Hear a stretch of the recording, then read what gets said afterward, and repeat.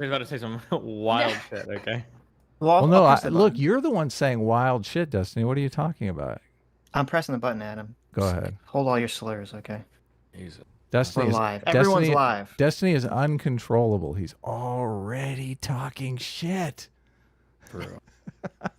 No, he's just addressing the tweet that you were angry about, I'm assuming. I don't think Maybe. it was Endorsing the tweet. it. I think it was the. It has So- to do so with Chaeiry- August. Adam was talking that he was angry in the tweet. Oh. So, Yeah. about the calling us conservative. Moderator, please get our debate started. Yes, thank you. Welcome everybody to my second panel, Cherry Picked Podcast. I am having you guys here today to talk about all of your takes on progressive pundits vilifying conservatives. I believe you guys have a lot of overlap, but maybe just little disagreements here and there. And I'm curious to see if you guys can do more than just complain about them and have some like suggestions and be, I don't know, productive. I don't want to start with, oh, well, I should go around and say who's involved. We have Sitch here, who is off camera because he doesn't show himself. Very cowardly. We also have his co-host. Wow. Wait, just Whoa. moves on. Just hits me like that and then Whoa. moves on. Oh my god. Co-host Hit and of run. the Right Wing Jeez. Podcast, Adam Friendon. Both of them run a show. It's comedy based, and they also are producing their own comic book series, correct? Yes. Okay. Thank you for Yes. mentioning that. Thank you. Nice. And then we also have Destiny, the omniliberal. He's a part-time streamer, fortunate enough to be able to fit us into his schedule. And lastly, Josiah, Pondering Politics, also part-time streamer. I do want to start though with Adam and Sitch to really explain what right-wing podcast hosts are. Where did Well- that start?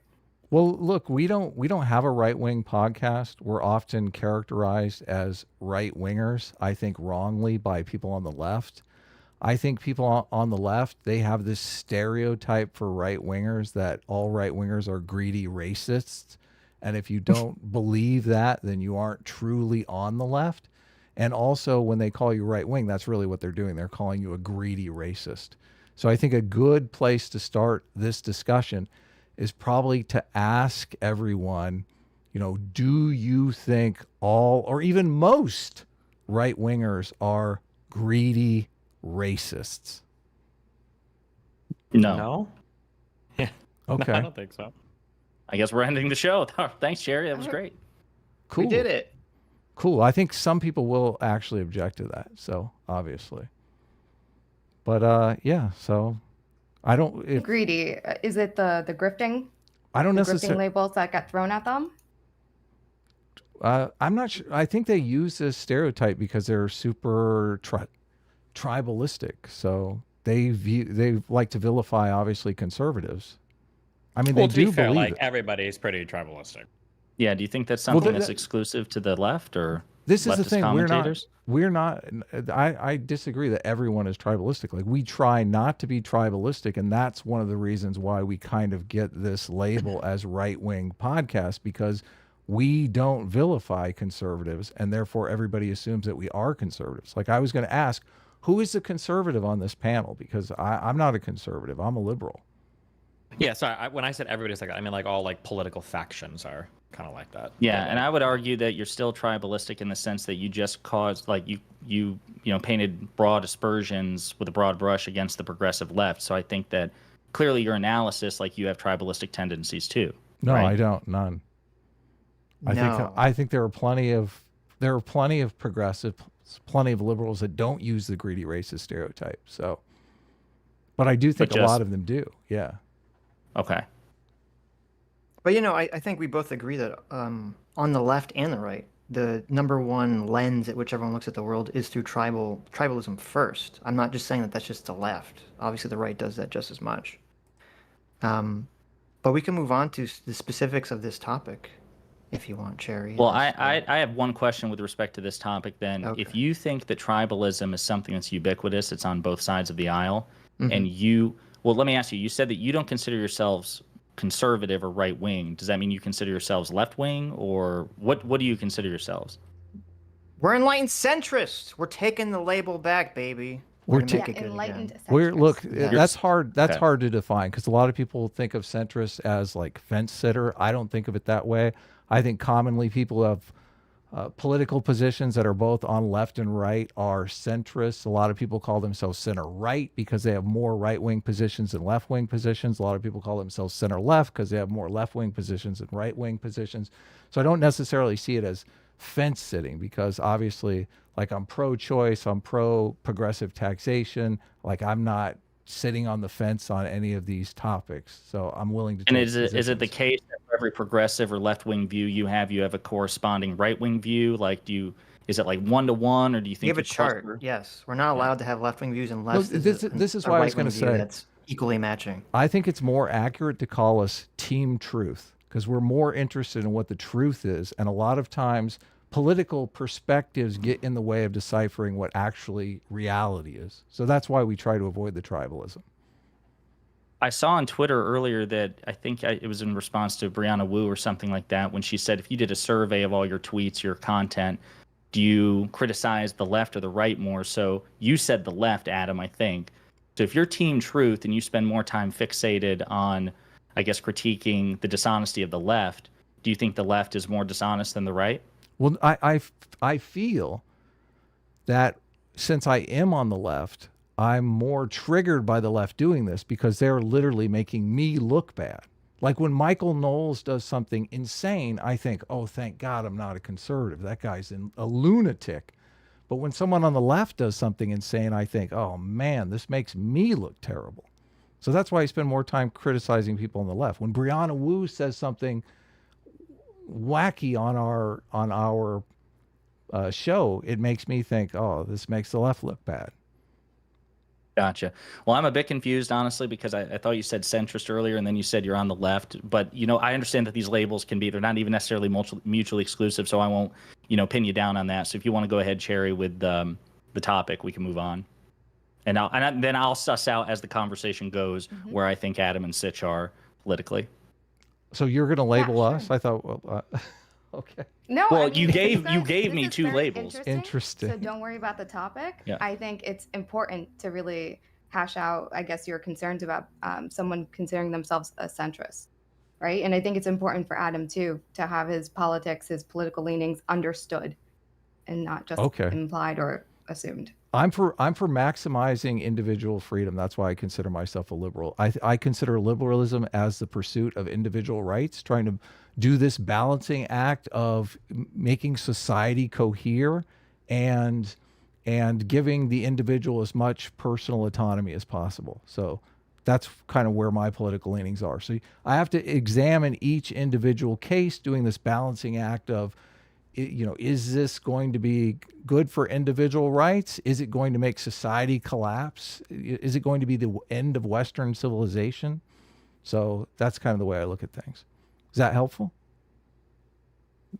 Yeah, it's helpful. Like I said, I mean, obviously, I don't have much experience with you. I've listened to some of your shows. I think I've commented on some of your stuff on Twitter. We've had some back and forth. I think I actually had a back and forth, now I'm thinking about it, with Sitch.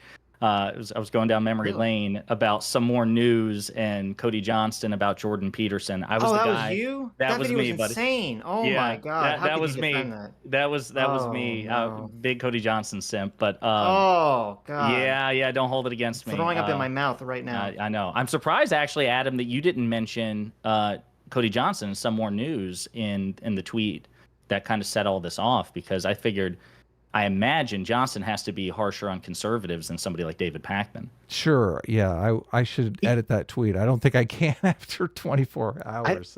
Do a lot of people know about Cody Johnson? Because I feel like David Pakman's like a bigger name, and Cody's kind of like in this kind of weird space of second I feel tier. like some more individual. news is pretty popular, no? Okay. I mean, unfortunately, but Yeah, he's huge. I should have thrown him in there. No, good catch. Good save there. well, there you go. That's my contribution to your tweet right there. I want some did. credit when you edit it. Okay, listen. Listening? Josiah does not super understand who Adam is, but Destiny, wouldn't you relate, even though it's your editor who referred to Adam and Sitch as right-wing hosts? Do you kind of relate to people just assuming that you're a conservative in disguise? Yeah, I mean, it happens. For me, I'm less interested in the political labels. I just go by policy positions. If people accuse me of being like a conservative or whatever, I'll just say sure, and then just like talk about the issues. I think it's kind of because the political labels they don't very neatly map onto a lot of our beliefs these days. So rather than try to obsess over like who's conservative, who's liberal, who's whatever, I just say, whatever.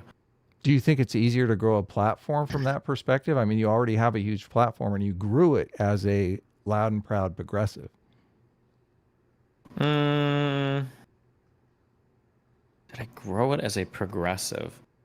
I mean, my beliefs align with progressives, but I feel like most of my platform growth has come, I think, generally because people appreciate my independence.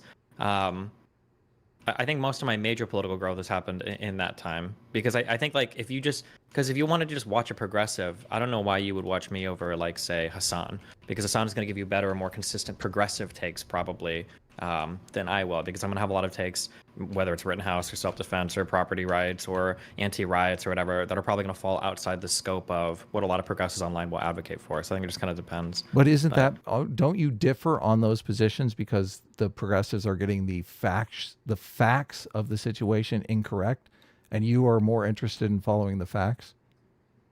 Yeah, but that's just explaining why then I don't know if I necessarily identify strongly as a progressive. Like, come here for progressive takes. Because if you come to me just for progressive takes, you're probably going to be a little bit disappointed a lot of the time. Well, I've been watching you for a long time, obviously, and I feel like you have moved more towards kind of understanding the right wing and not really straw manning their arguments. And like, I do see you as kind of a force for good in the space in doing that. So, but I do feel like there was a time when you were maybe less considerate of other people's political beliefs. So, yeah, I mean, like I definitely have taken a really hard turn towards trying to be empathetic towards people for sure. Yeah. And then, yeah, I do come off as like very empathetic towards conservatives, usually because I'm treating them like children. But yeah, I mean, that's been kind of like my stated explicit political goal as of recently, is to be that. Yeah. I mean, I think you can take empathy too far, like, Mr. Girl and stuff like that. But I do like that you are empathetic of some of the conservatives. Definitely not the greedy racists. I think obviously none of us are in favor of them, but there are plenty wait, of. Wait. I feel like there's a tweet or something I missed. Who are the greedy racists? Well, do you disagree that a lot of progressives have this stereotype of conservatives as greedy racists? So when they say right for wing, sure, they do. Okay. But I mean, conservatives do the same towards like progressives, as calling them like fucking groomer child molesters. Sure, Communist, totally, they Marxist, do. yeah. But I think the greedy racist stereotype is more pervasive on the left. But you do have on the right. I completely admit. Wait. Compared to the groomer narrative on the right? Yes. Yeah. Oh, that's just absolutely completely not true. Okay. Well, convince It's me. become like if you're not convinced already, like I feel like the groomer narrative has literally become like the de facto unifying position of the entire conservative party right now. Maybe not even necessarily because they hate LGBT people or whatever, just because they have literally nothing else to talk about. Like, I'd also legislatively, hold on a like second. How many different? Oh God, yeah. I just want to. There's a difference here. Okay, there is. I don't deny that they're calling people on the left groomers, but they don't mean pedophiles. Some of them obviously do mean pedophiles. I do think when people on the left are using the greedy racist stereotype of people on the right, they mean that they are greedy racists. Like they believe when they use the word groomer, you don't think they're trying to signal like yeah, like you don't think I think some the groomer are. word is 100% equivocation. It is 100% equivocation. Mm-hmm. There's a reason why they picked the word groomer, and there's a reason why they focus on school children. Okay. Yeah, I don't. Yeah. Well, I was going to say, I would also point out to Destiny's point, I think that when we're talking about like an exchange of insults, for me, it also makes a difference that I feel like Republicans who actually wield state power are also more likely to throw these insults at the opposition. Like, I don't hear Joe Biden going around referring to, other Republicans as racist per se, but I do hear Republican leaders, like even I think Marjorie Taylor Greene does it all the time, and she's the de facto Speaker of the House, referring to people as groomers and Marxists and communists and so forth. So I mean, wait, didn't Joe Biden literally his first campaign ad when he ran against Trump originally, wasn't it him? He had the clip of Trump, supposedly calling the Charlottesville people fine people. Yeah. And equating that with Trump supporting white nationalism. So I don't know how you can say that like Joe Biden is not calling people on the right racist. hold on. There's these, to try to equate these two things is insane. So Trump stating that there were good people on both sides was absolutely a fucking wild and insane statement to make at a rally where people are literally carrying tiki torches. That was Trump's quote. Okay, but wait. When when he says that, and then he immediately says, "I'm not talking about those people. I'm talking about the people protesting the statues, taking down the statues." And you could say that was a stupid thing to say because I agree with it. But obviously, when Joe Biden puts that up there without the clarifying comment, he's trying to associate Trump's support is a white nationalist base.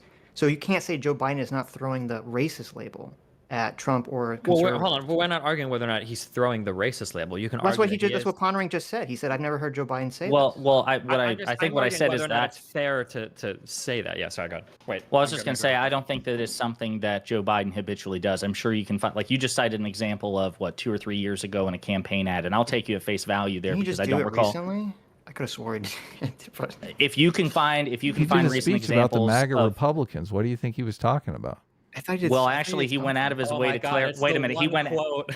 Yeah, but hang on. The problem with that particular quote, and see, that's so funny to me because to me this is indicative of like a broader hypocrisy that I think is based into your baked into your worldview. So number one, that particular quote in that speech from Independence Hall, Joe Biden went out of his way repeatedly to say not all Republicans, not all Republicans, not all Republicans. And Just then, the of course, MAGA Republicans ones. lied. Number one, Republicans then lied about it. All Republicans, Joe Biden is tarring and feathering all Republicans, number one.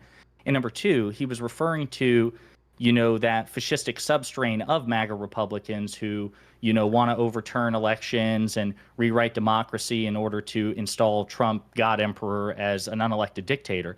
That's perfectly fair to call out. What was wrong with what he said? So, to be clear, because you said that something wrong with our worldview, because I don't think you understand it, but that's fine. That's what part of the conversation could be about. Because we actually watched that speech, and I said literally the same thing, saying that, there's a lot of, rhetoric that a lot of people on the right will get pissed off about, but he did try to clarify in that statement that he wasn't saying everyone, and he was trying to narrow in on Trump. So I said all those things. So I don't disagree with that. What I disagree with is the characterization that you're kind of putting out here, which is, I agree that with Adam that originally when the groomer label came out, it was kind of like wishy-washy about what it meant. I agree that now it has completely been dominated by the accusation of sexual impropriety towards children. I am completely against using the groomer label for that reason now, and I do think it's widely overused, and I do think it's gross.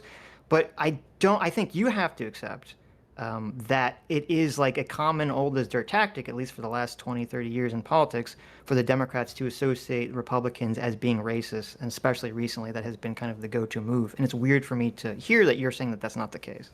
Well, I'm not. Before you reply to him, 1 second, I just want to be clear that this isn't a 2v2 debate. I know Adam and Sitch are going to be defensive. They do a show together, and it's their image together that's being challenged. But by no means are Josiah and Destiny on the same team or anything, so everyone can speak for themselves, okay? We are on we the same not? team. Is this not a 2v2? We canvassed not a together in 2v2. Georgia, baby. We were canvassing in that Warnock runoff election. Adam and Sitch, you can actually thank Stevens canvassing Shut for the the reason fuck that up. Democrats Please stop. that Democrats still have a majority in the Senate. You can thank this man right here. Well, there you go. Destiny Yeah. did it? Oh, okay. Yeah, he did single-handedly. Yeah. I think that was mathematically proven. Yeah. Yeah. Okay, where were we?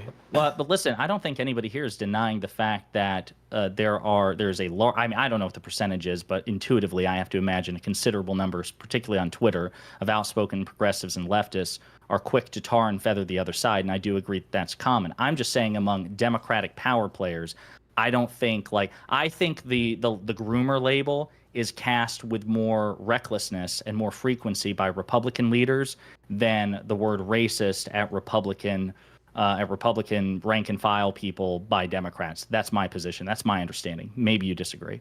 I disagree. Well, I understand. But go ahead. I think it's perceptually just because the racist label has been thrown for so long that we've kind of grown accustomed to it, and it's lost a lot of its power. Do you So I think, that's why your therefore? perception is. Well, I agree. I agree that word has been thrown around a hell of a lot more in terms of the political zeitgeist than groomer. But I guess my question would be, do you feel that Democratic leaders still use that word to describe Republican voters with the same frequency that you think they used to? Or do you think that it's comparable Well, you keep bringing it to the Democratic leaders. I don't have offhand. I don't remember every Democratic politician that's made that claim. He I do doesn't even know that it's a all the common. politicians? Oh, It is no. I know it's a common thing that is in almost constantly in all these news articles. Is trying to paint it this way, trying to frame it this way. Well, Hillary's deplorable speech. She's actually called him racist in that. So I don't know. That's kind of big. Do you remember what the exact quote was with the basket full of deplorables there? Because again, I don't think she was referring to all Racist, Republicans. sexist, homophobe. Deplorable. She said, I'm like, just gonna look 50 this up in real time. She said 50% of the Republican Party. I mean, you can look it up. I'm just going off of memory, but I'm just saying that's like a pretty big thing. I think it cost her the election too, as well. I don't think it was good might politics. also be James Comey announcing that he's, reopening the email investigation, Russia's interference. Probably a confluence of factors there. Yeah, just to be grossly generalistic, you could put half of Trump supporters into what I call the basket of deplorables, right?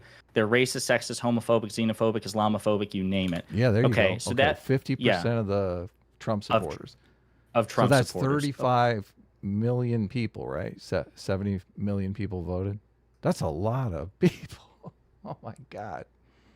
Let me ask a question, just because what you guys are saying is bringing up a memory, and you can tell me if I'm wrong or not, but did Mitt Romney have a similar situation with a 47% Hell number yeah, He he did. did. Yeah. that he he referred did. to? Okay. Yeah. What did He was Romney Democrat when he said it. Yeah. He said something about He said 40%. He was 47% using, of that was the Americans don't pay lazy income and tax and are unlikely shiftless. to vote. Yeah, that was So the he wasn't lazy and interested in shiftless fighting them, stereotype fighting of for left, them. of people on the left, right? I don't think it was a laziness. I think he was Oh, I remember. articulating. I remember that and- quote Oh, okay. rather specifically. It was definitely about laziness. Yeah, people who don't want to work, people who don't want to do anything. Yeah, he basically said all of Democrats were lazy, which was also bad politics, horrible politics. Okay, so I guess just to move the conversation along, I will accept that there have been leaders on both sides of the aisle to cast, wide aspersions at either the political opponents of the other side or their supporters. Okay, I guess what's the next step?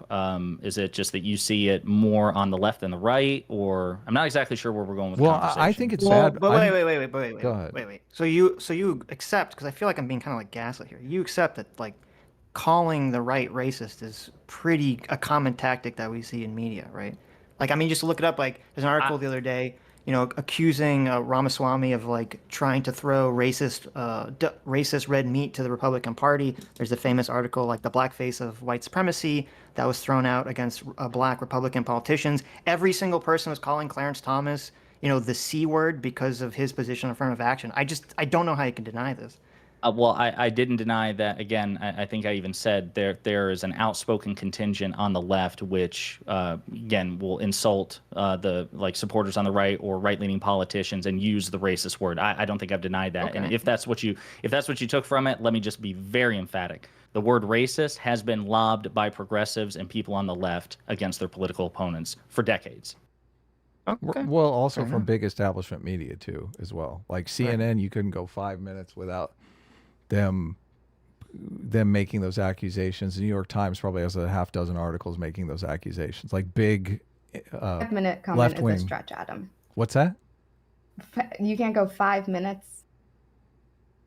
Yeah, well, on CNN they commonly said you couldn't go 5 minutes without listening to CNN without someone saying Trump praised neo-Nazis, which makes the assessment that anyone who votes for Trump or is a Trump supporter is basically in favor of someone who would support neo-Nazis. So I don't know how you can't call that person a racist. Do you think there's anything? Well, real quick. Okay, so I do agree that these labels get thrown around too much, and it ends up being a little bit damaging. But I also think there's a weird game that happens where because they get thrown out too much and because they are damaging when they're thrown out too much, people act like you can't use them ever. Like, I get really triggered when people get really upset about that MAGA, the MAGA Republican conservative thing that Biden said. It is a fact that there is a, I hate to use this word, but there is a fascist swell that exists under Donald Trump. But there are people that are desiring a single leader to overthrow the American republic. Like that's undeniable. Now, I don't know how else to say that. There are no nice ways or nice words, but like that is true. It's also true that Donald Trump said that somebody couldn't preside on a court case because his parents came from Mexico. It's also true that Donald Trump is on record asking Giuliani how he can ban Muslims from entering the United States, right? I agree that these racist labels get thrown around too often, but I feel like sometimes people run a little bit too much cover for conservatives by saying they're thrown around too often, when sometimes conservatives are acting in ways that need to be called out, especially in regards to MAGA two things can be Republicans. true simultaneously, and I'm sure you would both agree, I hope, and I would like to ask if you do agree with that simultaneously progressives can be at times cavalier with the word racist, and yet sometimes conservatives can be racist. Yeah. We look, And- we no, call out wait, racist. wait, Hold on, let let me- me just let finish. me- okay. We call out racists all the time. We debate racists. I fucking can't stand racists, okay? And a lot of people, you know, I feel like people will play this game like they're just joking around, and I think these people are legitimately racist. When we call them out, our audience gets upset about it. They say the same thing you're talking about, Destiny. I totally agree with you. They're like, "Oh, you know, you're being too harsh on them, Adam." And I'm like, they're it's so obvious what's going on here. They're gaslighting the shit out of me. This person's a fucking racist. So I look, I agree with you. But it waters down the term when you're calling somebody who, you know, accidentally, you know, did an inconsiderate joke and has not shown any sign of racism in their entire life. You're trying to cancel them as a racist. Like, let's save it for the people who are legitimately racist. Yeah, let's. Agreed. I think that when you're talking about, you know, that the term, this is part of what we talk about. Why it's dangerous to throw around the term racist and fascist so liberally or freely, is that it creates the cry wolf syndrome, where then when you actually have someone being racist or being authoritarian, no one will listen to it anymore. And we are afraid, and I am bothered by a lot of things that Trump did regarding trying to get the states to overthrow the slate of electors and all these things. And that I think that all this happens, and the reason that there is, or not the whole reason, but a big reason why there is this fervor behind Trump and behind this, you know, destroy all the institutions, destroy the deep state and all this stuff, is because the overuse of these terms, the overuse of the attacks on Donald Trump. The second he became president, he was attacked for every single thing. When he had enough flaws, enough things that were realistic to attack, but if you attack him on everything, even when he doesn't deserve it, the people just lose faith. They don't believe in anything in the media. They think everything's corrupt. And that's what opens the door, in my opinion, for people to kind of turn to Donald Trump and say, hey, we do need this strong man to kind of come in here and wipe everything out, because nothing can be trusted at all. Yeah, I don't think we disagree with it. But we also have to be able to call them out, like, when it happens. And also to say that that's not justified. While we might be able to understand the reactions of some people in Trump's orbit, it certainly doesn't excuse it. Oh, they were mean to Trump, therefore it justifies his attempts to overturn the election. There's a chasm between these two things, Yeah, but it's which needs weird. to be called out. It's interesting that, and I don't know if you're accusing me of this or you're just pointing it out, that whenever I say what I just said, people turn to the justification thing. I'm not saying anything's justified. I'm just explaining, like, the process of which this happens descriptively. It's obviously not justified. Sure. Well, okay. Well, full disclosure, and this goes back to, I guess, again, the tweet, which was, you know, at least on paper, you know, the predicate for this conversation. When it was brought to my attention, I remember when Chaeiry sent me the tweet and asked for my take on it, I was like, I'm really not married to the idea of just demonizing conservative voters for a few reasons. Number one, I'm not entirely sure it's efficacious. And number two, I was born in a red rural state. I grew up in a red rural state. I would say 60 to 70% of the people in my orbit, in my life, including my sisters, are all conservative and Republican voting. I don't vilify them. I don't hate them. As a matter of fact, not only do I think that they've been deceived and radicalized by bad faith actors who should know better, I think that they're the victims very often of shitty Republican policy, because Republican policy is shitty. If you look at the poorest, least educated, most federally dependent states in this country, 9 out of 10 of them virtually are Republican-led. So I don't think it's right to just say if you're conservative or if you vote Republican, you know, you're an ontologically evil piece of shit or anything like that. But I also think it depends on who you're.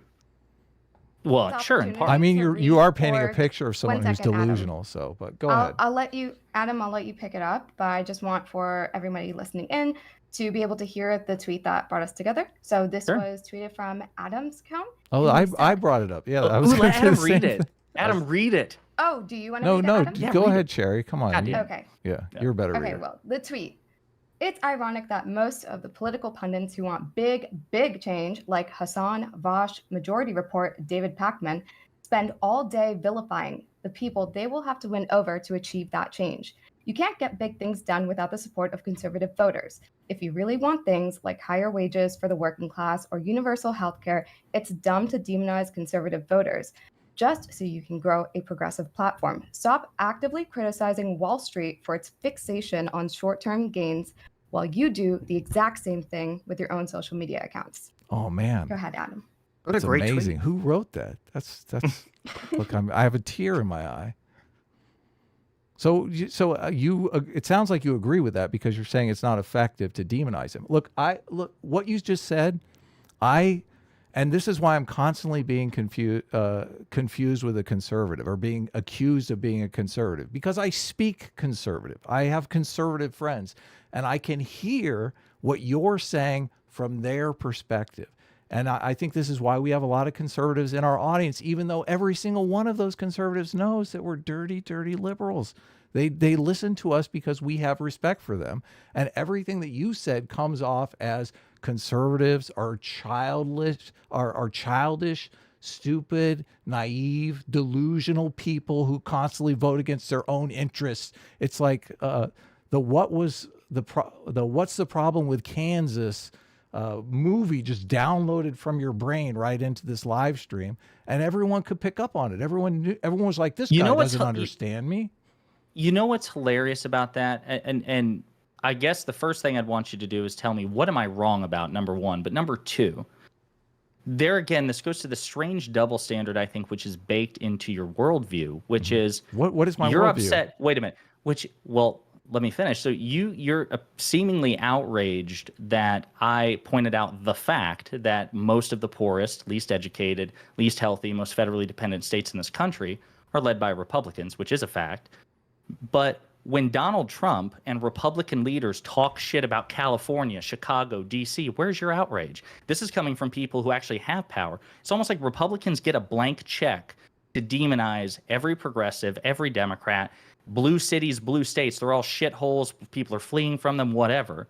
And we just skip over that. It's almost like baked into the price of politics. Like it's okay for Republicans and their surrogates in the media to say all kinds of terrible things about not just specific Democrats, but the Democratic Party writ large. So sooner or later, someone has to put the guns down. Okay, I am not in favor of Republicans demonizing Democrats in the exact same way. And it goes to my tweet. If you want to build large coalitions, if you want to get something like UBI passed, okay, something that I think that we will need in the future, you are going to have to get buy-in from both conservatives and progressives, and you're going to have to find a way to pitch these policies that is non-offensive to both sides. So all I am saying is you are saying things that are very offensive to the conservative ear. You probably don't even know that you're doing it. I understand that. Look, plenty of conservatives say things that are offensive to progressive ears. I understand that as well. So I'm just blown away that the fuck your critique. Feelings party, that you're so worried about the fuck your feelings party. I remember when Trump won in 2016, it was fuck your feelings snowflake, back and forth, back and forth, back and forth. And then I also remember when Trump lost in 2020. I remember this vividly. It was on a Fox News. It was one of the Fox News panels, and one of the guest commentators said, listen, Trump supporters have just been dealt a devastating defeat. We really need the Democrats to show some grace or whatever. We're just getting into a whataboutism off. I don't think it's helpful. I really don't. Well, maybe you should be egalitarian in your criticism then, because where is this tweet but for the right? That's where you lose me, because both sides are trying to win elections and affect policy of some kind. Now, I agree, the Republican policy. If you want me to tweet this out with Michael Knowles and it might be helpful because all the people. I'm more than happy to do it. Okay, that's like I don't understand why it's not your instinct, especially if you say that you have a right-leaning audience. Because I am on the left. Wait, I already said that. Wait. A conservative doesn't give a fuck about what I feel. Wait. You point to like a single tweet. If you would go back on my Twitter timeline, you'd see that one of the tweets I made a couple of days ago was all about how the narrative around the Biden investigation, the Hunter and Biden stuff.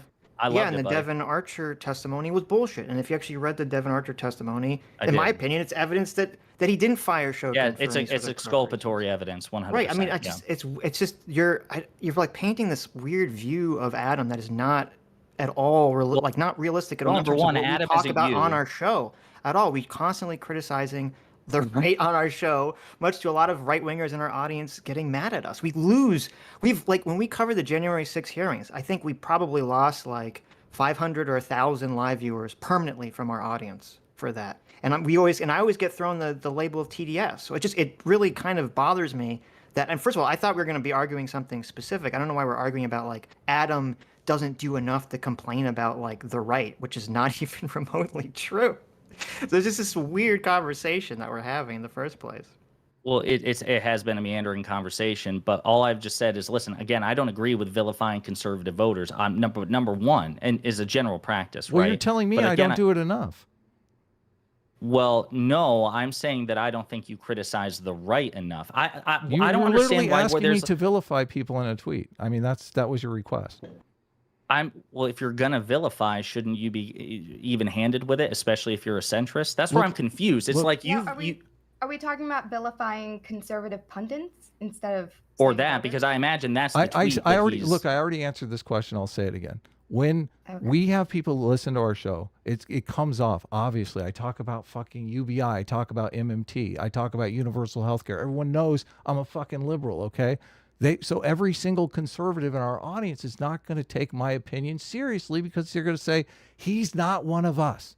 So why am I trying to like be something that I'm not to these people to try and win them over? That's not going to be feasible. Obviously, you're going to criticize your side more because you feel like you have a bigger influence over them.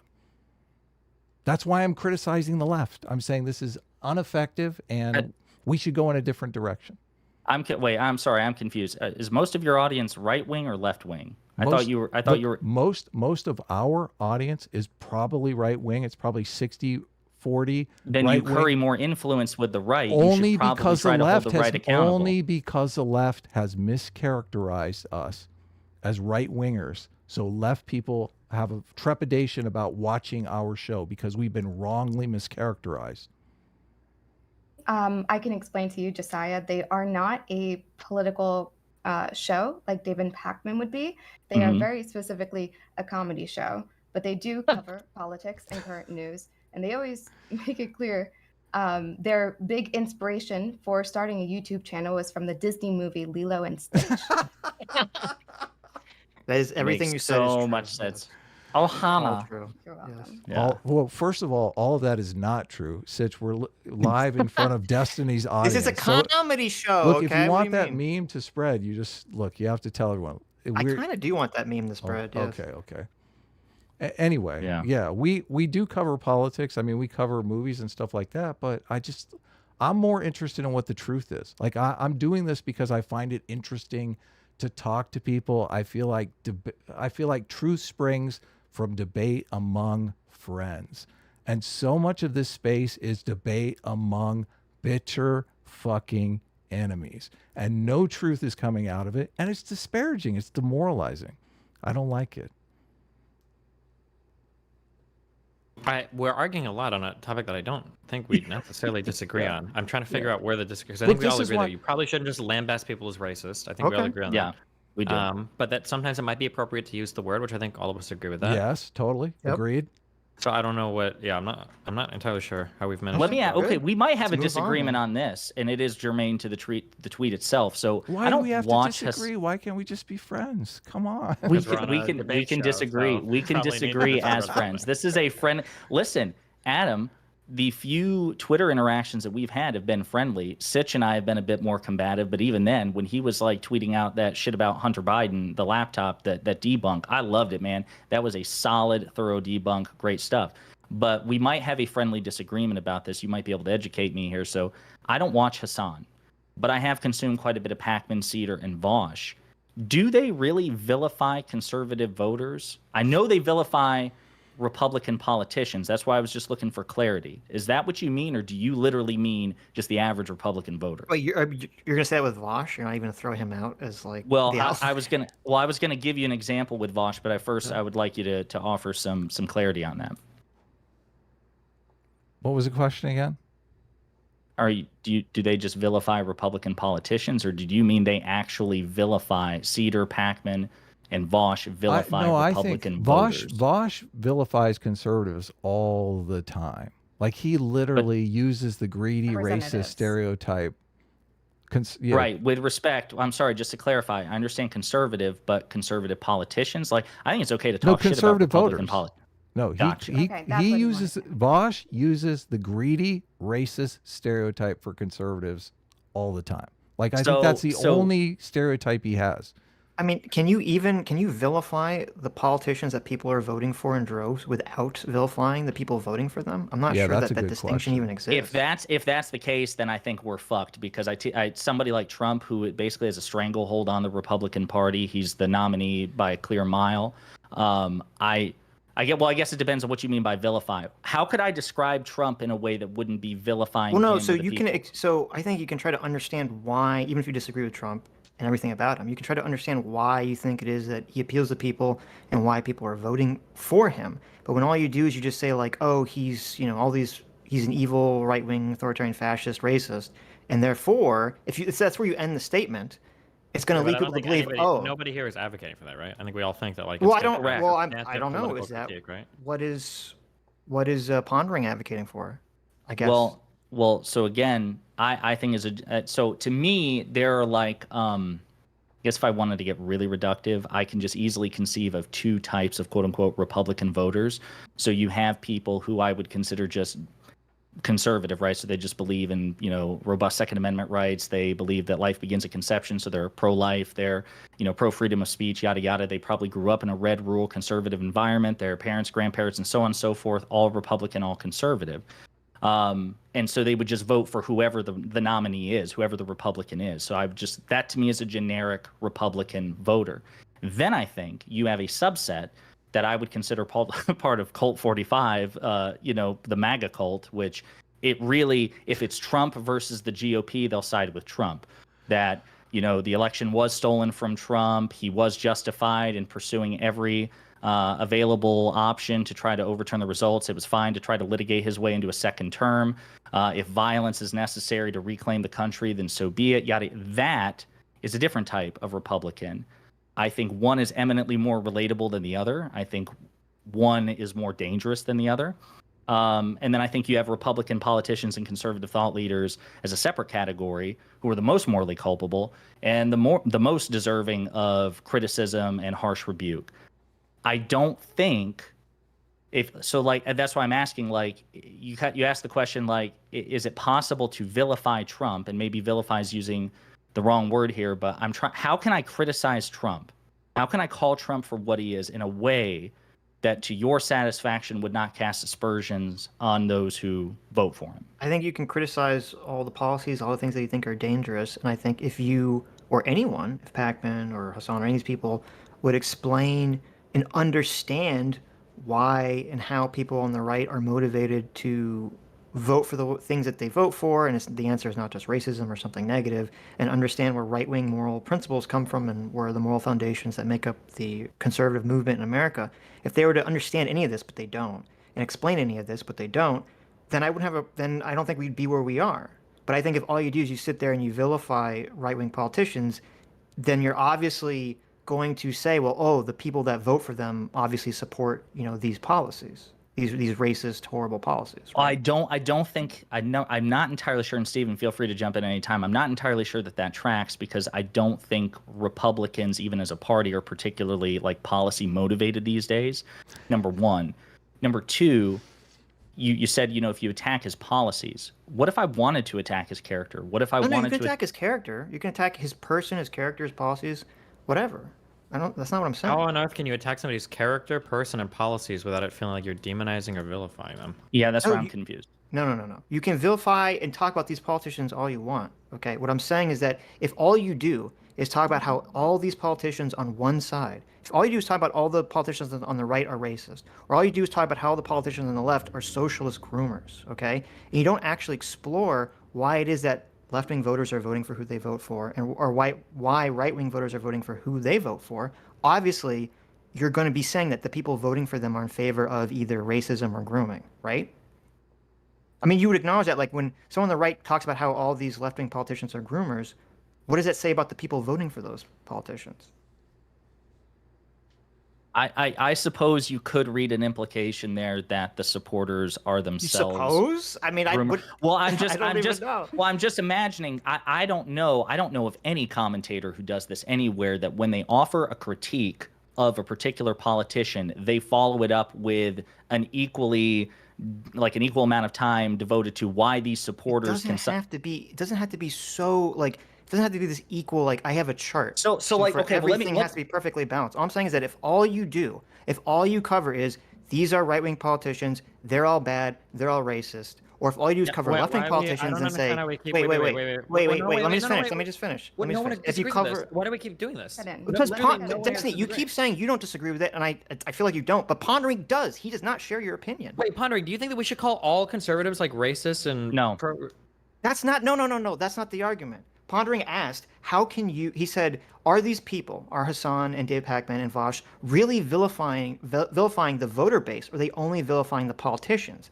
And I'm saying if all you do is talk about how these politicians are evil all day, obviously that's going to have implications in the viewer's mind about the people voting for them. Would you agree or disagree with that, Destiny? If you vilify the politicians all day, does it make the people think that you don't like the people themselves? That are voting for these politicians. It really is going to come down to the word vilify. That's doing a lot of heavy lifting here. What do you mean by vilify? If you're going to say all these Republican politicians are racist authoritarians, or all these left-wing politicians are socialist groomers, and that's all and that's like the primary focus of your channel, is that not going to lead the audiences watching these channels to think, well, the people voting for these politicians must support the racism or they must support the grooming? I mean, to some extent, but like, you have fundamental disagreements with these other politicians. Of course, you're going to have fundamental disagreements with the voter base as well. Like, there's not a way to get around that. Like, no, Trump is a fascist. If you support him, you are supporting a fascist. Like, I'll try to explain that as empathetically as I can, but to water that down or to take away from that message is necessarily like devaluing or, I guess, missing the point of what I'm trying to say. Like, it can't be that, like, when we go to the voting box, it can't be that, like, everybody's choice is equal and we can all do what we want to do and everybody loves each other. Like, you can be empathetic towards a person's position. I understand why you'd support a fascist. Okay, so you disagree with Pondering. You think that they are vilifying the voters. You just think it's fine because you think that's... I think we're getting hung up. What does the word vilify mean? Well, I think if you're going to call everyone voting for Trump a fascist... No, I said they support a fascist. Is that vilifying? If that's vilifying, then fine, I guess. But then all of politics is based around vilifying. Like, they're literal villains, right? Your political opponents, to some extent, are villains. They oppose you in your political process. They are the antagonists to your protagonists. Like, yeah, I mean, do you think the people supporting Trump go in and say, I'm voting for this guy because he's a fascist?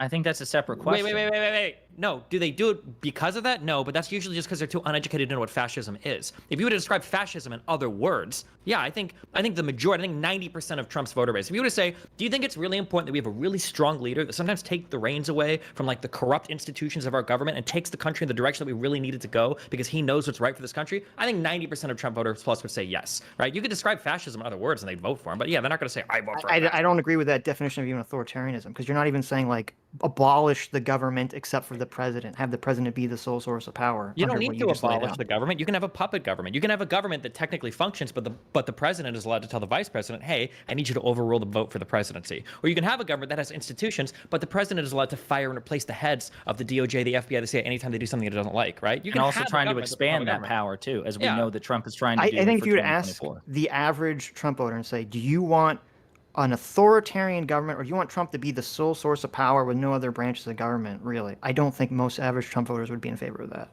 Really? I think you might be able to phrase that. Yeah. The ones that talk about abolishing all of the executive fucking departments, the ones that talk about how corrupt Congress is, the ones that don't like, well, now they like the Supreme Court, but the ones that are all about, like, states' rights, whatever, I disagree. I think that if you were to present in nice enough terms the idea of, like, an authoritarian leader, I think most, not Republicans, most Trump supporters would absolutely go for that. Absolutely. I think you could phrase the question in such a sanitized way that would get more support, if not a majority support, a disturbing plurality. Yeah, depending on how you pitch it. Yeah, if you No, say, I- listen, should Trump be anointed God emperor? Yeah, probably even most Trump supporters would be like, yeah, that's kind of creepy. Do you have But any if you evidence phrase of it in this, or are you just is this just like a gut intuition? I think would say it's an intuition based on literally the collective rhetoric, policies, and behaviors So of it is a Donald gut J. Trump. intuition. Okay, thanks. I just I Well, think- hold on, wait. no, You I can would call like it to a know. gut Look, intu- I wait, think hold on, no, what stop. you were That saying. is such an unbelievably dishonest question. Wait, is that a gut intuition?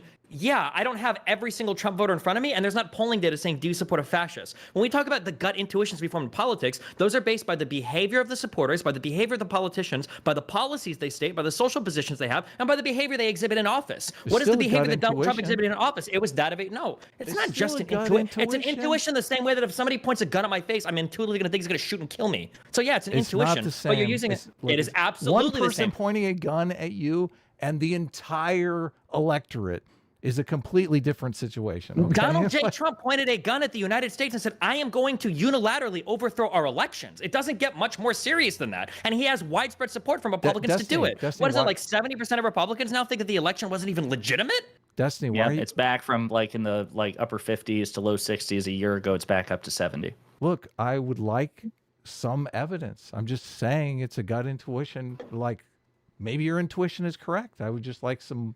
Okay, what kind of I evidence would would like. you be looking for Look, here? we constantly debate this. Wait, no, too. I want to answer that question. When you finish this, I want you to answer that question. What kind of Okay. evidence do you want? Well, no, we debate all the time whether or not we're teetering on the edge of fascism. Look, I don't want to live in a. I don't want I to just live want in to a. know what is the evidence you need. Well, some sort of poll that asked him. I don't know. Like, my intuition is, if you did a poll asking people, would you support Trump if he wanted to become dictator for life? I would like to think that a lot of Trump supporters would be like, no, I'm not in favor of that. I want him to have a second term. I don't want him to be dictator for life. You could be right, Destiny. Your intuition could be correct.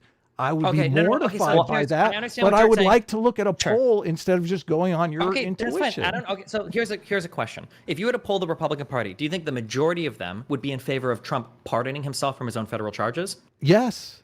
Of Do you course think the majority would. would be in favor of disbanding the investigations against him? Of course they would. Yes. Do you think the majority of them supported him when he told Pence to overthrow the election? I don't think so. No. Do you think the majority of them supported him when he said that the election was fraudulent? 70% I have data that shows Yes. that, right? Like, yeah, I can't get you a polling data that shows that, like, they would support him being a fascist dictator, but they supported everything else in everything but name. Everything but name. Also, do you think that Trump it's a himself? giant, look, it's a giant difference to say to sign off on a poll saying I want Donald Trump to be the president for my lifetime. That's a completely different argument. But go ahead, Pondering. Do you? And you guys can just call me Josiah, by the way. It's my name. It's Okay. not Josiah, but Josiah. Yeah, But just do that. Before you go, I just wanted to let you guys know 10 more minutes and then we'll have closing statements. If you guys would like to go longer, I'll be here. Okay. Yeah, I've got another hour budgeted, so we can chat as far as I'm concerned, as long as you guys want. I mean, this is but, a fascinating talk, so go ahead. Yeah. Do you think that Trump himself? I was trying to find some evidence here, and it just kind of reminded me. Do you think Trump himself has a good handle on his base? Do you think he understands his base and the Republican Party? Like he's got a good reading of their temperature? I think that's all Trump does. Yeah. He tries to listen to the base and react mostly. So when he famously said he could shoot somebody on Fifth Avenue and not lose a single vote, what do you think he meant by that? Well, Well, it was obviously a hyperbolic joke. I don't think he could literally shoot someone. And it's completely different because if he is literally going to be president of the United States forever, that's much different than shooting someone on Fifth Avenue. Wait, do you Okay, think we that's are- the most important part of like a dictatorial regime is that it's just going to be president for life? Do you I want to disagree go back. that it's Wait. different? We have to go back to the whole abolishing Congress and all this stuff because the difference here to me is that when you talk to people that are conservatives or Trump supporters that talk about getting rid of the Trump investigations or throwing out the deep state, the idea in their mind, that's my understanding of it, is not that they want to get rid of all these institutions because they want to have a monarchy. Okay, they're not, dark enlightenment, Curtis Yarvin types. There's some of them, but they're a tiny minority. What their thought process is that these institutions are corrupt, that they view that the investigations into Trump are corrupt. Now, you can disagree with that, and we can disagree about the fact claims of that matter, but to me, that's where we get into this issue of like throwing the fascism labels, that they're not in favor of throwing all these things out to install Trump as a dictator at all. They're just trying to, in their minds, get rid of what they perceive as corruption. Yeah, Just- and to them, corruption is the state. And wouldn't that apply to every person who's ever supported any Also, fascist in the history? You're talking about every No. single fascist ever. Yeah, of course. I Wait. mean, like when you talk Wait, about wait, I wait, want to wait. do the There are- World War II Hitler thing, but like every fascist says that the state is corrupt, there needs to be a strong leader. You need to overthrow what came before it, and they're the only ones that can lead you to freedom. Like this is every single fascist ever. Wait, if somebody said in the 30s, "Hey, this guy's going to genocide 12 million people and do all this," Let Sitch respond. Okay. Yes, obviously, and that's the danger of these sorts of movements and these sorts of rhetoric, is that it can lead you down that pathway because people sense this corruption, which is either real to them or you would disagree with it being real if you're on the other side of things, and they'll support someone, and then that person obviously for their own gain uses their rhetoric, uses that power to become the authoritarian leader. I agree with that. But to me, and this is what we're trying to get at, is just saying these people are fascists or fascist supporters. That's not going to change any of their minds if you're not actually addressing what their concerns are. None of us disagree with that point. But Oh, it's good. still important to label it as what it is. Right. That's kind of Right. essential to the So- conversation. No, wait. No, but wait. This was the central. The thing that got us off on this tangent was again, what I'm sorry, Pondering. What did you say you want us to You can call call me Josiah. Josiah? Okay. Yeah. The thing that got us off on this was the tweet that Adam put out, which is that if you're just calling Trump a fascist, okay, what is that if you don't give any sort of explanation or understanding of why people are vote for Trump, and all you do is you label him a fascist, obviously I think that's going to lead people in your audience to assume that people voting for him are voting for him because they want the fascist, and therefore there's no way to convince those people, there's no way to win those people over in a debate or in a conversation, and the only alternative is through violence. I agree that it's Okay. bad rhetorical strategy, which is I don't do it, but everything you just said is true. People that support Donald Trump do support fascism. They're just too stupid to realize it. That is absolutely a factual matter. Okay, so at that point we're just have to defeat these people through physical combat if we don't Not beat them through necessarily. voting, I think that our essentially? institution still Is exists calling quite them stupid a strongly, good way but, to win like, them over in a political fight? Generally, no. That's why I don't usually call them stupid. Okay, well, you just did. I did now because we're having a frank conversation. I will have a frank conversation. The way that I appeal to Republicans, you call it empathy. I call it treating people like retarded 4-year-olds. That's how I reach a conservative. I've got to be incredibly patient. I have to be incredibly kind. I've got to pretend. Dude, I can't you're even so pretend I'm talking to my son. condescending. Look, It this is is like- condescending this because is they're fucking exactly what I'm retarded. talking They don't about, believe yeah. in vaccines. They don't believe in climate change. They don't believe in science. They don't believe in academia. Half of them don't think we went to the fucking moon. They don't think that the election. How the fuck else am I supposed to treat these people? Yeah, of course they're fucking retards. But yeah, you treat them like that. You be kind. You be patient. You be empathetic. And you do what you can. But at the end of the day, I believe in the things that I do for good reason. And it's not like I'm going to sit here and pretend that me and a conservative have the same factual standing on every single issue we debate. That's insane. It's literally the party of like science denialism. Half these people think the Earth is 6,000 years old and the dinosaurs aren't real. Like, how the fuck am I supposed to take them seriously in some kind of scientific or factual sense?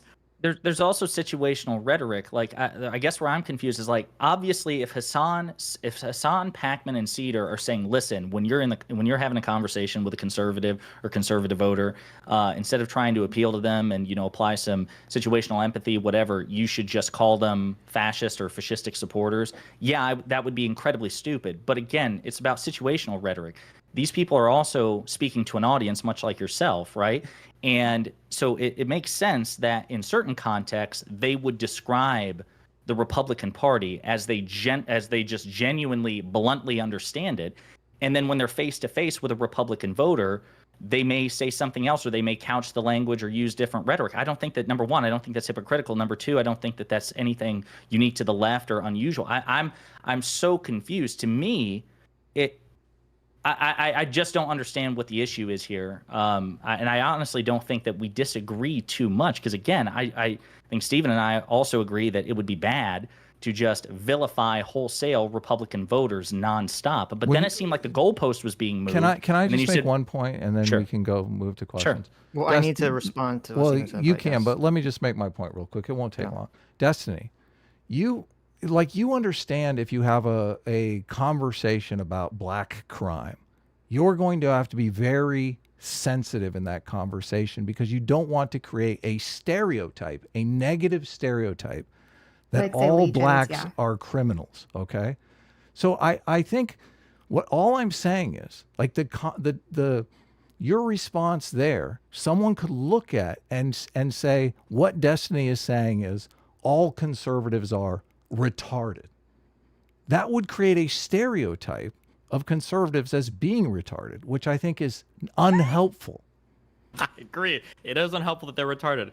So I understand wait, what you're wait. saying. So Rhetorically, hold on. when Let me be clear. Are you saying all conservatives are retarded? Look, if you, or is that if you support hyperbolic? Donald Trump, you either have a mental disability or you need antipsychotics. Yes. If you support Donald Trump, there's something wrong. Look, with all you. Or you're not there American. are plenty of Yeah. there are plenty of never Trumpers. There are plenty of conservatives that didn't support Trump. There are plenty of conservatives trying to get him. And there are probably some conservatives that I would agree with more than especially fucking progressives these days. That's possible. Okay, sure. well, you're throwing those conservatives under the bus when you say all No, conservatives hold on. This are whole retarded, time, so. I've explicitly been talking about Donald Trump supporters. When we're talking about supporting Donald Trump, the actions that he's taking, Republicans broadly are science denialists in policy positions, but I'm sure there are some conservatives out there that I can probably break bread with, or we have like major agreements in a lot of places, but they just like low taxes or something. Sure.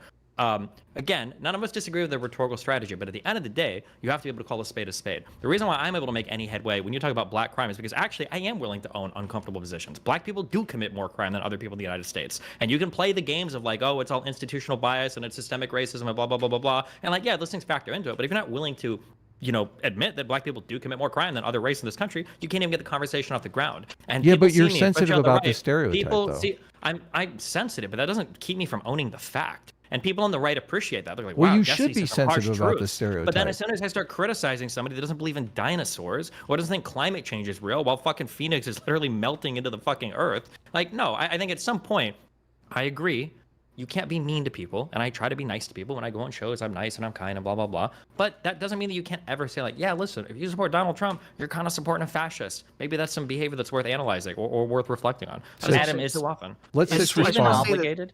Well, no, it's Let's- just, and I let's hate to Sitch go in the whataboutism range, but just the whole. There's been a lot of science denialism on the right historically. I don't think any side gives a shit about science. People just use science and facts when it supports them, and when it doesn't support them. There's a host of science denialism on the left. The left's position broadly, there's a bunch of people on the left that believe in this blank slate insanity. There's a bunch of people on the left that do not believe in evolution in terms of that evolution has any effect on people's behavior, especially from a gendered perspective. So I don't like the categorization that it's just one side that doesn't believe in science. No Do you one think- believes in definitely- science. do you think there are any believes in meaningful science. 2-second degrees? response. Yeah, 2 seconds response. There are definitely And then some closing things that the left statements. gets wrong on science denialism or whatever, I'm sure, but it is not even remotely comparable. They live in different worlds of factual denialism. It's not even close. Well, I don't I agree want with to that. start with you for a closing statement if you're down. Who? We'll start with Adam. Oh yeah, I mean, I don't A really. closing I, di- statement and shout. I didn't prepare a closing statement. I just, Destiny, it would be super Freestyle, cool. baby. Destiny, it'd be super cool if like you didn't call us a right-wing podcast. We're not a right-wing podcast. I believe in self-ID when it comes to your political orientation, just like your sexual orientation. I think people should be able to pick it for themselves. So I'll just end it there. Who's next? Sherry? Josiah. Cool. Guys, it was nice talking to you guys. Adam and Sitch, you are my favorite right-wing podcast. The conversation was a bit meandering because I feel like politics, it's so complicated. We could probably have a gazillion conversations because there's just so much unpacked there. From my experience with you all, I think you indulge some false equivalences to try to like both sides' issues where one side clearly transgresses more. I would love for you to continue to expound on how it's possible to describe the current state of the Republican Party in such a way that doesn't vilify or demean their voting base. So if you, like in the next hour or so, want to unpack that a bit. Look forward to hopefully future conversations where we can unpack this shit more. Sure, we'd love to have you on our show. Appreciate it. Closing statement. Who? You. Destiny. Yeah, I don't actually think you guys are a right-wing show. If I had to guess, was this like a recent label, like within the past month that happened? I don't think you've been actually very good about it. I think August, your editor, uploaded something calling us a right-wing podcast, and it could have been totally an innocent mistake. So My guess is going to be if he did it, it was probably because everybody was saying that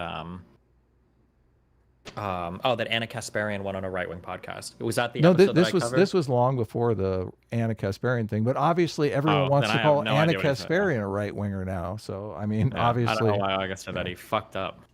but that's okay. Thank you for acknowledging it. So, and I do like we cover a lot of your stuff, Destiny, because I mean, I really like the direction you're going. So, a lot of this stuff here, I think we could talk about more. I think you're wrong on about half of it, but Sure. yeah. And is that your finishing statement, So, Dustin? no. Oh yeah. Yeah, that is my finishing statement. Okay, great. And Sitch. Well, personally, I'm not. I know Adam's more interested in this. I am literally not interested at all, and I don't really care when people call us right wing that much. I don't really like to go into these conversations where me and Adam are supposed to be like the defenders of conservatives because we're not conservatives, so it puts us in this really bizarre position. I just think that, I mean, this came up, and I assumed that this conversation was kind of based around, part of our conversation with Sam Cedar, where I was talking about how he was misinterpreting, an anti-CRT bill to basically throw this label at the state of Oklahoma and state of Florida, saying that they're kind of engaged in this lost causism, trying to bring back fascism and white supremacy, and that he had someone call in a show. Sam Cedar had someone call into a show and was basically saying, I listen to your show a lot, Sam. When are we going to start pushing? When is the left? He said. When is the left going to start pushing for violence? And I think that this kind of rhetoric that we see from these people on both the left and the right is essentially dangerous, and it is pushing people into these realms of advocating for violence. And to me, I think that we should all be trying to calm down and stamp down on that violent rhetoric. Wonderful. I Yeah. want to respect everyone's time, and I want to be able to accommodate for anybody who only planned for a 1-hour panel. So you are free to go. For anybody who is also going to dip, our show tomorrow is just going to be a one-on-one conversation that is not a debate, but might be a debate between Destiny and the comedian Vito. Wow. what are you guys talking about? Yeah. What's the debate? It's not a debate. It's just I don't only want to host debates. I kind of would like How other, how more soy is healthy forms Vito? of I think that would be a conversation. good question. How soy? Yeah. What was it? What's the topic? There is no topic. It's a Oh, conversation. okay. Yeah. Okay. Introduction, most likely going to talk about the fire that Vito came under for outing Nick Fuentes' speech that got his content taken down from Rumble. Oh wow, that's great. Oh, okay. We kind of We had a debated. very long debate about that with Vito. But I guess we were on Vito's side mostly with Nick Rekieta. So Anyway. I have to bring this up, Josiah, because Go my for it. chat will lose their minds if I don't. They Do all it. want you to know Oh, here we that go. Joe Biden specifically said that the Republicans are going to put you back in the chains. Okay. Oh, was that during? Yeah, I think 2012 when he was up against Mitt Romney. I do No. remember that. quote. This was recently, wasn't it? I thought it. I'm pretty sure the chains. They're going to put you back in chains, y'all. Was during the 2012 Was it that election. long ago? I don't know. Put you. I feel like it must have been, because if he would have said this recently, I feel like I would have been hearing about this non-fucking stop. Oh, you're right. Yeah. Yeah, it was in 2012. So I guess it just like gained prominence again recently. Yeah, the one thing that he said that was like, he said it's not comparable, but it's kind of in the ballpark. What did he say? Something like, if you're not voting for me, you ain't black or something like that. Yes, exactly. Yes, he did say that. I think he meant Which to was say very that. clearly yeah. a misspeak, right? Like, Right. Well, I thought actually What was he trying to say? I thought if he was. you don't vote for me, you're not supporting the black community. That's wait. Do you honestly think that he said if you don't support me, you're not black? Like you're No. gonna I interpreted. No. I'm assuming he meant it the way you said, Destiny, but I still think the implication is the same. See, I thought he meant he was referring to, like, according to polling, he had the black vote locked up. Like, basically, if somebody's not voting for Joe Biden, somebody's voting for Donald Trump and Joe Biden, they're probably white and not black. That's what I thought he meant. No, I think it's the way Steven. I mean, I interpret the way Steven interpreted it, but Gotcha. I'm the Biden whisperer, so Is There you the go. way Stephen interpreted it by referring to black people who don't vote for him as like a race traitor? I mean, I think you can take that implication. Yeah. I'll leave it to Chaeiry to bring up the nice. You're Are welcome. you? What does that mean? Is Chaeiry the race trader? No, I voted for Biden. I'm black. Okay, that's good. That's good to know. You're still black. Sitch, you might be Yeah, black I'm now. gonna look that up. Oh, he said it to Charlemagne the God, apparently at the Breakfast Club. Would anyone be opposed if I allow Straighterade to join in? Go Who? for it. Bring her in, Straighterade. Aaron. I mean, You are guys can we keep talking. dipping or No, I don't know. let's What do you stick want to around. do? Okay. Sitch and I are like legally married, so I gotta run it by. Well, my he's just right wife- off camera, isn't he? I thought I heard an echo in your mic. No. I watched a lot of your coverage recently, Adam, obviously for this, Mhm. to sort of be able to chime in with Did you some really? knowledge Oh, of nice. your positions. Yeah, it's you guys do long fucking shows. Okay, Yeah. let me tell you. That's why I'm amazed when anyone says they watch any of our content. Wait, when you say long shows, like what are you guys averaging? Just out of I don't stream, but like are you talking 9 like hours? I mean, we did 12 Sometimes hours longer. on Sunday, so Yeah, Yeah. shit? but I did catch you saying that you sort of empathize is going to be my word, but you understand progressive pundits almost viewing conservatives as what they're doing, like a step towards fascism, especially after January 6th. But you kind of stepped away from that belief here. Is there a reason? what do you mean? Adam said this, or I said that? No, Adam did. are you talking about me saying that the progressives understanding- disparaging Trump are going to like get us more towards fascism? Like, is that what you're thinking I'm saying? I think it was in reference to viewing any sort of crisis for concern and sort of understanding, well, if you take January 6th into consideration, I could understand if they felt like there was a like fascist threat. Well, no, I do. Is what you said. Look, I do think the Sam Cedars of the world can point to January 6th and say that we're teetering on the edge of fascism, and it gives it some kind of credibility. Sitch disputes that point by saying, look, it was just a riot, and That's not what I said. Okay, go ahead. You say it. No, I said that even though Trump tried to do it, no one else in a position of power went along with it. Well, I was Can going to go say along that with it. part State right legislators after. can go along with it. Yeah. I think didn't say the just issue a isn't- riot. The scary part isn't that Trump tried to do it and the institutions held. That's good. No, I listen. No. No, I it's agree. great. I'm just Yes, saying why no, I that's wouldn't what we're in characterize favor it as of. teetering on the edge of fascism. Well, but the teetering part is probably the fact that he has widespread support among the American people. Destiny, let Yeah, me. it- Can I ask you a supportive. question? Well, wait. To be clear, in our conversation with Sam Cedar, none of us, when he made these comments, and that I was responding to, where he was talking about teetering on the edge of fascism, or these are the incremental steps to fascism, none of this was about January 6th or Donald Trump. It was all about the anti-CRT bills, and that's what the conversation was about. And I assume that no one here would agree that the anti-CRT bills are on the steps to fascism. No, that's cringe. Okay. Okay, good. I would But have see, to but dig that's deeper kind of before. the hyperbolic rhetoric that I'm talking about. Yeah, but Sam Cedar's cringe, so I mean. Oh Okay. wow. There you go. Look, I have a question, Destiny. So and this is obviously my gut intuition, but I think that if the mainstream media and the news pundits were covering the Trump indictments just from like a neutral perspective, and they weren't throwing in all of these jabs about how stupid Trump is and how corrupt Trump is, which I think are very true, but I think the results of including all of those jabs and not covering it neutrally brings a lot of support to Trump that wouldn't be there if they just covered it neutrally. So one of my fears is that all of these disparaging comments that they're making against Trump are making his poll numbers go up. He will be reelected, when we could avoid all that if we just had a more neutral news environment. I'm not entirely sure that I buy the premise that it's because of like certain asides and jabs that are made. And by the way, I would need to know who, because like obviously the mainstream news, like you've got the actual journalists, and then you have like, pundits and commentators too, kind of like how Fox News says, we're straight news at this time, we're op-ed at the other times. So I would need to know who's making the jabs, what kind of jabs have been made. But I think the fact that the indictments are coming are what's radicalizing Trump's base, not like snide comments made by certain journalists in the media. I disagree, obviously. So, well, you think that if like Jake Tapper offered, like he didn't smile at all, just robotically says, Donald Trump has been indicted for the second time, this time for 4 charges, conspiracy to defraud, yada yada, and then just cut to the weather or something like that, that would reduce or just eliminate the support that he's getting after the indictments? I think it would reduce it, yeah, quite a bit.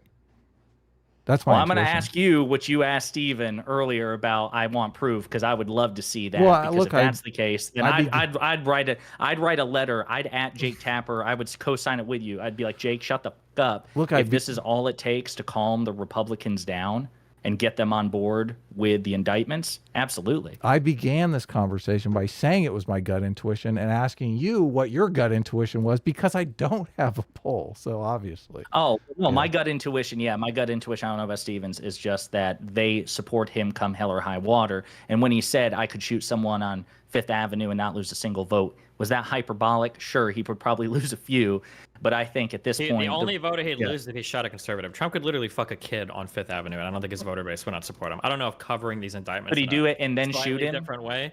Yeah, he'd shoot him with something. I don't know if like that would be the difference between people taking these seriously or not. Yeah. People that are supporting Trump are a little bit lost to the world right now. I think they probably need quite a bit of compassion, quite a bit of time, and probably another conservative person to champion in the meantime. And that other conservative person hasn't come up yet. But like Trump supporters are kind of deranged. So I mean, So, well, I mean, I do think that a lot of people support Trump because they do view that these institutions are so inherently corrupt, and I do think that the way that they're reported on the Trump indictment essentially reinforces in their minds that these things are corrupt. So I do think it would help. I don't know if yeah, it but alleviates it it's completely, it's an but it would all definitely roads. help. It's all roads lead to Rome with these guys. Literally every single thing that could happen supports Trump. If they would have moved quickly on them, then it would have been evidence of corruption. If they move slowly on them, it's evidence of corruption. I was because they talking don't about have the enough evidence. reporting. I wasn't talking about the actual Sure. indictments For the, themselves. I feel like almost anything can be swung in terms of like, you know, if they don't call them names and they're not reporting enough on it, they're not giving it enough airtime, you're trying to bury it under the rug. Like it feels like every single thing that you could do is going to be spun in some way when Well, it I comes mean, to like these, when it comes to the indictments at least. Mm-hmm. I mean, so you can make that argument, I guess. I just disagree. But I was curious because, so we've been talking a lot about, you know, the threat of authoritarianism or fascism with Trump. You know, do you think how do you think that relates at all to the fact that socialism has become so widely popular to the younger generation on the left, so much so that we see it seems like almost every left-wing large commentator in politics on the internet is a socialist of some kind. Do you think that's going to become a threat in the future in America? I think they're cringe. I think we're slowly getting away from it, but we'll see. Who knows? My instincts are we're kind of moving away from that. I feel like a lot of that progressive shit has lost a lot of steam as they've lost support in Congress, as the members in Congress have become a little bit less progressive. As I feel like online, I feel like these people are drying up a little bit. Like I look like Hassan's popularity is waning a bit. I don't know if the majority report is necessarily as popular. I'll have to go check their I views. don't It's think hard that's because the true. YouTube short thing. Vaush had 10K concurrence earlier today. That's great, but his channel has been like on a slow, steady death spiral. Like if you look at his monthly viewership, I think the last month, because I still check his analytics, was the third lowest month he's had in the past 3 Why years. are you checking his analytics? Because it's my job to know where politicians or Yeah, I'm political pundits stoked are in you this are. space, and I need to Politicians like know. Vaush. Because they are going to reunite. This is like that's in good the news making. to me, Destiny. It's good. Well, it's Look, well, I'm no, falling in it's love. good to Keep know, telling who's me about popular, who's Vosh's not popular. analytics. Well, and I'm actually going to respond to that, and I'm going to pull an Adam and Sitch and say, okay, if you're citing polling data which indicates that notions like, you know, socialism are much more popular among America's youth, I'm going to blame that actually on capitalism and the failures of capitalism with younger generations. So maybe it's somewhat kind of like how I was watching your interview like on Sunday, or the debate that you all had with Kyle Kalinske and Crystal Ball about woke versus anti-woke. And during the conversation, you said something to the effect of, you know, if there's like any authoritarian impulse on the anti-woke side of the debate, you know, it's really, I mean, number one, it's a fringe reaction, and number two, it's also a reaction to the authoritarian woke. So it's kind of, you didn't say justified, but that it's understandable. You gave it a bit, you were grading it on a curve. So I'm going to do that with I'm not grading it socialism on a here. If curve. socialism, Look, I hate if authoritarianism. well, hang on, let me finish the sentence. If socialism is popular now, perhaps that is the failure of capitalism and people who support capitalism to make a persuasive case to the next generation that, hey, capitalism won't fuck you over. And maybe you Right. should expect more I out of agree with you. capitalists. Right. So yeah, no. So first of all, I wasn't justifying anything when we were talking to Kyle Crystal. I was just explaining the process because I agree with what you're saying, and I think part of the problem is because I always kind of credit a lot of the extremism in America starting from the housing crash and people losing faith in the system, and especially when they didn't see anyone was punished for it, and kind of losing faith in the American dream at that point. And then obviously with socialism, kind of spread, you know, from that, and also when, you know, Bernie Sanders lost the primary and all that stuff, and all the conspiracy theories that kind of you know, came up around it. But the issue is that it seems like to me the left has basically a lot of people on the left, not broadly, a lot of people on the left have adopted this idea that capitalism can only exist in this sort of neoliberal Reaganomics format, as opposed to saying, well, let's go back to sort of this, you know, Reagan era, you know, 1940s through 1970s kind of liberal capitalist economic structure where labor had a significantly more power. We don't have to go full commie, essentially. Sure, but that would require getting conservatives and Republicans out of power, because of course the period you're Well, no, talking about but I'm was- just talking about the messaging for pundits online, for the left. I mean, and I hope that what Destiny's saying is correct, that I do think wokeness has kind of reached its peak and it is now waning. People are getting tired of it, and I hope the same is true for, you know, the overt socialists that are basically spreading this message and that this will go down over time. I am concerned that it won't. It's just that it's the younger generation basically is saturated by all this stuff, and that once they get into more voting ages, we'll start to see this stuff manifest again in 10 or 15 years. And I do blame the right for categorizing the welfare state as socialism. The welfare state was literally designed to fight socialism, and I think when the right does that, it's terrible. Like, it does incentivize people to turn to socialism because they don't see it as a bad thing. Well, yeah, you need only look at the, accepted popularity. It's broadly bipartisan of like Social Security and Medicare and Medicaid. These were socialist programs, condemned at the time by conservatives of their age. They were passed regardless, either with enough bipartisan support or sufficient partisan support to get through the conservatives. And now generations later, most conservatives who are on Medicare and Medicaid and benefit from Social Security are like, oh shit, that socialist stuff's pretty cool. Well, we kind of stumbled into having a big right-wing audience, and I constantly think I'm in favor of things like UBI. I think, how do I convince these people that UBI is something that would be good for the country? And they tell me their arguments against it, whatnot, and I try to dissect those arguments. But just offending them over little things is not going to get us in that direction. And I do think a lot of people on the left, they have this idea that they don't need conservative support. They can belittle them, and they can achieve the things that they want to achieve politically. And I fundamentally disagree with that assessment. Sooner or later, this has to become an engagement of ideas by people that respect one another so we can get big things done. Adam, why do you think that I don't think you just stumbled into like a right-wing audience? Like, the choices that you make with regards to like the topics that you cover are necessarily going to court that audience. Wouldn't you agree? Not necessarily, because I mean, like I said, I think we've been wrongly mischaracterized, and right-wingers have come to our audience, not, thinking we were a right-wing podcast, but then they stick around because we're sensitive to not calling them retards all day long. So I think that makes them stick around. Just to be clear, Aaron is probably more of a woke progressive than Josiah, so I apologize. Even more than that, Chaeiry. Don't underplay it. Well, Don't downplay it. Well, you should come on our show. Yeah, you all brace yourselves. Brace yourselves. Yeah. Look, we love. I guess I just like, Adam, how are you not contributing to that polarization then? Just, you're already saying that just naturally, like, even if I grant you that organically you've noticed that you have attracted a right-wing audience by virtue of like your messaging, what you've covered and all of that, you're like, well, I've just happened to attract that because that's what I cover. Then like, kind of naturally the same thing will happen with like liberal or left-leaning pundits also. Look, it depends like, upon why they don't even there. have to vilify the other side. You're going to attract people that kind of already agree with you, Well, I don't think the issue is attracting the audience, because last time we did a poll, I think it was something like 60% of our audience identified as right-wing and 40% left-wing, or something to that effect. And attracting the audience isn't the problem. I think, people generally say that YouTubers radicalize their audience, and I think it's the opposite. I think the audience radicalizes the YouTubers. And what happens is, once they attract these audiences, they start to basically lean into it more and more and more to grow larger and larger and larger. Audience capture. Yeah. Right, Yep. the audience capture. And I think that's what kind of radicalizes people. Because it seems like when you look at most of these pundits, when you go back to their older stuff, everyone kind of starts off significantly more moderate and then kind of becomes more extreme over time. And I don't think that's just a coincidence. And so for us, we do have a lot of right-wingers watch us because we're very anti-woke. Though when we talk about it, I mean, we always try to talk about it, and I'm always very careful to talk about it in terms of saying this is not the left broadly. This is a specific thing. What is it? How is it anti-liberal? And we need to go back to liberal values that both the left and the right existed in America, for hundreds of years. Mm-hmm. Well, why do you feel like it's incumbent upon liberal and left-leaning commenters to appeal to conservatives, but you don't seem to be interested in appealing to like socialists or people who are moving further away from like liberalism to progressivism and like further left? Because, well, I mean, it's an interesting question. I'm just not interested in I consider those very extreme positions. I'm not sure I'm going to be very persuasive to them, and I'm kind of not interested in trying to persuade them. I mean, I'm not saying no one has to do anything they don't want to do. Well, and I want to follow kind up of on agree with Aaron's you. question when she's done.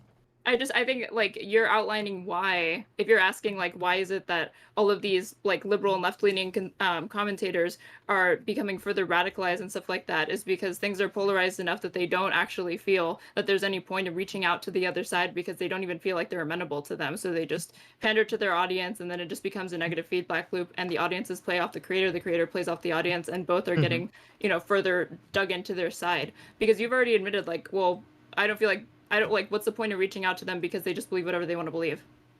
Yeah, I mean, I'm not trying, like, we're not reaching out to the very far right either. I mean, there's people, if there's someone who's very far right or someone who's very far left that wants to listen to us, I mean, that's fine. We try not to, even though we're very anti-socialist, you know, we're not like, oh, these people are all evil and they want to just destroy everyone, blah, blah, blah. I think We your try to get content into, is already you know, appealing to far-right we're- people. Like Sargon of Excuse- Akkad was in your ours- audience. Have you ever listened to a single time Carl has been on our show? Yeah, all we do is I only debate him listened, the I whole listened to your time. conversation with Anna Kasparian, Right. and I saw that he was in the chat. I don't think there's been a single time Carl's ever come on our show that hasn't been us arguing about something like I'm just- pretty I don't angrily even- for I don't 3 even- hours about some random topic. I So doubt that, but I'm saying that like he's amenable enough to your like content. And do you really just think it's because you're like nice to conservatives, or? well, Is no, it- it's because we're first of again, all, 'cause is- we're First of all, 'cause is we- it a well, knock I that think we've... number one. Wait. Number one, Yeah. I think it is that. Number two, I think it's because we do talk a lot about, you know, trying to criticize woke stuff, which It- obviously he likes, and obviously people on the right like, even if they're further right than we are. Is Destiny a white nationalist because he's talked to Nick Fuentes? I never said Yes. that you were a white. Well, I'm just asking that because you you're guys the were like far look- right or whatever. Chaeiry was Because waiting for that. you said that you don't pander, you don't attract people who are far right in your audience, and I gave you an example of somebody who was in your audience who is far right, No, and watching well, to you first of in all- spite of the fact that you find that you're closer to the center. Well, I So, just want first to of make all, it clear. I don't yeah. want to throw. I don't know how Carl. Even though we basically argue whenever he comes on, I'm not going to throw the far right label because I don't know what the implications of that mean when you say it. Okay, I don't think Carl. I mean, to he my ran knowledge, with the I don't UKIP think. party, right? When he to tried my to have, like, a knowledge, I political do. career. To my knowledge, I do not believe that Carl is a white nationalist or anything or racist or anything like that. Okay, number one. Number two, I didn't say that we don't have people that are far right that watch us. I'm saying we're not reaching out to extremists on either side. We're not Daryl Davis. We're not trying to like turn everyone over this. I was just addressing your question about that specific thing when you said, well, why aren't you trying to turn socialists over to your side? Well, and on that subject, I am curious because, again, I've watched some of your content. Like, I've watched the Kyle Kalinski's Crystal Ball one. I've watched, I think you had one with President Sunday. I watched that. Rob Noor, I watched some of that. So I didn't know that, but I don't watch the stream, so I didn't know that you guys were like a comedy show. I thought it was virtually exclusively political I'm gonna be commentary. honest, Very- I didn't know that either. Okay, Yeah. Chaeiry was joking. That's Oh, she was okay, fucking. okay, Oh, okay. god damn it, It's Chaeiry. Well it's one done. of the memes of their shows. Sorry. Gotcha. Thank you, Chaeiry. Gotcha. Gotcha. So You're welcome. let me ask you, what is? I assume you all would consider yourself like you're not just journalists, right? So you have an opinion, you have a stance, you're trying to persuade people. Mm-hmm. Here's what I'm trying to wrap my head around. So you describe yourselves as centrists. I've gotten different answers if it's right wing centrist or left wing centrist, but you're centrist. You have an audience that you say in terms of self-identification is at least 60% right wing. Mhm. What's your goal with them? Are you trying to reinforce their views? Or if you are left-leaning centrist, are you trying to get them closer to the left? I'd like to know what your goals Well, are and according how to- you go about it. According to Destiny, they're all retarded. So why would we want to reinforce that? Obviously, we're trying to win them over to our perspective. So, but And your I'm perspective. look, I'm only kidding about the retard thing. I think there is a giant miscommunication that goes on between progressives and conservatives. I view conservatives as kind of the defense of society, and I view progressives as kind of the offense. And we need to have this like yin and yang political process to kind of develop new policies. We can't stagnate, and we can't change things willy-nilly without risking society. So I do think the two work together, or should work together.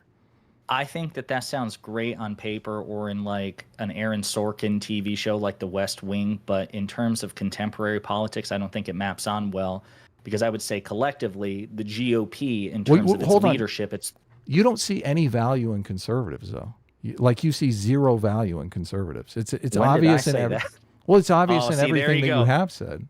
Do you? Ooh. Okay, tell Do us. you see Tell that? us. Tell Do us you the see value in value? conservatives. and conservative. Well, I think conservatism is relative, right? So compared to other progressives, Look, like he's when, already Aaron, look, he's when already Aaron popped I'll in. hedging. answer it. I don't. No. I don't find What- value in any Look, conservative values. she's at least It she really says depends. it If right there. Are if you're- if- conservatives all racist? All greedy racists? Tell see, us. see, I that's didn't what I'm say saying. that they were right. greedy racists. I said I that's don't why agree I was. with conservative Well, ideas. no, he asked. He wasn't accusing. He was asking if you. Yeah, I'm asking you. Are you using the stereotype? Are all conservatives greedy racists? Nope. Okay, good. Okay. But there's no So, value to them. What do you What do you mean by conservative? Are you talking Republican You in its tell current us. iteration? We're asking you. Do I think that, okay, I would say that, for example, like economics, I would say that capitalism or defensive capitalism is broadly associated with conservatism. I consider myself a soc dem, so I don't want a socialist economy. So yes, I would say that conservatives in theory bring something to the table in at least some sort of defense of capitalism.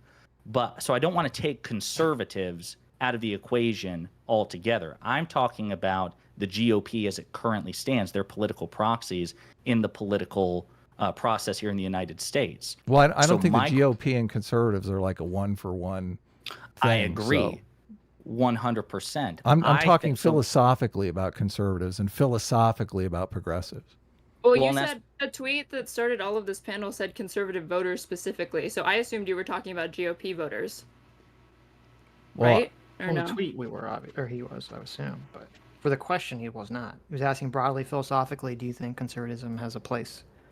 And also, I know you might not like that answer, but it's, again, there is a relativity associated with. We were talking about labels in this respect earlier. There are some positions on which I would be considered conservative relative to other progressives. So no, again, I don't want to just like eliminate all conservatives from the political equation. Now, I will tell you, I would love to politically neutralize the Republican Party. If I could take every Republican out of elected office, like if they were no longer holding elected office, I think the country would be in a better place. so you want to go Because I to a think the one-party state? If the alternative is the No. GOP as it currently stands, sure, We can because have a two one-party- parties. We can Right, have a because- left-wing party and then a further right, left-wing party. because within the So that's a because within the one-party Democratic- state. Wait a minute, because within the Democratic Party, you have a wide range of ideology. You have Joe Manchin, Kirsten Sinema on one side, and then you have AOC and Bernie Sanders on the other. There's a Tell me, range of look, ideology there. if you had a football team that had had a offense and a further offense, do you think that would be a good I've got football a better team? one. Listen, I don't watch football. I don't pay attention to it. How about a three-legged race? I'd rather have a partner in a three-legged race that doesn't just fall to the ground and hug my leg and keep me from crossing the finish line. I think Wait, I think wait. You brought up Joe Manchin and Christian Sinema, and I don't think that makes sense, because if there were no Republicans, then they would have Joe Manchin and Christian Sinema would have no power. They only have power as being a split vote. Well, no. Under your way, that the far left would just gain more and more and more power if there's no balance to it. Well, no, because conservative voters would exist. They would just. What I'm saying is that they would not be the hinge point on which legislation lives and dies. Of course not. I don't want them to be. I think that if you have conservative Democrats in the party, I'm sure that they bring some value to the equation. I don't know what specific policy I would support, but they would still have a place there. They just wouldn't be the threshold. Right now, Joe Manchin and Kirsten Sinema are the altar on which progressive legislation lives or dies, and it usually dies. Okay, if you could snap your finger and make every Republican politician, every Republican voter, change to become a Democrat and a Democrat voter, do you think that would have a better outcome overall? Yep. Yes. Okay. By orders of magnitude. If you look at where the average Republican is at this point, they're not like your bog standard conservative or like neocon of like the Bush era. They have moved further right significantly when it comes to immigration, when it comes to like vaccines, and like COVID are perfect examples of this, in my opinion, where they are just way to the right of the like average American, an average voter. I feel like so- most Democrats would have said that they, in favor of the Thanos snap hypothesis or hypothetical, they would have agreed with that during Bush. I mean, Bush was called like a war criminal and Hitler and all these things too. So I don't know if that would have made a difference. That's entirely possible. Do you not, I guess, with the benefit of hindsight, do you think that it could have been an overreaction during the Bush era and justified in the Of Trump course, era? everything's relative. Yeah. Right, exactly. So here's my thing. If we're going to talk about the merits of the GOP as a party, what are they? because I just see negative virtually all the way around that, and what positives they do bring to the table as a political party could be replicated by a bigger Democratic Party. What does the GOP bring to the table? Well, this is why when Adam originally asked the question, he meant conservatism as a philosophy, because I do think that conservatism as a philosophy is vitally important to America, because I think part of the problem is that people assume that their personal philosophy and their government philosophy are going to be the same thing. When we know this, and this is another example of left kind of science and nihilism, it's known, it's just something that's psychologically studied and known, that if you have the individual motivation and individual worldview of the kind of pull yourself up by your bootstraps mentality, that will provide you with better life outcomes. And yet, that is like not something that we want to be taught anymore to people, that you shouldn't have that attitude. And that is not wanting to be taught, because the perception is, well, if you teach that on an individual level, people are going to then put that on a federal government level, and they're doing that because they want to cut funding, because they don't want to pay taxes, because blah, blah, blah. They don't want to help minorities, et cetera, et cetera, et cetera. Well, and that's why I think that, again, in terms of why I would be fine just politically neutralizing the Republican Party, but I'm not really interested in alienating conservatives as a whole. I do think they have a place, and again, conservatism is relative. I think it's entirely possible to justify a conservative philosophy on an individual basis, like you said, the pull yourself up by your bootstraps mentality. That's a terrible piece of legislation. Like, that's a terrible basis for legislation. You need a robust, social safety net and welfare state. But I think it's probably a great ethic to try to instill in somebody on an individual basis that you should try to master your environment, and perhaps not just assume that you will have some sort of support, even if that support should exist by your society or your government. But for me, and I think this is also one of the things where you and I disagree on, or the three of us disagree on, Adam and Sitch, is I'm more interested in the political proxy of conservatism in the United States, the Republican Party, because they're the ones who actually wield power. And I also think that it's a feedback loop. I don't think that Republican politicians are just being radicalized by a base. I think they also radicalize their base, and it just feeds back and forth. And I hear you talk a lot about conservative culture and culture in general. I'd like to know where you stand on Republican politicians, Republican leaders, people who actually wield power, and not just people on Twitter or whatever. So could you expound what your thoughts are on the GOP? Well, so to be clear, we primarily, I would say, talk about cultural issues on our show overall. I mean, we don't even spend that much time talking about Democrat politicians individually, of those things. But in terms of specific Republican politicians, I'm from Florida, and I remember at first. I remember at first. Yeah, Stephen's there. That's exact. It's not even DeSantis. It's the fact that Stephen's there too. I'm there. Really you sorry. go. In the vicinity. But no, because at first I was like, I was happy with DeSantis doing like a lot of the anti-woke stuff, the anti-CRT stuff, and things of that nature. But then when he went after Disney, I was like, to me this is a pretty egregious use of anti-free speech for Disney, just because they said that they don't want to support and they want to repeal the parental rights education bill, that he would then try to leverage his political power against him. So I kind of lost a lot of respect for DeSantis at that moment. So getting back to Stephen's, Stephen earlier used the F word, the fascist word. Do you think that the GOP has a fascistic strain to it? I think everyone has an authoritarian strain. Do you think and I think that's going to manifest through, if you mean fascism, like actually the definition of fascism, then obviously that will manifest in the right through fascism, and on the left it'll manifest through usually some kind of authoritarian communism. Okay, well so, then really quick, that is a yes. You think that there are fascist elements of the GOP, but you're just also saying the GOP too and the Democrats. I think there are authoritarian elements in all people and all parties that will always trying to manifest themselves, and that we have to fight back against them. Do you think it's who present? Does it worse though? Do you think the Democrats do it worse, or do you think the Republicans do it worse? Right now? Right now. I think there's a strong argument you could say that because of all the Trump stuff, that stuff is more at least showing up in government itself. Where I think in the left it's more showing up in culture, and an institutional bias.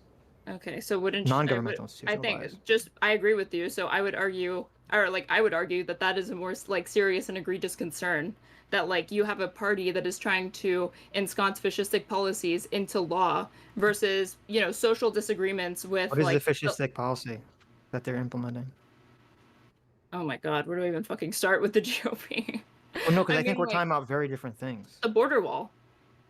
How- In my opinion, It's like a Trump's dog Trump's Border I wall don't is wanna turn this fascism. into a dog pile, but I also have a lawyer that would like to join. Pisco? know if No, you're- tell him to go away. Okay. Sorry. No, No. I'm just Go I'm piss I'm only somewhere I'm only kidding. Look, Pisco is Can you help welcome. him? Are Yeah, we okay sure. with that? Look, yeah, Pisco's Yeah, welcome. Pisco Okay, can go great. on. Wait, why do you think the border wall is an example of fascism? Well, I think Trump like mobilized his base and encouraged people to vote for him using explicitly fascistic rhetoric, kind of this whole us versus them. We need to keep Mexicans out of this country. They're bringing over drugs. They're bringing over rapists. The Muslim ban, like a lot of it was the stoking of like xenophobia, and we know that rhetoric is really what drives voters to make their decisions on the candidates that they support. It's not really going to be policy. But Trump was able to kind of like play a two-pronged attack. Like the only policy that Trump really had and like staked his claim on in 2016 was stoking racism, xenophobia to get people to vote for him for this border wall. I would And then also at that point, like I live in South Texas, and there are people here, people who voted for Trump, who are now suing the Trump administration because their homes were like their property is trying to their be land was eminent repossessed, domain, yeah, right. eminent domain or whatever to build the border wall. Yeah, so I Oh, think well, LMAO. but so the way that I think conceptualize the right is that the right or that conservatives generally generally view things as the threat to society is coming from an external source coming in to infiltrate the society and then degenerate it from within. That's kind of how like the right-wing moral framework works, and the left has the opposite framework, where they believe that all of the problems from society come from pre-existing systems and traditions, and so that there's all this like malevolence already built into wherever they are, so they have to go outside to find new ideas, or they have to expel sort of like the corruption from within. And so it's interesting because when you say like, oh, Trump was pushing this very us versus them mentality, I don't disagree with that. But you don't notice it because it's invisible to you that was also the us versus them is just the narrative that the left is pushing. It's just not doing it from a country standpoint. It's saying, oh, these racists or these Republicans, they're the them, and you're the us. What about like Trump's aspirations in 2024 to like strip checks and balances, for example? So he wants to. No, but I'm just curious if Straighter Aid sees what I'm saying before we move on. Sure. I mean, I don't think it's authoritarianism or fascistic of of like Democrats or liberal pundits to be criticizing the other party in this country and like conservative voters in the same way, like because they're basing that off of like not something that's not an immutable characteristic. It's not an immutable characteristic to be a conservative. Those are policy choices and people making up their minds to support certain candidates and make certain decisions and their actions, which all have consequences, as opposed to what you're talking about, which is people criticizing like cultural preferences and aesthetics. I find these to be very different and one to be a lot more serious than the other, because the president of the United States is trying to stoke animosity on things that people like on a basis that people can't change, as opposed to ideas. Yeah. Well, I mean, I obviously stoking fear and hatred against people for their immutable characteristics, I agree, is really bad. At the end of the day, if it's a political party or an ideology versus immutable characteristics, I don't think it matters. It's not like those people are going to change their political affiliation, on a dime. It's not really what we see in the way it manifests. I'm curious about that. How do you mean? Well, no, because so I'm sure you've seen that like really stupid centrist meme where it's like you have the KKK on one side and you have like the civil rights on the other side and you have the person saying compromise. Yeah, Adam retweeted that the other day and said it was based, if I remember correctly. No, he tweeted my version and said it was based. Which is worse. On one side, you have the people. Look at this guy. He's gunning for me, Sitch. What the hell? The other side is the people that have like the little Antifa hoods on them, and they're saying we want to destroy liberalism, or it says, we want to destroy liberalism and capitalism. And people's response to this, I thought, were really stupid, which is saying, how can you compare those two things? They want to kill people that are black, and they want to kill people based on or they want to kill an ideology. And it's like, how many wars in human history are fought over ideology? Okay, World War II was fought over ideology. The idea that you're going to separate ideology from being a less of an egregious thing to go after people over than their race, I just completely disagree with.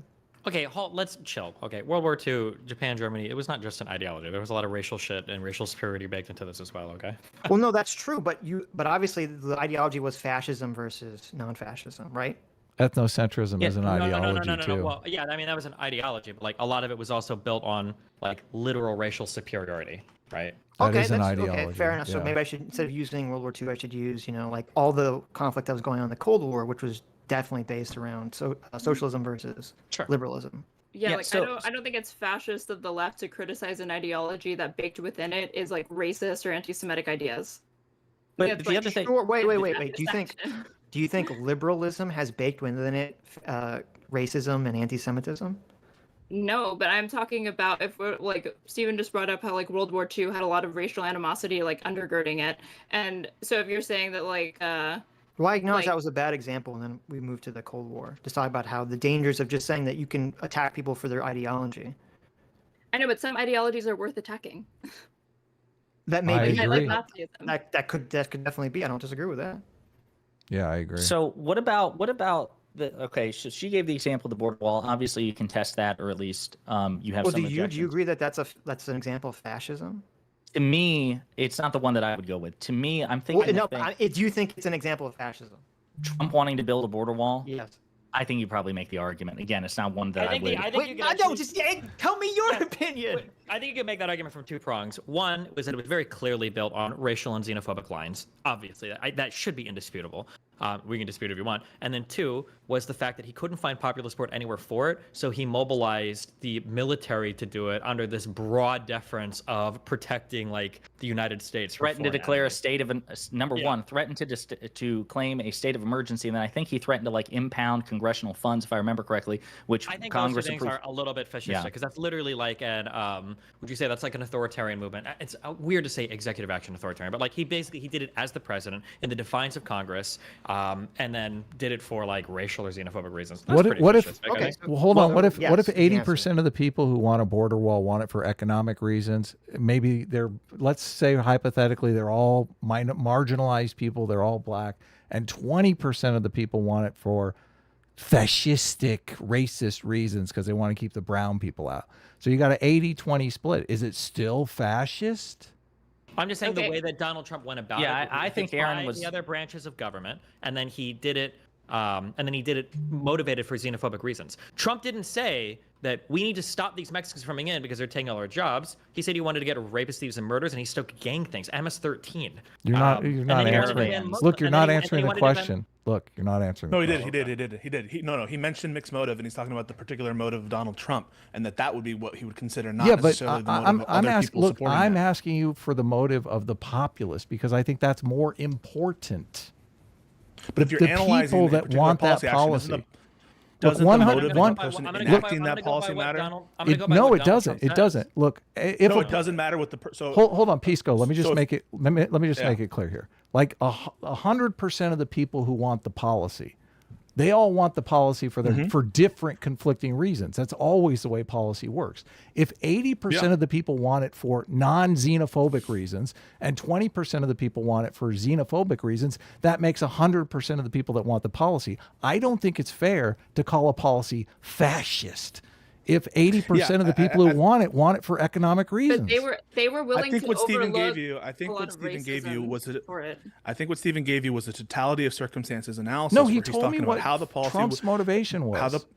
how the and listen, was, let's just be clear about I'm what he asking. said. Let's just clear the record of what he said. I am asking you a I'll hold everyone on. hypothetical. Please. Okay, what do you want to hold on for? I was moderating. You're Go ahead. moderator. Who? I know. Pick I somebody. moderated over Destiny, so he doesn't outdo me. But go ahead, Destiny. Okay, yeah, real quick, because I don't need anybody to say what I'm saying. I'm saying, yeah, I'm looking at the totality of circumstances. I find you can argue, what if 80% want it for one reason, 20% want it for another reason? That's just highly implausible to me. If somebody goes on stage and he's like, It's a "I wanna kill all-" hypothetical. No, okay, hypothetically, I would agree with you, but I think Okay, that the good. rhetoric, There we go. But Thanks. the rhetoric would shift to match the voter base. It wouldn't be some guy coming up here and saying that, like, oh, we need to do something. We have because a of X, counter- Y, Would, Z hold on. reason." Would it shift to? we Hold have a on one counter second. One hypothetical. second. One second. Would it shift to match the voter base if that 20% was essential to get elected? Because it wouldn't. It So- probably would. Wait, Adam, I have a counter hypothetical for you now. Now suppose that you're going to enact a policy change that takes away appellate jurisdiction from the Supreme Court, and 95% of the population think it's for good reasons. It's for non-fascistic reasons. It's because the Supreme Court has been totally out of bounds in terms of how far they're going along. But the person who enacts that policy is doing that policy specifically to set up for some kind of fascist takeover, removing a check on their power. But there you have widespread support that is non-fascistic for that policy move, but there's a kind of entrenched elite who is going to use it for a particular purpose. In that situation, even though you have widespread support, given the overriding concern of this entrenched elite, wouldn't you say that that policy move was fascistic? Yeah, and the people that support it are probably useful idiots. So clearly, it's not enough to just say the population as a whole believes it for X reasons. We look at the totality of circumstances, and one of the most relevant considerations is what the policy agent is doing and why they're doing it. Look, I I disagree. think it's totally relevant. Yeah, I disagree. To bring it up. I'd want to brush up on my notes, but I imagine, yeah, in the history of fascists, you know, they have weaponized the good intentions of the populace to affect fascist policy. So I agree. Yeah, right. So here's my question. So again, we talked about the border wall, but what about, we're talking about authoritarianism and fascism. So we know that Donald Trump, if he gets reelected, his goal is to try to separate the executive branch from checks and balances from Congress. He wants to take control of the FCC, potentially even the Federal Reserve. He wants to reclaim these so-called independent agencies. He wants to gut the deep state. Look, he wants I'm to make the one every trying to federal tell you to be employee neutral so he doesn't get reelected. What do you want? I don't want Donald Trump for a second term. Well, Yeah, it's but just, right now why do the you bring up GOP these is the indictments? party of Trump. Why are you bringing up these indictments, the media's coverage of them, as though there's anything wrong with them? Like, what about the media's Because coverage I of the think it indictments, is for going to example? get him reelected. I think people are being useful idiots. So do you By disagree with the criticizing him? indictments? Look, I think obviously he did illegal shit. I think the indictments are, there's nothing wrong with the indictments. I Wait, think the way people are talking so then about the indictments. Wait, let me ask you a question, Pisco. If you had Yeah, a happy to. law and you knew that the indictments would get Trump elected, would you support them or not? Yeah, so if I knew in advance, if I'm letting my policy objectives, my political objectives, That's what I'm asking, influence, Right. influence who is being indicted and who's not being indicted, then the game is up, right? The game, you could push me to the brink and say, is it going to cause nuclear war? Are you going to do the indictments? There's something that I'm gonna be like, okay, fine, whatever. But if it's the case. It's like if you push me to nuclear war, if you push me to some kind of widespread genocide, if you push me in those or the end of American I just asked if democracy, it would get Yeah, Trump just elected. answer the That's also question. The end of the hang on. hypothetical. I'm answering your question. So the answer is no. I would still do the indictments because if I'm doing my indictments based on who it's going to help or hurt politically, then the conservatives are right, aren't they? The Trumpers are right. What if- No, what if- you- what- no, Wait, You- hang on. Will you answer that question? If it's the case that I'm deciding whether to indict someone based on the political ramifications of that indictment, aren't the Trump supporters correct that it's totally political? And wouldn't that be, for me, just a total, really, I'm giving them what they want and I'm saying No. that it is political. No. You don't agree with that? That it's No, so- because So the people that are defending Trump in this instance, their claim is that the indictments are political and they're without merit. They are BS indictments that he shouldn't be tried on. You could have a position where you say you think Trump committed these crimes and would be found guilty if this went to trial. However, you prefer that he wouldn't be president more than that. And in your mind, that would supersede whether he's indicted or not. Okay, but the decision to whether or not to indict, right? If that decision it's dispositive, the political ramifications. You have this crystal ball, and whether or not you bring the charges, the thing that will absolutely sway it one way or the other. So that is to say, let's say that you knew bringing this indictments would scuttle Trump's chances at the presidency. Are you telling me that you didn't know exactly like whether it would be successful or not, but you just knew that bringing the indictments itself would end his chance of being president? Would you do the indictments or not, Sitch? Well, it depends, because if you're asking me, I think some of the indictments are valid, some are not. So if the ones that were valid, I would say sure, because I don't really care about that. But if they were the ones that were not valid, I would say no. Okay, but I mean, a lot of these are issues of first impression, right? A lot of there's not a ton of I don't case know law what on you mean by that. indicting. The issue of first impression is an issue that there is no legal. There's not a ton of like legal precedent on, and so there's a lot of plausible cases. The standard for bringing an indictment is the same thing for arresting someone. It's probable cause.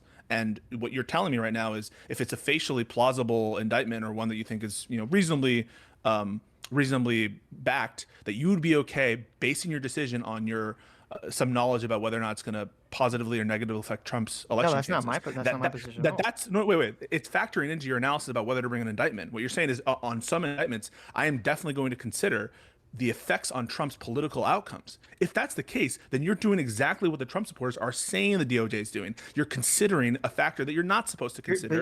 I don't know how to say this. That's not what the way you're describing this is incorrect. Okay, Adam's position is not, oh, we should only be going after Donald Trump if he's going to lose the election based on this. His position is he doesn't think it's worth. I'm speaking for him, but I thought he said the position was that he doesn't think it's worth it because it's going to end up helping Donald Trump get elected. Well, and to talking, him that's more important than look. the law I'm not talking being about the violent. indictments.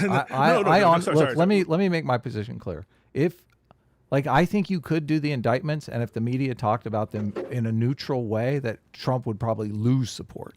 I think doing the indictments and the media talking about them the way they are, I think Trump is going to win the election. And How are you going to talk about these terrified indictments of in a neutral that. way?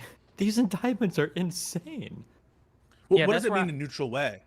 Well, I think you what do just talk about the Also, facts of the case How did the without. media cover Clinton's impeachment with Monica Lewinsky? How did the media cover Watergate with Nixon? Like Yeah, Trump's stuff is an order of Look, magnitude worse than both of those. The events. Monica Lewinsky stuff is perfect because it didn't it help Clinton get reelected? I think No. wait, This didn't was it kind of happen it during was his his second term when that happened. Yeah, Oh, it was okay. like in 1998, 1999. He was out the door basically. Yeah. But Okay. actually, I think it was interesting because part of people were saying that the reason they thought Gore lost was because he kind of tried to run away from Clinton as opposed to kind of defending him during all that stuff. Yeah, Of but see, course, here's Monday morning quarterbacking. But I guess baked into this, and I don't know, maybe I'm just misreading it, but again, the presumption, the burden that you are imposing on progressive commentators and the mainstream media to handle Trump with kid gloves and the Republican Party as it is now, I just don't get it. You are It's not contributing. kid gloves, though. Why are you describing it Yeah. that way? I think you could talk about these indictments in a neutral way, and I think What would that we could sound have like? Can you media that point to talks about wait, them by just saying- no, Yeah, I just get wait, where hold this- on, I'll say because you're asking how do you talk about. You just say this is what he's being charged with. Here are the facts that are laid out in the indictment, as opposed to this. We got him, boys, and then the confetti drops down from the ceiling kind of What's an attitude that example? most What's an people seem example to of a see. mainstream? God. Wait. What's an example of Yep. a mainstream media pundit that's covered it in a horrible way? David Almost Pakman, VAUSH, almost the every majority New York report. Times article I've read- Mainstream. Wait, Mainstream media. okay. Almost every New York Times article I've read about the indictments obviously seems to be very slanted against Donald Trump in Hold very on. obvious ways. These are What is hold on. slanted? Wait. The Stop. facts Wait, are wait, wait, against Trump. There's wait, when you literally say- confetti in the wait, article wait. when you open it. Let Steven respond. That's true. Wait, hold on. When you say okay, so hold on. If I look up firstly, New York Times Trump indictment, there's going to be confetti in these articles. No, that Yes, was a joke. literally. It's like when you look up Well, Barbie, it it's becomes hard pink. to You tell. know? I don't know. It's hard to tell. Okay, because the second you say these are slanted against Trump, like it's an indictment. Of course, it's going to be slanted. No. Like, I mean, in terms of how it's being described to the reader. Yes, Obviously, What do the you mean by indictment that? Can you itself say a is little bit more slanted. about that? It is an indictment. Of course, it's Okay. going to be slanted. Wait, But no. What is happening here? We have videotape footage of him murdering somebody. Just Wait, straightforwardly you know- reporting that a former president has Take been it- indicted is No, necessarily wait, going stop, to be stop, negative. stop. One second, everybody, just 1 second, because I think Pisco's question is going to get to the root of the issue. So go ahead. And Yeah, so to Sitch, I think this is what you're going for too. Can you talk a little bit more about that? What kind of the media slant or bias or take is different or is bad? Can you be a little bit more specific? I have to go bring up articles to bring them offhand. I didn't bring a You bunch of don't- articles to talk about this offhand. But, like, when I the read these kinds of things, articles, like it's- okay, their wait, but this is what I want phrasing, to talk about. Wait, this is what I want to talk about, and I don't understand like how this is even controversial. Okay, obviously indictments themselves, okay, are slanted in one direction. It's the state going against a person. That's not what I'm saying. everyone agrees. I'm saying is that when you read these articles or we hear these commentators talking about it, it seems very clear to me, now maybe you disagree, it seems very clear to me that the journalists reporting on this seem to be very in favor of Donald Trump getting arrested, and it seems to be coming in the articles. Can you Okay? say a little That's bit what more I'm about talking that? Not other whether than- the indictment itself is slanted, because obviously it is. Yeah, they're dancing on Other his than your grave. general take on that, can you say a little bit more? Can you say like, okay, the Wait, do you words they're disagree using... with this? Do you Yeah, hold disagree on, with Yes, I do. disagree. Wait. Yeah. Also, Okay. you need to be really careful. You got to draw a difference between pundits and articles, because you're saying on one side of your mouth, you're saying if you look at a New York Times article, I read a lot of New York Times and WAPA articles. Generally, articles are neutral. Now, you can argue that the collection of facts they have might be good or bad, or might be biased or unbiased, but they're not usually celebratory. It sounds like you're talking about pundits. And if you want to say in one breath New York Times and then say, well, look at what VAUSH or Sam Cedar are saying, these are two entirely separate realms of reporting and news. Also, Yeah, by the way, one's actual read the Wall Street Journal. Read the Wall Street Journal. Read Fox News articles. National Review. National No Review. one's saying Those are Fox News highly. is unbiased. Hang on, at least Wall Street Journal. Come on, there are a lot of Always people who are saying devolves there to are First Amendment whataboutism. issues. I hate it. No, hang on, no, because if you're alleging a media bias and it's just rote kind of like average spins that, and there's actually a lot of criticism about the indictments. It's coming completely from, I would irrelevant say, on the right centrist- though, because it's there. Look, we're not in the situation on the right that we're in with Donald Trump. If you're going to What use if the a New York recitation Times, of the facts? What if it's just a base recitation of the facts, and the facts just happen to look really bad for Trump? That's the thing. Like I'm trying. That's We fine, have the then. phone That's call. fine, We yeah. have the phone call of him, There's no like in the problem with national defense information. Yeah, this is classified. I could have declassified it when I was president. Like you can't present that or talk about it in a way that is neutral, in a way. Well, maybe that can be spun in a way that doesn't look so bad for Trump. No, by default, it's going to be To awful. be clear, neutral doesn't mean you have to both sides the issue. Yeah, of Okay? course. If it was just like, here's the facts, here's what the phone call said, here's what the indictment said, okay, then that's good. I'm in favor of the But articles. like that's that. what a New York Times article is generally going to read like. Okay, well, Yeah, it hasn't yeah, been my disagree. impression or experience. but- well, Hold read, on, to be hang clear, on. hold on, I'm sorry. Wait. I don't normally force contextualize, but to be clear, you guys are disagreeing without a single example, but this idea was so prevalent to you that you felt like it was worth bringing up. Well, which we've means that it seen wasn't just one or examples. two We don't have articles. one It means that it's not handy. like these are no, hold on.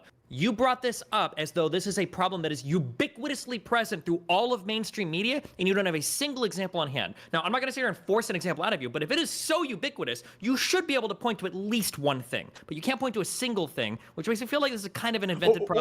or the kinds of- or the- VAUSH's commentary up with a New York Times article, just to be clear.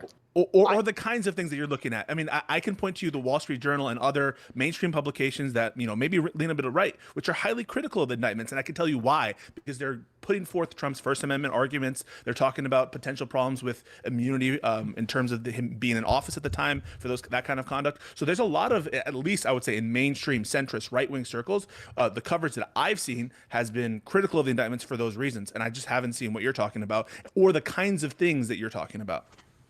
Okay, so first of all, I didn't even bring an example of this because to me it seems so apparent. I didn't even think. Wait, do you agree with Adam or not? Wait, stop. Let me please Yeah. finish. Okay, I didn't think this would be a point of contention. I assumed people would just agree with this, but I guess not. Because I literally just Googled Trump indictment, New York Times. One of the first articles that came up was an article it's called "How Jack Smith Structured the Trump Election Indictment to Reduce Risks." And I've only read like the first 3 paragraphs because we're in the middle of a conversation. So maybe at the end of it, it becomes hyper nuanced. But I get the impression from this article that it's definitely seeming to be putting a glowing spin on Jack Smith and kind of trying to elevate him and talk about how good a job he did with these indictments. Okay. Wait, so wait, I just, how it's do just you- a Hold on, weird wait, conversation. Just real quick, because this is kind of like a 4v2 or something going on here.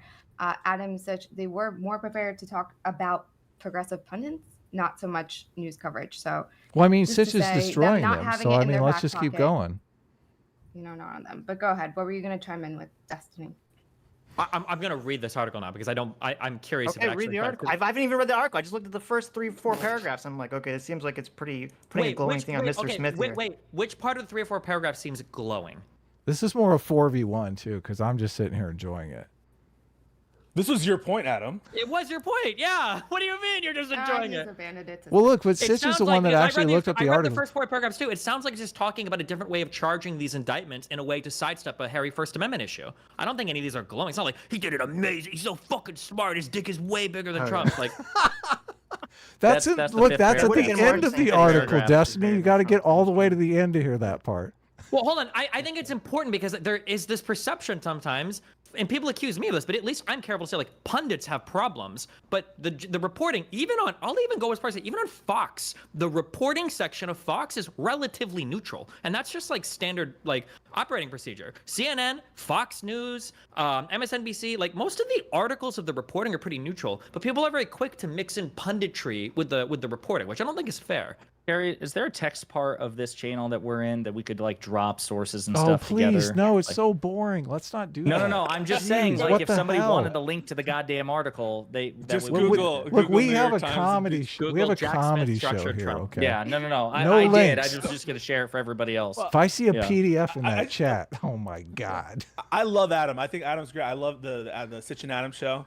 I was confused it, but I heard this take from you, Adam, and I just thought it was bizarro land because even on CNN, even the pundits that I'm hearing, they're all saying, this is a very important case, this is a very like historic case, but it's not without its issues in terms of like it's fraught with, like I said, issues in first impression, First Amendment possible challenges, which are not trivial. I don't think that they're successful. Pisco, they're meritless, but they're not trivial. Pisco, do you believe in the concept of microaggressions? Do you believe that you can inadvertently offend somebody? No, I'm making a serious point here. I believe it. Listen, it's like all language. It's to a certain extent it exists if people think it exists. So okay, hold on. Just answer the question. Just answer the question. Do you think you can? Do you think you can inadvertently offend people? Of course you can. Okay. Yes, so do I. Okay. I think when we're reading these articles, I'm reading them from a conservative. You know, I can see how a conservative might read this article and be offended. Adam, how? Yeah. There's no way to control the facts by themselves. Hold on. The only reason I'm bringing this up is to tell you, Pisco, you're reading these articles thinking they are completely down the line neutral and that I'm insane. And I'm reading these articles, and then I'm reading these, because you're coming from your own personal perspective, and I'm reading these articles, and I'm going, there's microaggressions all over these articles. It's a good point. No, it's a good point in the general sense of, I'm reading this from a perspective of Pisco. And so whenever I'm reading something, I need to make sure to take off those blinders and read it as though I'm, I don't know, Trump America. But even if I take off those blinders, I think that's a perfectly fine thing to say. But even if I take off those blinders, at a certain point, it's an exercise in futility, because there's nothing I could write this article that would make, I don't know, other than pandering directly to Trump, that would make it like digestible for a Trump person. This used to be the job of journalists, though, to understand that, that the way that they do their job, you're saying that it's not the job anymore. By implication, you're saying that they're not doing their job in the yes, because I don't think they're unbiased. I think that every single one of the journalists are unbiased. No journalist, no actor who has any sort of political opinion, even in journalism, is or ever has been unbiased. Well, I think that's a bad. I think we should, as a society. I think journalists are meant to challenge.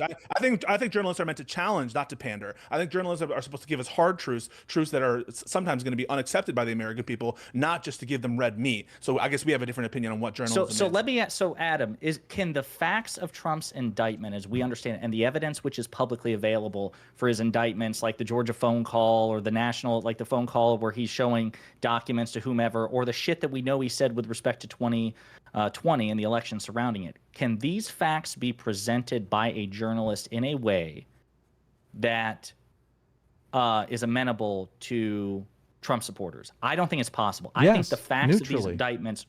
We fundamentally disagree. So. You're describing the Associated Press. The Associated Press is probably the closest that you're going to get to completely nonpartisan, straight reporting of any ongoing event. Would you agree or no? No. I disagree. It says he's being indicted. Look, that literally contradicts what he just said 15 seconds ago. He literally said nobody is capable of being unbiased. Why would you look at that source and think that people are unbiased? She said it's the closest that comes to it. I don't think anybody believes that. I don't think we're like way off in bias land here. We are way off. I would point out that you started with saying that these liberal pundits are vilifying conservative voters, and now you've moved it all the way to, well, they're microaggressing upon conservative readers. It sounds like you want factual articles written at a second grade reading level. That's what it sounds like. Like you want them to say, yesterday, Trump indicted. Who knows what'll happen? Good luck. See you tomorrow. Well, I mean, you can use fancy words and be neutral. You don't have to read it at a second grade level. Okay, well, in that case, I would just like to see a New York Times or WAPO article that's written that just doesn't come off as neutral. Well, wait a minute. I would like any article ever that you view as neutral, as like a rubric for me to see what you guys classify as neutrality. This seems like an impossible standard to reach. And while you're looking that up, I think that's a ridiculous premise to have. The idea that just all reporting period is just going to say former President Donald Trump indicted on these 4 charges. Neutral reporting is There's a ridiculous analysis, standard. Like the article that you if just that article is not neutral, I don't know what to tell you. The article from the paragraphs that I heard. The article you just linked was news analysis. They're going to be breaking these down to constituent components. And again, I'm thinking, I don't see it almost just bakes in like that every indictment or every legal case has a 50. Do you understand the argument that I'm making? I just want to make sure that I'm clear here, because I'm not. No, I don't. Look, Please go ahead. I'm not advocating that people change the way that they're doing things. I'm saying that the way that they're doing things now are having an unintended consequence that they're not taking into consideration. I think the jabs, the underhanded jabs, are increasing Donald Trump's popularity in a way that makes me personally uncomfortable, because I don't want to see a second term of Donald Trump. So that's the argument Adam, that I'm open making. to the Wait, are you possibility. saying Real that quick, I will pass it right to you, Aaron, I promise. Mhm. But are we skipping reading the article? Yeah. Well, I We're doing a mean, live read. look, I We're didn't. doing a live read. Go ahead, Yeah. Aaron. Are you saying that criticizing Donald Trump only serves him in the long run? Yes.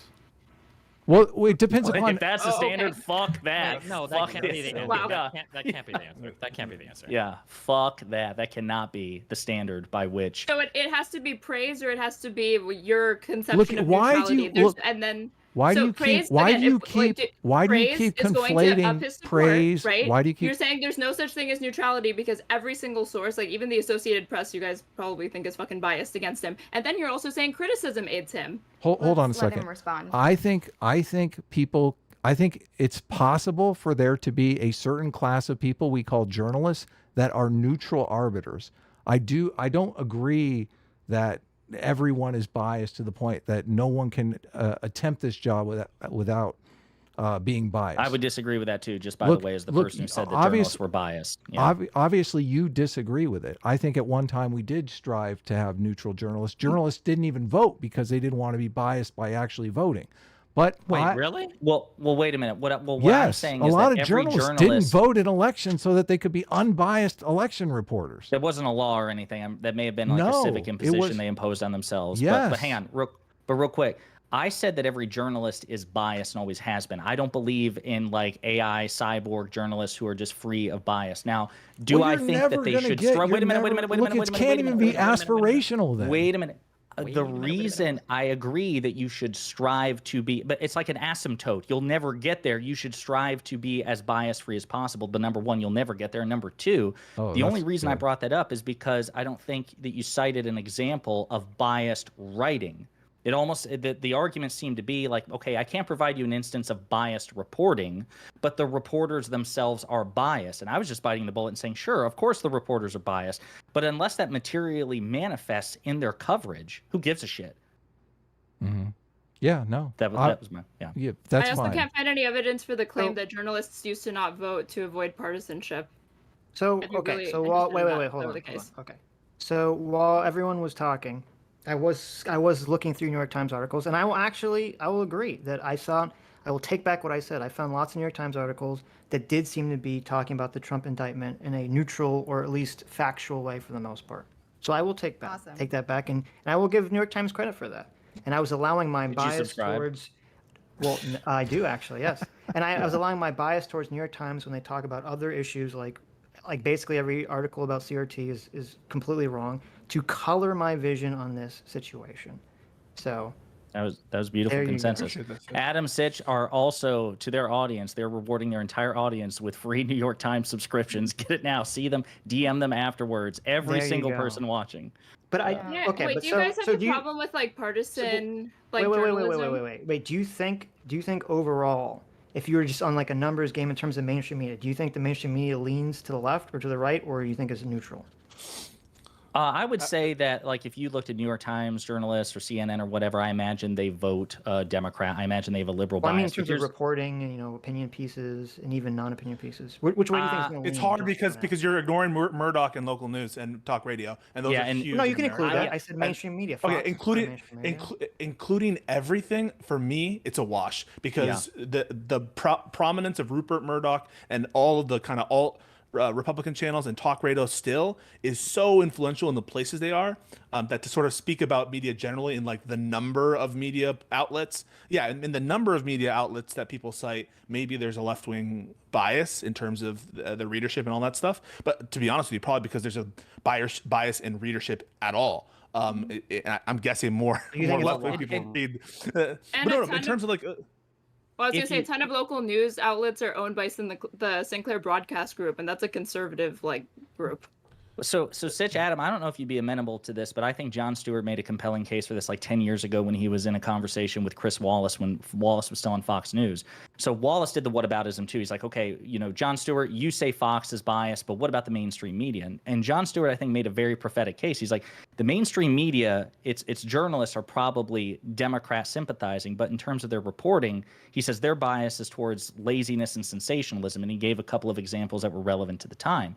I think there are even examples of this now. I bitch about it on Twitter all the time, where, for example, in 2018, when Donald Trump was president and the unemployment rate, or he had a great jobs report, it was like 180,000 or something like that. And the headlines on the Associated Press and Reuters and all the others, Donald Trump got, you know, explosive jobs report, blah, blah, blah. Joe Biden gets the same figure like 2 months ago, and it's like lethargic jobs report. Like, I don't buy this idea that the mainstream media, the non-Fox mainstream media, is activistic in the way that Fox News is. Fox is like its own beast. There is no analog, not even close. Perhaps MSNBC, but MSNBC is a fraction of the viewer base. And I think actually you'll find more people on MSNBC who will criticize Biden and the Democrats than you would find Fox journalists or whatever criticizing the Republican Party and Donald Trump. Yeah, but they're criticizing him for not going far left enough, aren't they? I will give it right back to you, but I want to respect everyone's time, and I want to make sure nobody feels like they have to stay longer than they need to. We've gone over an extra hour. So if anybody would like to dip out, you are free to dip out. Wow, we this can is always great. do another topic of this. Such a great And if host. everyone's on board, then go ahead and stay. And go ahead, Sitch. Sitch. I'm sorry, Sitch, what'd you say, buddy? I forgot. What were we talking about? Sorry. He was bringing up NBC You had to and read too many Fox. New York Times. Oh, had you to read- said you said about Fox. You're like, aren't they criticizing him for not being like left enough instead of pushing him to Oh the yeah, right? yeah, right. Yeah, when they criticize Biden, aren't they criticizing him for not going further to the left? Isn't that the criticism generally levied at him? I mean, maybe, but you have think Joe for Scarborough on being old MSNBC or- too, where he's kind of a conservative Democrat, and I think there have You been listen to times him like recently. He's pretty. I do actually, but my point is, criticism is criticism, right? I think you're going to find more dissent of the Democrats and progressives among the non-Fox mainstream media than you do. That you'll find dissent in Fox for Republicans and conservatives. So I think Jon Stewart had the right of it 10 years ago, and I think it continues to be borne out in the facts now. I mean, my God, look at the polling on President Biden's economy, and everyone's like, oh my God, the economy's in a shithole, and we're like 2 inches away from a recession, when if you break it down on the metrics, it's just not true. I think the mainstream media has a bias towards negativity, sensationalism, and laziness in a way that Fox does not. How long have we been on the border of a recession? Forever. Well, since January 21st, 2021, Like, when Joe yeah, Biden Jesus. was inaugurated. Yeah. Now, not January 20th, 2021. That was different because Trump was still president. We were recession free then. But Yeah, it bugs me, those Noble Gold ads that they always talk about us being in recession, and we aren't in a recession. God damn it. Stop saying that. yeah. I guess what I was getting at earlier when I was asking about like the authoritarian presence, then we talked about the border wall and indictments and everything else.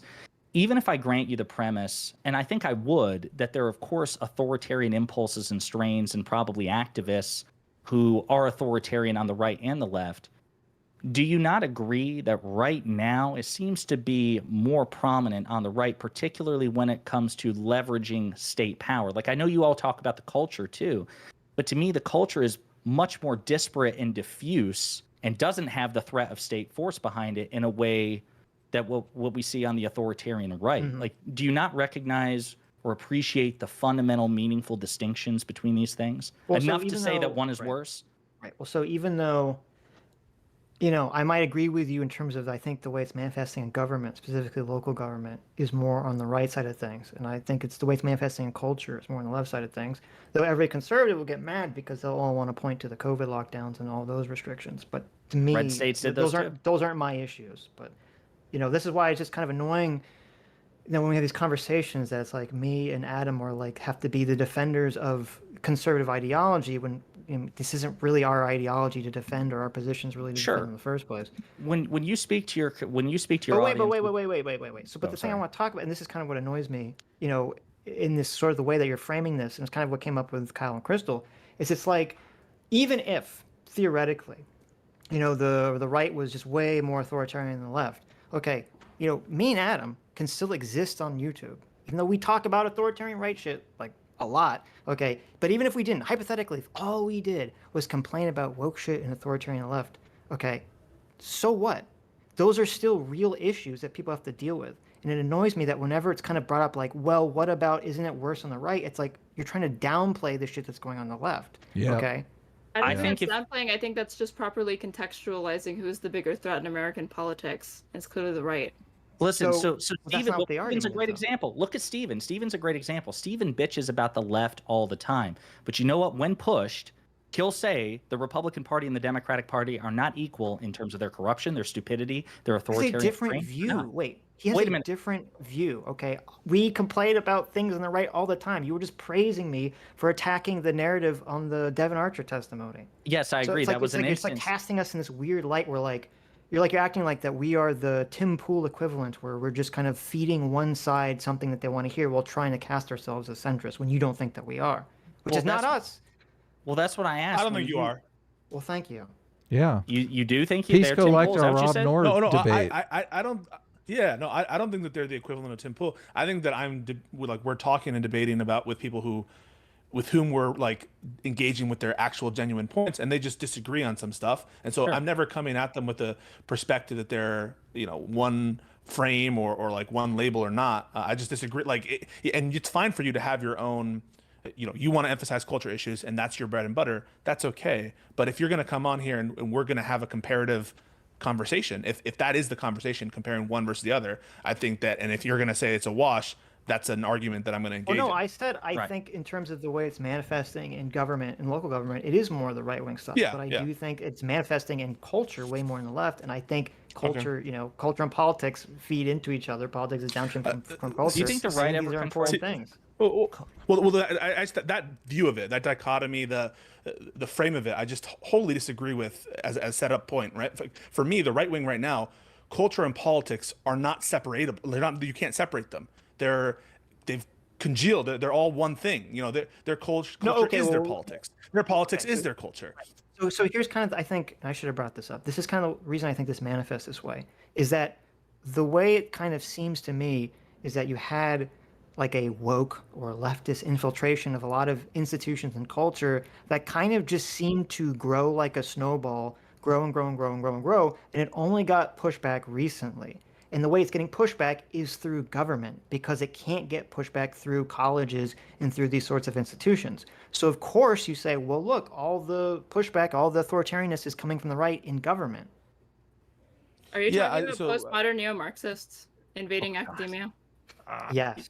You're like tracing a causality there, that the reason that they're going after these institutions and they're using their governmental means to sort of clamp down on cultural issues is because there is no other option to do so. And Well, I assume you even agree at that bottom, that's what caused the pushback, right? are you No, do you speaking think it's all, specifically like- about CRT or? Anything, yeah, CRT, you're talking and about- any of the sort of woke stuff that seemed to definitely be kind of permeating in colleges. I'm not sure I accept that Yeah. premise, but well, hang on.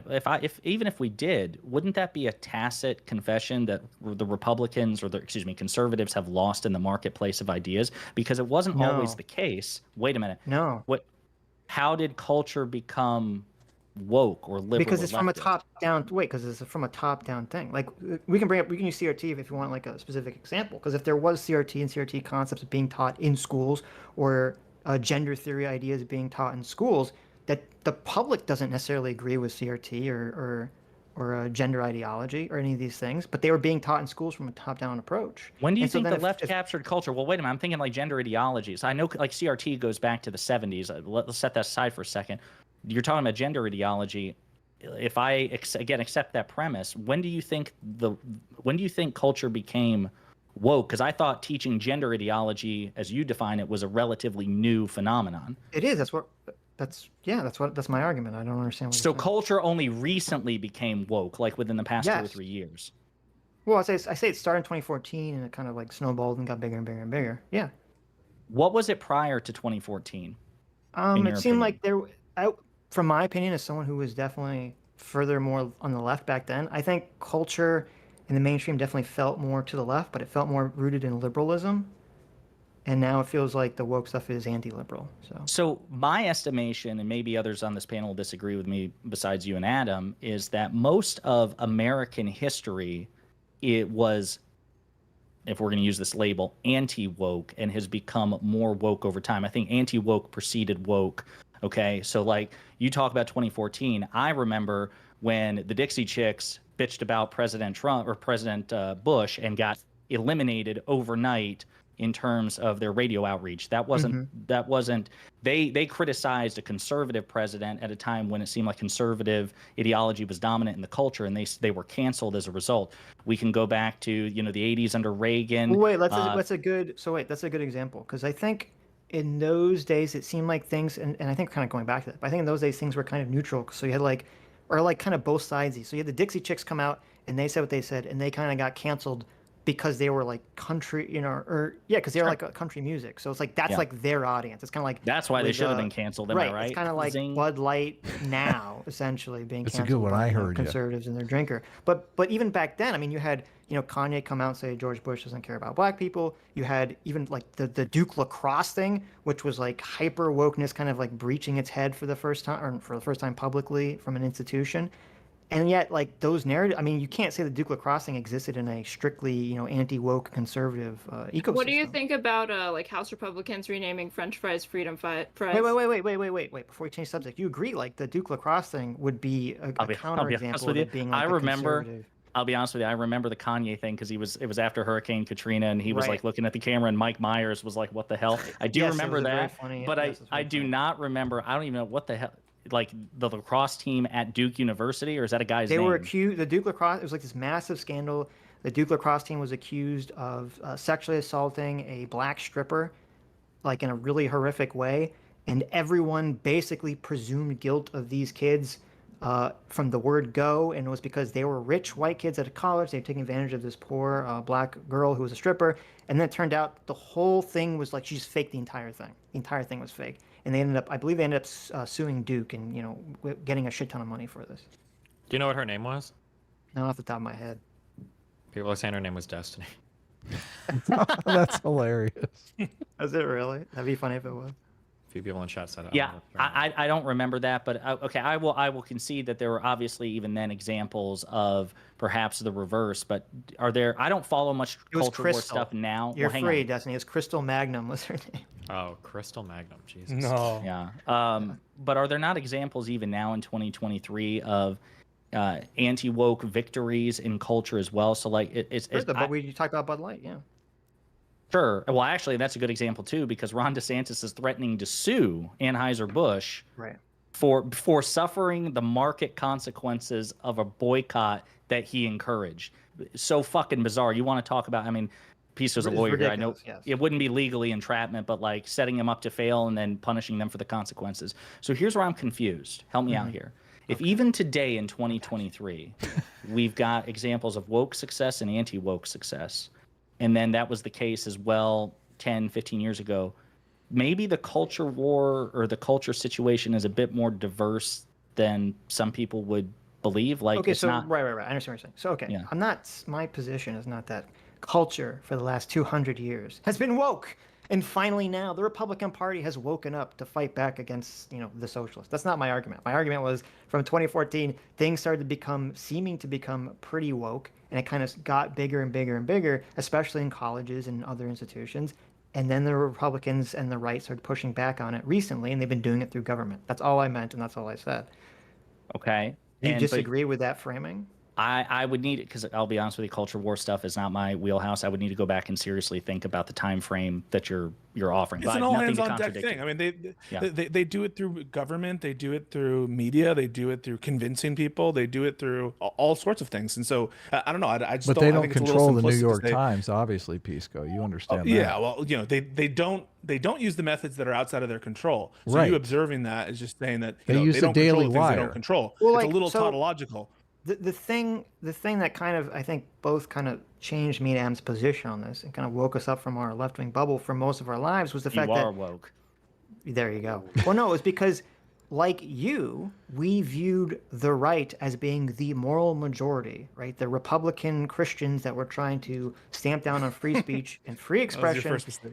And, like, trying to prevent people from talking about things and talking about free expression. And so when we started to see the left during that 2014, it was pretty jarring to us. Right, yeah. Okay? It was jarring to me too. Happening? Listen, you would be surprised when I was in school. I actually lost a few friends because I was vocal about that I didn't like. I don't know if you guys remember the ACLU. they were going after some guy with like no, Kinda like Jews? I like the ACLU. No, I don't know what you're talking about. What are you saying? Am I crazy? So there was some guy going at like some woman going after a guy because he had dreads. There was a case where like there was a costume controversy. There's a white guy, white guy with dreads. what- I remember talking about. Yeah. Yeah. All those incidents were situations in which I think a lot of you guys would be surprised, but younger Pisco, college age Pisco, Had was dreads? like very much. I didn't have dreads though. My hair doesn't work that way. But I was like uncomfortable with those moments, and I think Destiny it has been very vocal about his opposition to those forces. Yeah, it's 100%. And I think that there's nothing. I don't know. I guess that's all I have to say. I agree with you on those points. I just don't see it as right now the predominant issue facing our country. I'm not like that happens, and I criticize it when it does. But I'm very alarmed by what I'm seeing on the right. Well, Okay. this is I am too. You know, it's wait. Let me just Go ahead. I just want to say, like, you know, I don't know if you've been like James Lindsay, even who I'm sure a lot of you guys don't like, has even been trying to raise the warning bell about, you know, right wing Christian nationalism, you know, taking over. So I definitely think what you're saying is a problem. And I do want to commend you, Pisco, because when I was listening to, you know, Mahler debate XQC, you, the lefty communist, were the only person that brought up property rights in a conversation about intellectual property. Oh, So don't even get me doing started on that because Steven has totally gone to the wind with this stuff. And no. no You're one muted, seems to Chaeiry. care. Oh, it's Chaeiry talking? Well, Oh, are I you keep a commie? I'm not I a was just- communist. No. I was just joking. I was just He was Oh, memeing. okay. Yeah. Well, look, if look, I Pisco. read, Pisco, I keep pivoting back to Trump, Yeah. which I think a lot of people on this panel would think of Trump as the most existential threat to society.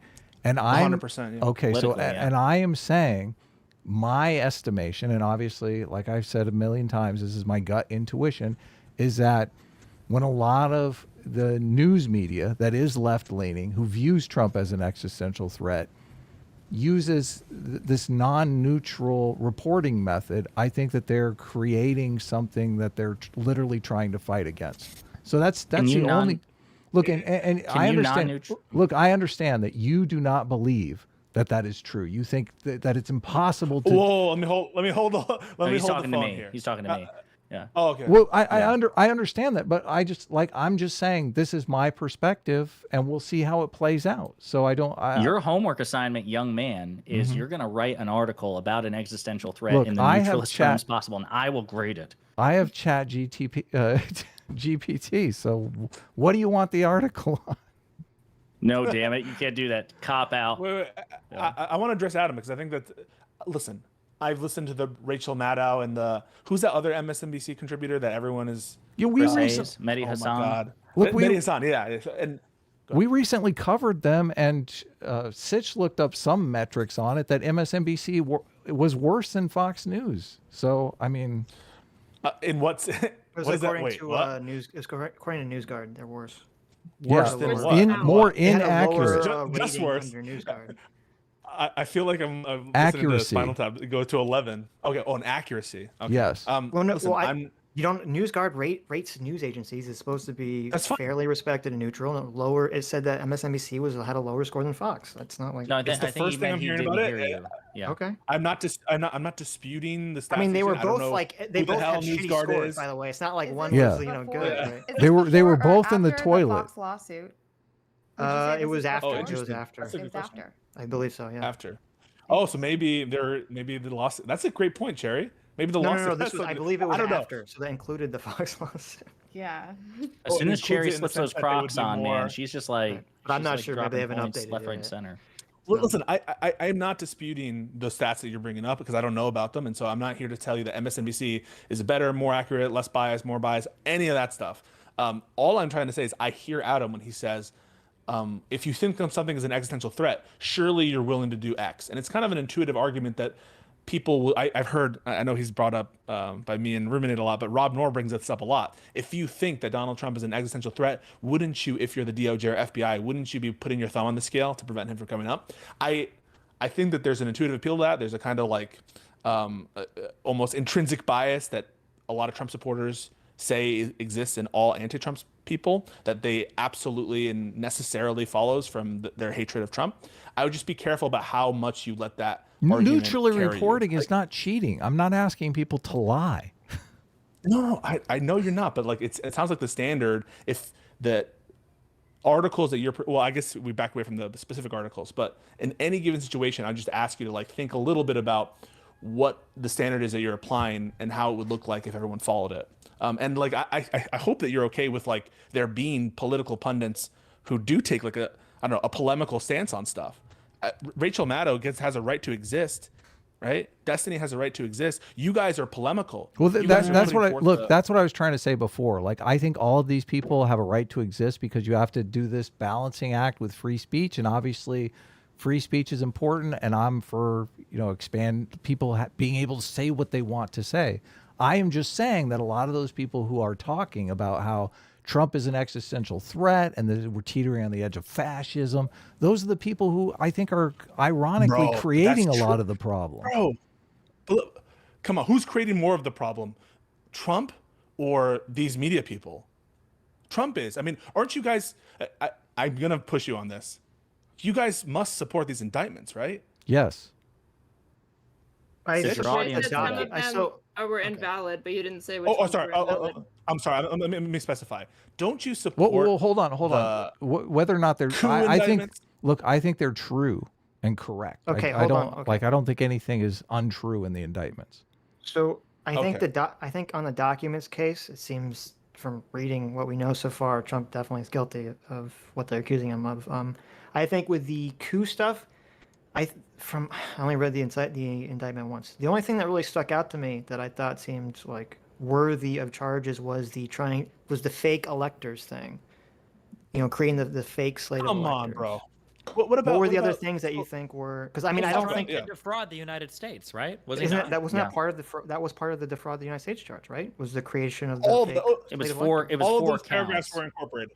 Yeah. Everything, if you read it, they all incorporated by reference the factual circumstance from the first count. So that it's all incorporated in each part of the counts. So, but let's just go off the facts. Suppose that Donald Trump had ordered the Department of Justice and the Attorney General to declare that that there was a bunch of fraud in the election.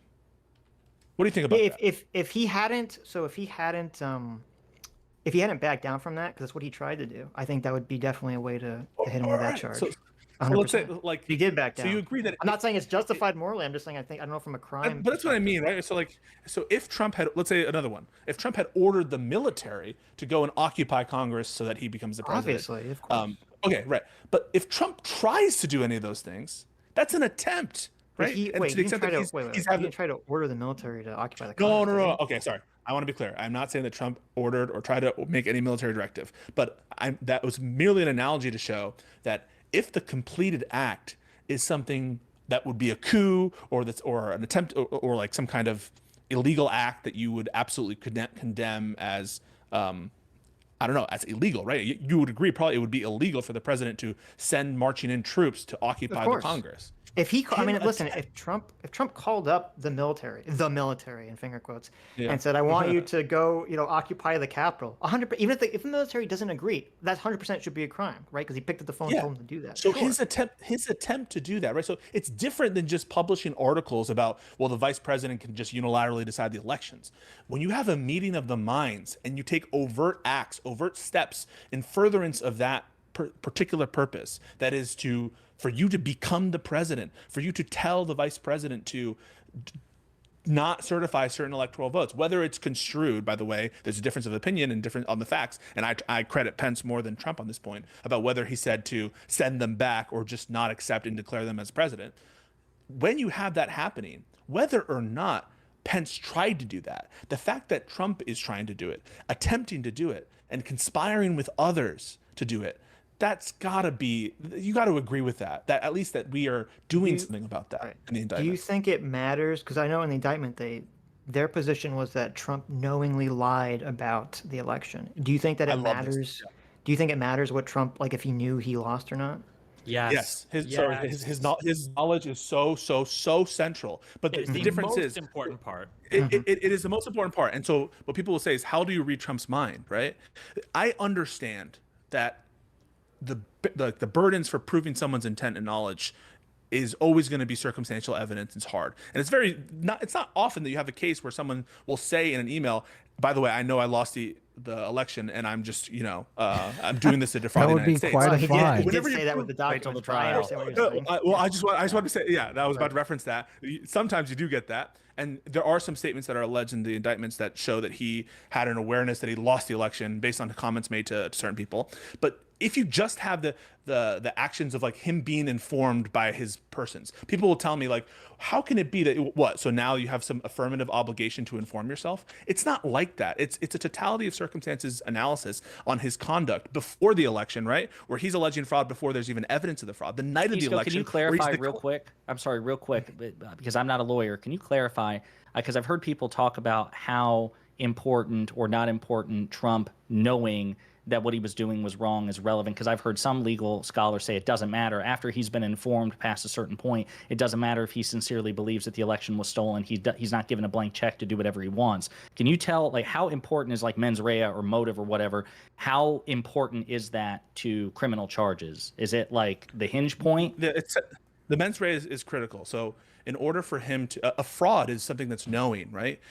To defraud someone, to do something, to induce someone to some material disadvantage or something in the, I guess, private party context, absolutely intentional, knowing states of mind are critical. But the difference is here, right? If you pointed a gun at someone and you shot them, and then later on in trial, you're going to say, well, I really just thought that bullets don't kill people. I really thought that. I really and they're like, but haven't you seen movies? Yeah, but I just truly thought that bullets don't kill people. Or I just truly thought that it's not the case that anyone can die from me firing a gun at them. And you just kept on that line forever. None of you are going to allow willful, malicious blindness to be a way out of criminal charges. You never would. You never would allow it in any of those contexts that I'm bringing up, where, no matter how much evidence you're presented about the state of the world, that bullets do kill people, you're shown slides, you're shown documents, you're shown, someone kills someone in front of you, and you just still maintain that line. Nope, bullets just don't kill people. But are you going to let that? Wait. I just want to be clear on Sitch. In that example, would you let that person who's just continuing to claim that bullets don't kill anybody, are you going to let them out of a conviction of knowing murder? No, not unless there's evidence that they were like raised by weirdos that taught them bullets didn't, kill Yeah, people. there's Well, some in this particular case, he would have been told multiple times by experts that bullets do kill people and fired the gun anyway or attempted to. But my understanding was that like willful ignorance or whatever the phrase is like if someone says, here's a package, I want you to deliver it, and you think that there's something illegal in the package, but you intentionally choose not to look into it, right? Like even though you think there could be, right? Isn't that the willful ignorance thing? No. So one flavor of it is where you like it happens with there's like drug cases where you're pretty sure that there are drugs in your I don't know, trunk, and you knowingly not look so that you don't confirm it in your head. That's a flavor it takes. But like now suppose that you open up the trunk and it's like, here are the drugs, Mr. President. The drugs are there. You see the drugs? And he just like looks at them. He's like, those are drugs. Those are drugs, sir. We've tested them. Here are the tests that show that they're drugs. Here, I'm smoking this drug in front of you. This is my crack pipe for the drugs that we're having. And then someone comes up and so then Trump drives the car. Well, but just follow me on this analogy. Sorry. Go ahead, Destiny. Sorry. No, Stephen, go ahead. I was going to say this is like literally the level of, because if you read the indictment, it's literally saying that every single person told him there was no election fraud. There was no election fraud. There was no reason for Donald Trump to actually believe that there was an election fraud. And Donald Trump exhausted his legal recourse for election fraud. And I think all of us in here agree, as much as we hate it, he did have the right to ask Congress to certify their vote. He did have the right to even make phone calls and ask about the things. Individual states arguably had the right to sue, but they didn't have standing for it, right? There were rights that were enacted that people went through, and they exhaustively went through their legal remedies to figure out if they felt like the election had been fraudulently done or not. But there's no reason for Trump to believe that. Nobody supported him. So we actually covered the January 6th coverage of the attorney generals, or I think it was Trump's legal counsel, whoever it was in the White House, that were the lawyers that were basically testified and said that they found no evidence of fraud. We covered Bill Barr saying this to Trump, that there was no evidence of fraud. Bill Barr also said he thought Trump was unmoored from reality, which he's changed that position, Sitch. I don't know if Bill you know. Barr, the guy that the New thing. Yorker wrote a profile piece on like 5 years ago saying the sword and shield of Donald Trump. No, listen, I agree 100%. I know everyone, and he did, now unfortunately, he did have Sidney Powell and Flynn and Giuliani basically feeding him what he wanted to hear, but most of the people around him were saying that there was no evidence of fraud. I understand all that. We've talked about all this stuff. If I saw like compelling evidence to me that Donald Trump knew that he did not win the election and didn't care, then I would agree. Then yes, charge him with all of these things. I just don't know if I've seen that specific piece of evidence. You're letting him do like the drug example that I'm giving you. You're saying that person shouldn't be charged with. Well, no. with, So like, when I read the indictment, it seemed like what they were saying was all these people told Trump that there was no election fraud. Therefore, he knew that there was an election fraud, as opposed to, well, he should have maybe known that there was an election fraud or that he wasn't deluding himself. But especially when you have someone like Trump, I mean, if all the people they're going to believe are going to believe whatever the fuck they want, that seems to be, that's kind of like Donald Trump's MO. No. So I disagree with the notion that Trump is like, I think people overstate the extent to his derangement in like clinical terms. I don't think that he's like, he doesn't take in like stimuli. He takes in stimuli. He is not like. Do you agree with that? Right? Like he's not just. I don't know the answer. Yeah. Come on. I take in stimuli better than anybody. Believe me.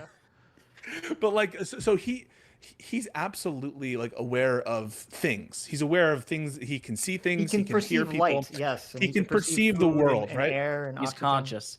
He is a conscious entity, yeah. But like, so let's take this set of facts.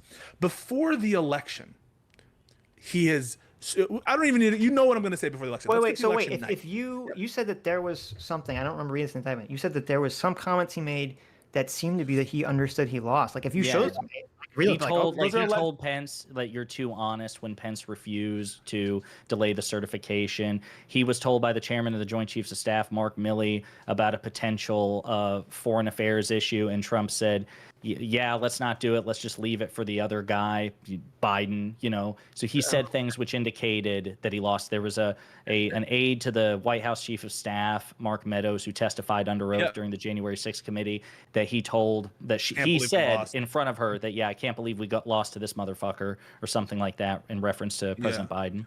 So those statements do exist. I just want to say those statements do exist. But there are people, you can take your logic there. Right? Or not your specific logic, but that logic that I'm criticizing, which is, well, just because he said it doesn't mean he believes it, right? Or perhaps he believed it at the time and then started to believe something else. Okay, we can say that's not my logic. Because you could I'm not saying that's why I caveated, but if you take this ultimate maximalist view of, well, in order to prove knowledge, you need a smoking gun, I don't know why you would be like satisfied with well, he said he lost, because he could say he lost, but it could be a play that he's working on. He could say he lost, but he could just be saying the opposite of what he's thinking. I don't think that's a fair characterization of someone who was an expert told him he lost versus, oh, he said it himself that he lost. We're trying to discern what's in his mind. I don't know how you can make this comparison. Didn't he literally say, I can't believe I lost to this guy? I mean, he's literally saying. On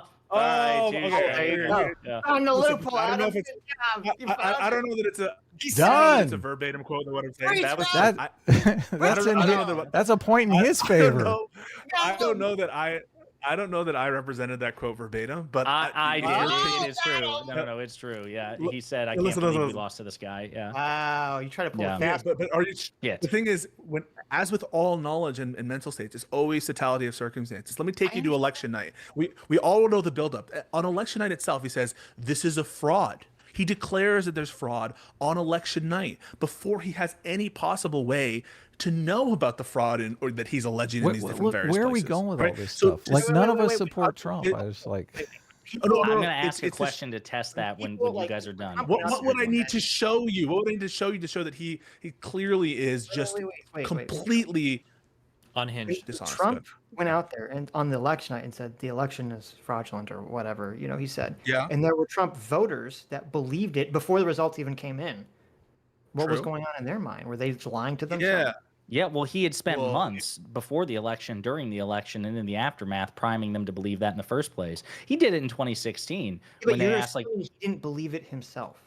That's the issue. No, because Wait, he had access to different information than a voter does. You're more likely to trust the president of the United States than a random dipshit on the street. Donald Trump should know better. We might not expect a random voter to know. Wait. I would agree with you. He should know better. But if the requirement is just he should know better, then I would agree. Then you have him. But if it's not that he should, how does he know that there's? How does he know there's fraud? How does he know that there's? First of all, we don't even know who's going to win on election night. We don't know who's winning. we don't know. How who's do you know winning that he won until- in 2016? Oh, he doesn't. Well, oh no, but I just want to stay on this point. Listen, He I doesn't don't know Find, I at don't that find Trump a listen. I don't know find you Trump don't. a trustworthy fucking person. I brought up all these points before when arguing with the pro-Trump people in our community, or when people come onto our show. That yes, he said the exact same. He said, "Oh, the election was fraudulent in 2016," and then he won. And suddenly, it wasn't. Right? I guess. Well, here's the Get all question this is, stuff, the right? question is, we're trying to prove in a court case. I think it's a little bit different. No, yes, we agree. But like, here's the question then: do you need him to say I knowingly lied, or is there any other way we can assess his mental state? And if there is, Yeah, what would exactly. what would those ways be? Destructive brain scan. Thinking. Bro, come on. Don't mean. Don't. No, he's memeing. But let's No, answer. I'm curious. I don't like. I'm trying to think of like what I would consider powerful evidence that Trump knowingly was lying. That wasn't just him saying it to someone else. Because obviously, I would accept that if he admitted that. But outside of that, I don't know. I'd have to. Yeah. I Well, hope come we on, would wait. accept This a is really confession. important. There I must, wait, you understand that in almost every single court case ever, even when you're talking about like first-degree murder, assessing mens rea is almost never the person stating they did it. Right? First-degree murder cases don't like hinge on a text message where the guy's like, "I'm going to go intentionally and knowingly murder this person." That's not how that works, right? We don't assess mental states that way. Well, no. So like, okay, so if you view this in the terms of a self-defense case, it all hinges on whether you think the person had a reasonable belief that they were defending their life, right? Well, that's a standard that. But No, by the way, wait, that's a standard that incorporates That's both a great question. Do you believe that Rittenhouse was defending his life? Of course. Why? He never stated that at any point in the altercation. Right, I'm shooting this person to defend my life, right? I would say that him running away from the people would be a good indication of all what he was trying to do. He was trying to get away from all of them. Yeah, sign language. You think that Donald Trump asking every single person he could in his administration if there was voter fraud and then them saying no might be an indication that he did try to figure out if there was voter fraud, realized there wasn't, and then acted opposite to that anyway? Yeah, of course that could be indication for. I'm not denying it isn't. I'm just saying I I don't know think for it's overwhelming. criminal charges if it's enough. Okay, now Oh, here's come my on, come on, question. come on. Okay, wait. I got to ask this. I'm just curious. You all said that, if I understand it correctly, that one of your political theses, one of like your goals is to try to like unite the right and the left and maybe like look at things from an empathetic perspective, do some healing and bridge building. I'm curious. If Trump is indicted or convicted, do you support President Biden pardoning him? The fact that you're even hesitating is I don't even know. I never even thought about that. Okay, all right. Like, What- should he pull a Gerald Ford? Hold on. What and is pardon the Nixon? correct answer that I'm just supposed to say immediately without even thinking about it? That's what I want to Absolutely know. not. No. Not even close. Yeah. Okay. Yeah. So I don't know the context of the situation. Like, has Trump like lost the election? I don't know. Why do you say? Sure. How do you look, not know the context? This is like why do you this say is the most important so? thing to our democracy. Look, why do you he's say talking so? about, like, whether Trump Why won do or you not, say because- so quickly that you shouldn't pardon him? Because these are insanely serious crimes. He's running for president again, and it would just be one of the most unbelievably defiant things you could do in the face of the Well, law. hold for on a any second. citizen in the United- I don't think Biden would pardon him without some sort of concession, like you stop running for president, like you're never going to be president That again. can't That's be. not That legally can't- binding. No, No fucking way. Even hold on. Ignoring legally binding politically and for the spirit of the United States, the idea that you would make conditional Horrible. forgiveness of criminal charges, so if you just promise, please, you won't run for president, that would be an unbelievable condition, right? Right. Yeah. So the It's reason admitting that. So wait, the reason I wasn't going to give you a blanket no, he shouldn't pardon us, because like you're asking me this hypothetical, and I'm like just thinking like I don't know what the outcome of that action would be. Yes. Obviously, I would everyone here would say, well, if it had a better outcome down the road, that's what we'd be in favor of. You just don't think it will have a better outcome, and I don't know the answer to that question. Well, I don't- since you're you can letting the also have a political infect- principle- You can have a principled exactly. position on the law, right? That principal You position. remember earlier, Pisco I'm asked taking more me this pragmatic question earlier. Like, do you think whether or not it'd be good or bad politically should influence an indictment? And I think we all here agreed the answer should be no. So why are you now looking at the outcomes of like a pardon, I guess?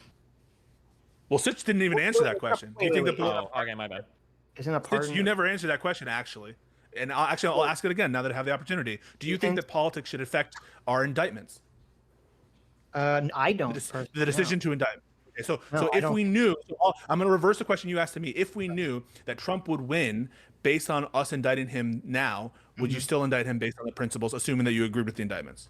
Yes, unless I knew that Trump winning would destroy America or something. Okay, so then why is it so hard to answer this sort of Because pardon question? Because it's the same thing. Like if Biden pardoning Trump would end, the hyper partisanship in this country, even if Trump gets away with it, I would be in favor of it. Oof. Why is that a oof?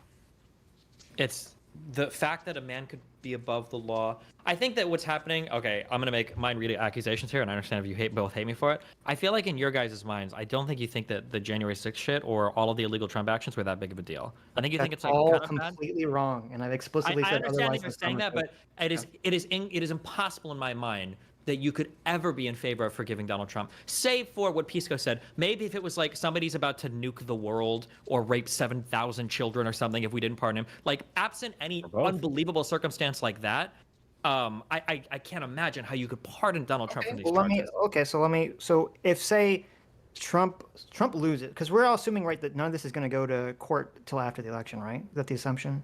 The verdict. Well, I think one of the at least the appeals will not be done for years. Okay, there will well, be appeals. let's just say that hypothetically none of these even go to trial before the election. Trump loses the election. These go to trial. Trump loses and he goes to jail. Okay, and whoever is the president, if it's Biden or Gavin Newsom or Kamala Harris or whatever, they have the option to pardon him. Kanye. If it's Kanye West, there you go.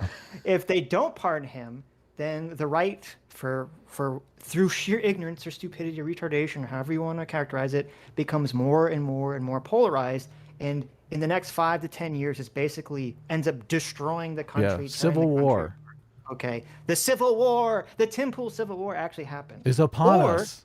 Or if Joe Biden or whomever does pardon Donald Trump, that starts to cool shit down and people chill the fuck out. To me, I'm not saying that's what's going to happen, but I'm saying to me that would be the worthwhile thing, and I'd be Listen, if you put civil war with getting the better outcome than punishing Donald Trump would be my position. Let me give you what you want, Sitch. If I knew that doing this action would prevent a civil war and the deaths of thousands of Americans in this like brutal combat, if I had knowledge of that, I'd take that deal. Okay, there we go. Look at that. Absolutely not. I would say at that point, I hate to do the leftist fearing or whatever, the civil war needs to happen because you have people that are fundamentally incompatible with American democracy at that point, and at that point, the only solution is to boot them. Like what happened to omniliberalism? I guess we just it is unfathomable. So we that need you to could let a destroy man- democracy to save it? No. Really? It's not. No. Democracy's dead at that point. You already elected a quasi-fascist, and now you're going to let him skirt rule of law. Oh my that God. extremely? That is. You're saying, oh my God, because like I said before, you'll never own it. You don't think it was that big of a deal. You don't think anything Donald Trump did was that big of a deal. Look, you're That's putting it up exactly against why, though. I a don't civil think it's war just and the so untrue. loss of millions of lives, Destiny. You're talking about like Donald Trump, like assuming our institutions didn't like hold up as well as they did, he would have destroyed democracy in the United States.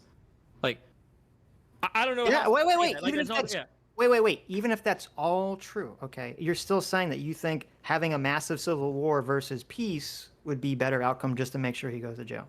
Yeah, that's Okay, here, a let me flip weird the question back on you. thing. Let's say that it was the Like, case- don't let's believe that flip that the wouldn't be question back wrong. on you. Let's say that it was the case that if we pardon Donald Trump, Yeah. there is no civil war, and then the next election cycle, Republicans elect an even more authoritarian leader, and he does manage to erode democracy in the United States, but there's no like huge civil war. Would you support that path? No, I wouldn't. Why not? That's one of the Because I want that's a bad outcome. That's a worse outcome. So then you do believe that there is some blood worth shedding for the idea of democracy then? Of course. So my I don't think position, they ever isn't denied that, my that, yeah. position isn't that far off yours then, right? Well, that's Donald fine, but Trump- what I'm bothered is that you're trying to mind read us to say that because I guess we have a position that's not that far off. Okay, you're saying that we don't because care about the January 6th stuff. Donald Trump was an anti-democratic president that you want to allow the Republicans to have flirted with for 4 years and then to walk away from the consequences. If of it that has a flirtation. better If outcome it for the saves millions and millions of lives. Part of the outcomes, the millions of lives that voted for a fascist leader, that's the consequence of it. If that is what it is, then that is what it is. Us too, though, Destiny. Us Yeah, too, though. it's going to They're kill a killing- lot they of have a lot of liberals guns. too. A lot of men, women, and children. I just want to say I want to give Destiny what he wants. I want to give Sitch what he wants. I think a civil war would be justified if Trump were successful in any of what he was trying to do. Of course. Do you agree with that, Sitch and Adam? Yeah. Yes. So I think we agree on that. I think if Donald Trump successfully overturned the election, that a physical civil war would have probably happened. Yes. Yeah. Yes. No, and We'd all actually, be well, I fighting don't in know. that civil Let me war. back up a second. Even if he did, I'm not even sure. Like, if he did, and the Supreme Court, ruled on it and said yes, Donald Trump is president, and the military split in half and backed him, yeah, I think there would be massive civil war. No, but wouldn't you support civil war to depose Trump if he was successful in stealing the presidency from Joe Biden?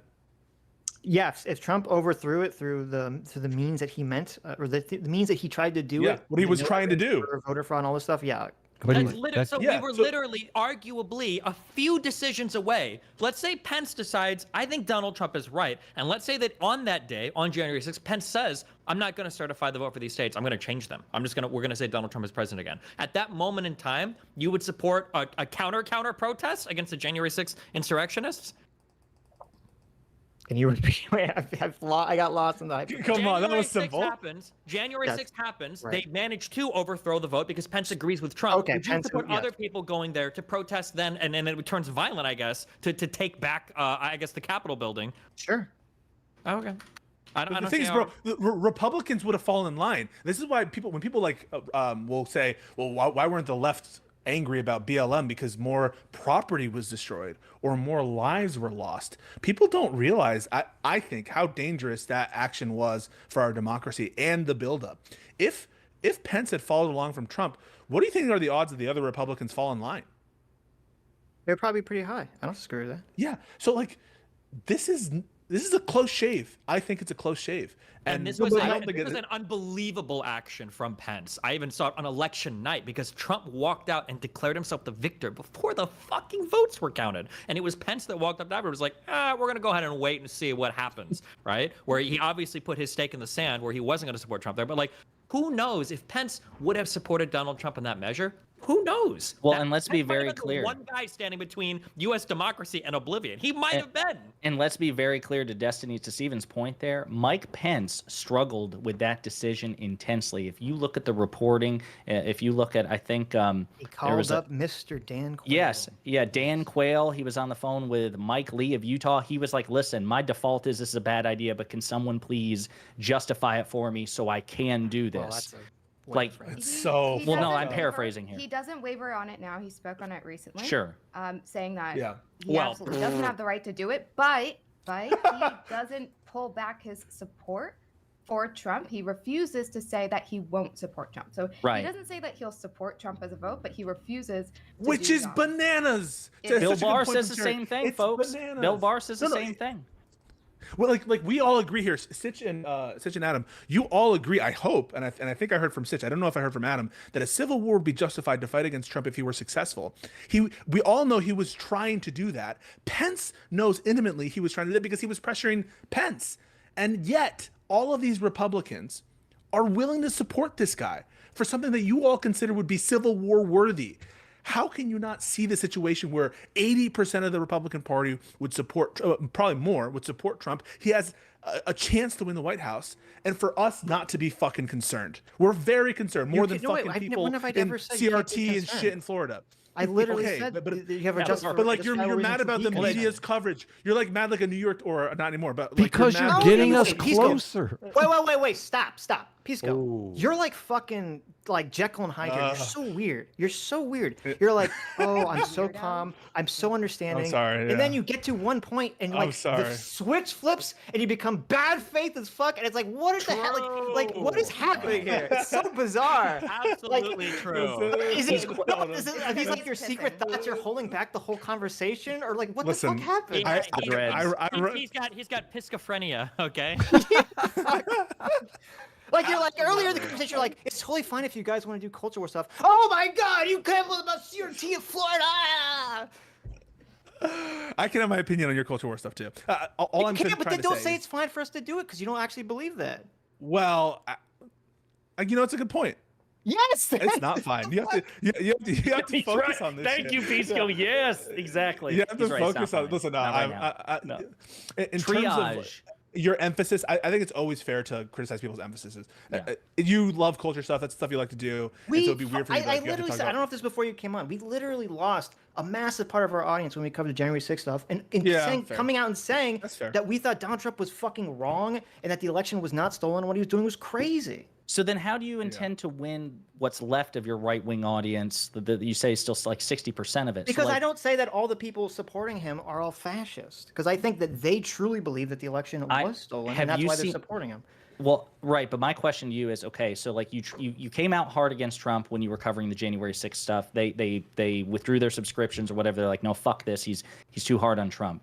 Then you tell me, even to this day, your audience is approximately 60% right wing, and part of your strategy, or at least your general approach, or both, I have no idea, but is to kind of massage them a little bit. Like, listen, we're kind of the cool left-leaning centrists in the sense that we're going to talk shit about the left. He didn't say that, but yeah. Or whatever. I'm paraphrasing here. Like I'm saying, like I thought that part of your approach was that you were going to criticize the left.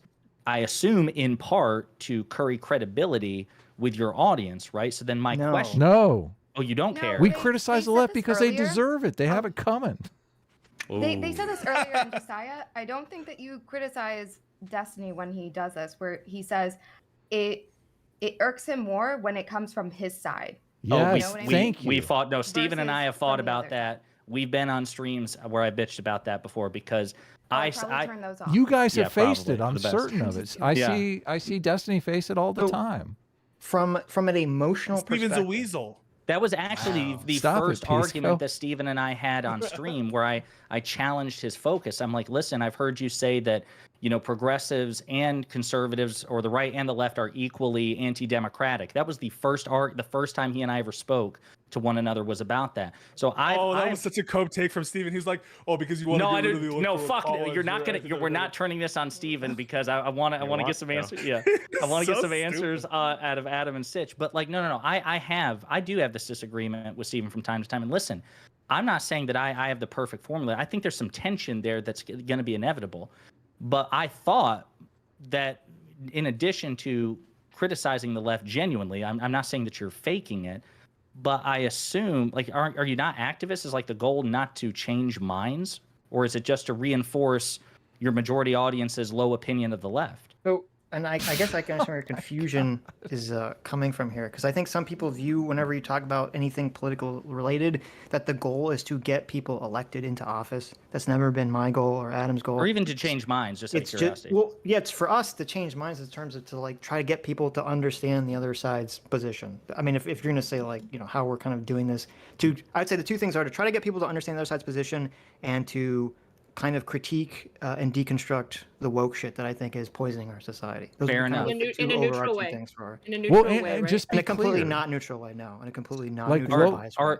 Woke When it is comes also to we then perceive getting- of woke as being anti-liberal too. You should say that, Sitch, Yes, so people I know consider what you're woke meaning. anti-liberal. I Right. imagine Or Trump's pretty anti-liberal authoritarian. too. Just Do saying. you Well, yeah, support but he would be DeSantis, guys? anti-liberal from the right, so.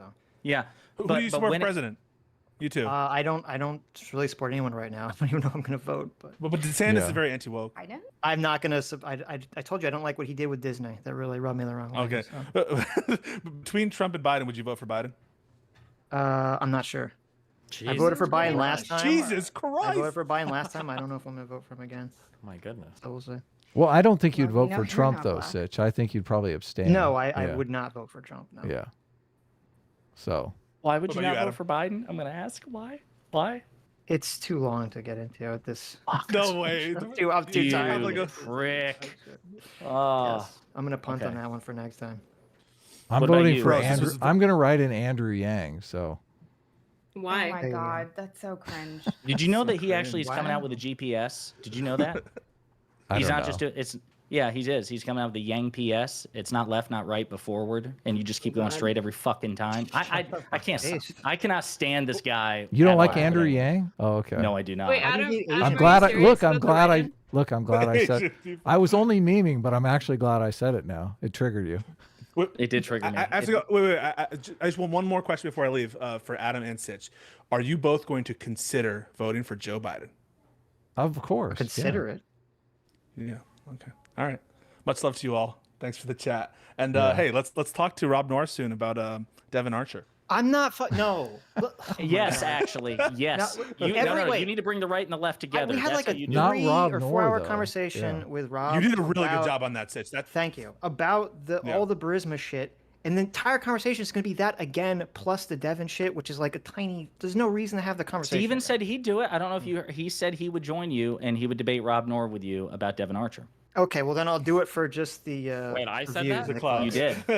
I'll do it You did. just Did for you that. hear that? He said, "Wait, I said that." Yeah. Yeah, there you go. That's Yeah. actually saying that's bullshit. All right, much Yeah. love, guys. See you. Take Let's care, go. man. Thank you. See ya. I am gonna end things on my side. Okay, and cool. Kind of give you guys a choice to keep going if you'd like. Wait, If you who? wanna- No, I'm ready to go. How about you? Yeah. Yeah. Do you want to No, debate nobody's Rob Noor responding to Destiny that shit, Steven. on Were you Devon 12? Archer? Go back to your mom jokes. I'll go. How about I just go back to your mom? Well, that is a solid joke right Wow. Holy I shit. do want to. I want to specifically thank Pisco for coming in and Aaron for being our strongest woke soldier. It was wonderful Anytime. having you afterwards. Yeah, And this then was. I'm not going to thank the rest of you again. Look, this was a Go great ahead. conversation, and thank you, Chaeiry, for setting it up. So, I mean, this was a lot of fun. Yeah, all of you made this very stressful. I went back and forth with who would be on this panel because everyone's like, oh no, I'm going to agree with him. Oh no, we basically agree on everything. Oh no, we agree. All of you, even Josiah, thought that he agrees with both of you on all of this stuff. So it turned out On the Right. tweet, yeah. On the That's tweet stuff, better. yeah. I know to fuck you. No, I remember when she sent me that. I'm like, I don't know how much we're gonna disagree on this, but I think we end up spending like a collective 3 minutes and 20 seconds on the tweet in question anyway. So Also, don't let him say fence sitter. He's the one who called conservative voters retard, and he was the one who thought that he definitely is eye to eye with Adam. Well, listen, we'll I was have you commenting on. the tweet that I disagree with. Okay. I disagreed with the whole tweet that you guys put out. We I thought we were gonna talk would more love about to have both of you guys on. Straighter Age? Straight raid. Yeah, sure. We'd love to have you on our show sometime if you're Sure. down. Mhm. So Awesome. and same Well, same thank with you you, guys for coming. Josiah. So and Destiny, Appreciate it, guys. you're welcome as well. So all right, take care, everyone. I guess Have fun. Okay. Bye. yeah, bye, Bye. bro. Thanks, Chaeiry. Later, everybody. Thanks for this conversation. See you, Adam, Sitch, Steven, Aaron. Bye. all right. Look, I think I'm the only one you guys can hear now, but Okay. there we go. I don't know if Chad can still hear me. Yeah, they can Chad hear you still now. hears. Yeah. Okay. What's up, man? Wow. Didn't expect that conversation to go in that direction at all. Jesus Christ. It's so bizarre because it always happens. It's like you guys defend the right, and then everybody's like, "Why are they having Sitch and Adam defend the right? I know, but Can't they see, get a fucking right winger?" Oh. But this is what I was like, because at first I was like, what are we supposed to be having this conversation about in the first place? Because at first it was like, oh, the Devon Archer stuff, I thought. And I was like, well, I mean, we agree on that. I don't think there's going to be any disagreement on that. So, I don't know. Yeah. I think we kind of get, I think what happens, unfortunately, in these situations is you get shunted into like looking for these, because it's like supposed to be a debate. You get shunted into looking for places to disagree, to make a conversation that's entertaining. Somewhat essentially. contentious, yeah, for Or entertainment contentious or purposes. whatever. Yeah. I mean, we get got it. some wild positions from Destiny I didn't expect to get. So I thought don't know. that was kind of cool. People in the chat Yeah. were like, "Mask off! He thinks all conservatives are retards." right. But see, I mean, to me, and I only said at the end, I think to me this is where this is kind of like, and I should emphasize this because I think this is what was important. What Josiah asked was like, listen, he's like, why do you still have right wingers if you don't agree with Trump doing this? It's like, because I can disagree that, that the election was stolen, and therefore I think what Trump did is wrong. But if you believe the election was stolen and you believe that, then you would believe that what he was doing was right, and you wouldn't consider it fascism. Yeah, I don't understand how they can't just see that. I don't know. Yeah. Well, because they really, but I guess it got into the whole mens rea argument, because like I could believe that Trump is just so deluded that he thought he won. I can very clearly see that from Trump especially. Barr has changed his position on that. He said Really? now he's heard from enough people that were inside Trump's circle that Mhm. Trump trusted that he believes Trump doesn't believe that the election was actually stolen. Wow. Well, Yeah. like, okay, yeah, like if when they do the trial or the case on that, and they get these witnesses that we've never heard of before, we're all like in Trump's inner circle, and they all testify that Donald Trump told them that he knew the election wasn't stolen, then sure, then get him for that. 100%. Of course, yeah. And I would assume most people would agree with that if they had evidence. I assume most people, even the people that support Trump, would think that if they knew that Donald Trump himself didn't believe the election was stolen, that would change their opinion on the situation. I can't believe though, like, just letting Trump, quote unquote, get away with it and avoiding millions dead in a civil war is like how is that a thing? You're literally sacrificing millions of American lives just to make a point. Right. Well, it's interesting because on one hand, and I don't know if that was the view or if the second take on that was, seemed like he was thinking if you let Donald Trump get away with it, it would lead to something else worse down the road. Yeah, but he totally had to shoehorn that in there. Yeah, right, so exactly. It's like, okay, then obviously that changes your opinion. Yeah. But if it's just like better outcome versus making sure Donald Trump goes to prison, obviously I'm going to go with the better outcome than just have this one man go to prison. If Donald Trump doesn't go to prison, it causes a civil war. But if he does go to prison, it causes a bigger civil war. Right. More people. It's like, what? Right, exactly. Right. Why are you just making the outcome bad so that we will say he should go to jail? I see what you're doing here. Well, you can ask that question to try to test whether if we really are being motivated by the outcome or we're trying to pretend like we're being motivated by the outcome. Because I really just don't appreciate, Destiny claiming that we didn't think anything that happened with January 6th was a big deal. And that's like, everyone that's listening knows that's like so fucking not true. Well, yeah. And whenever I get off on January 6th, everyone, all the Republican listeners get triggered by me. So it's just wild to hear this just because I'm like, well, I don't know if it's worth it in terms of if it leads to something worse down the road. This is one of the most unfair things in this environment because Destiny's live right now to 8,000 people. So he, to some extent, holds our reputation in his hands. That's so unfair. Well, that's just the way it is, I guess. But yeah, but he's got a still far unfair. more left-wing audience. He has to kind of have the conversation, cater to in that way. But I don't know. Or he's just really motivated by Donald. I understand, his emotion about what Trump did, but I think it's overriding his his reasoning. His reasoning, if he's going to say that you're going to sacrifice, a better outcome just to make sure Donald Trump goes to jail. Donald Trump drives people insane. He does. Yeah. Right? And I understand why. I completely understand why. He drives everyone insane on both sides. He's like the TDS lightning rod swings both ways, but it is what it is. Well, we have a ton of super chats to read, so we're going to be here all night. I kind of stopped paying attention. I stopped paying attention like 30 minutes ago. So. Yeah. PC for $2 says the image mirroring of Adam is ruining the vibe. Oh, okay. Right. I think I kind of corrected that. Okay. Mark Twain's Revenge. Thanks so much, Mark Twain's Revenge, our surrogate uncle, for the $100. Thank you, Mark Twain's Revenge. Wow. Says, embrace reason, abhor the radical, suffer not the fool, glory to centrism. I love that. There you go. I think, and I'm glad I said this, though I should just say it again and again and again and repeat this again and again in all these conversations. We got to just stop. We have to literally just refuse to answer the whataboutism question at all. Yes, just say, I agree. It's just whataboutism. I agree. Yeah. Like, I'm not defending the conservative. Stop. Right. What about it? Because we keep getting suckered into this, and I think we did a kind of a decent job avoiding it in the Crystal and Kyle conversation. But it's like, even if you think the conservatives are just like 1,000 times worse or whatever, okay, that wouldn't preclude us from complaining about authoritarianism or the oversteps of wokeness on the left. Right. At all. Just because you think the right is doing it worse. Unless we were framing it like you all have to go out there and vote for Donald Trump. You have to go out there and vote for Republicans because that's the only way to stop it, which is what they're acting like we're doing when that's obviously people listen. No, that's not what we're doing at all. Yeah. So Derek Control for $5 says Biden literally said that Mitt Romney wanted to put black people back in chains. Yes, thank you for pointing that out. I totally forgot about that. So, and Corey Gibson for $20 says Joe Biden said about Mitt Romney, quote, wants to put you all back in chains to a group of black people. Yeah.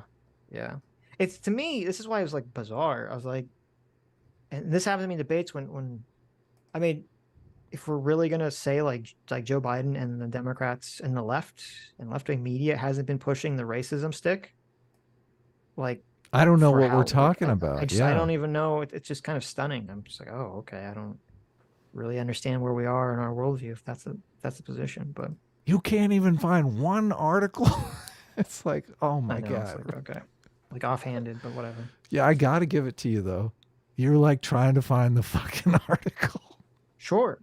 I'm sure. Yeah, I didn't offhand just say okay. I couldn't find the New York Times article that I thought was super biased. I found opinion pieces, and I should have brought that up.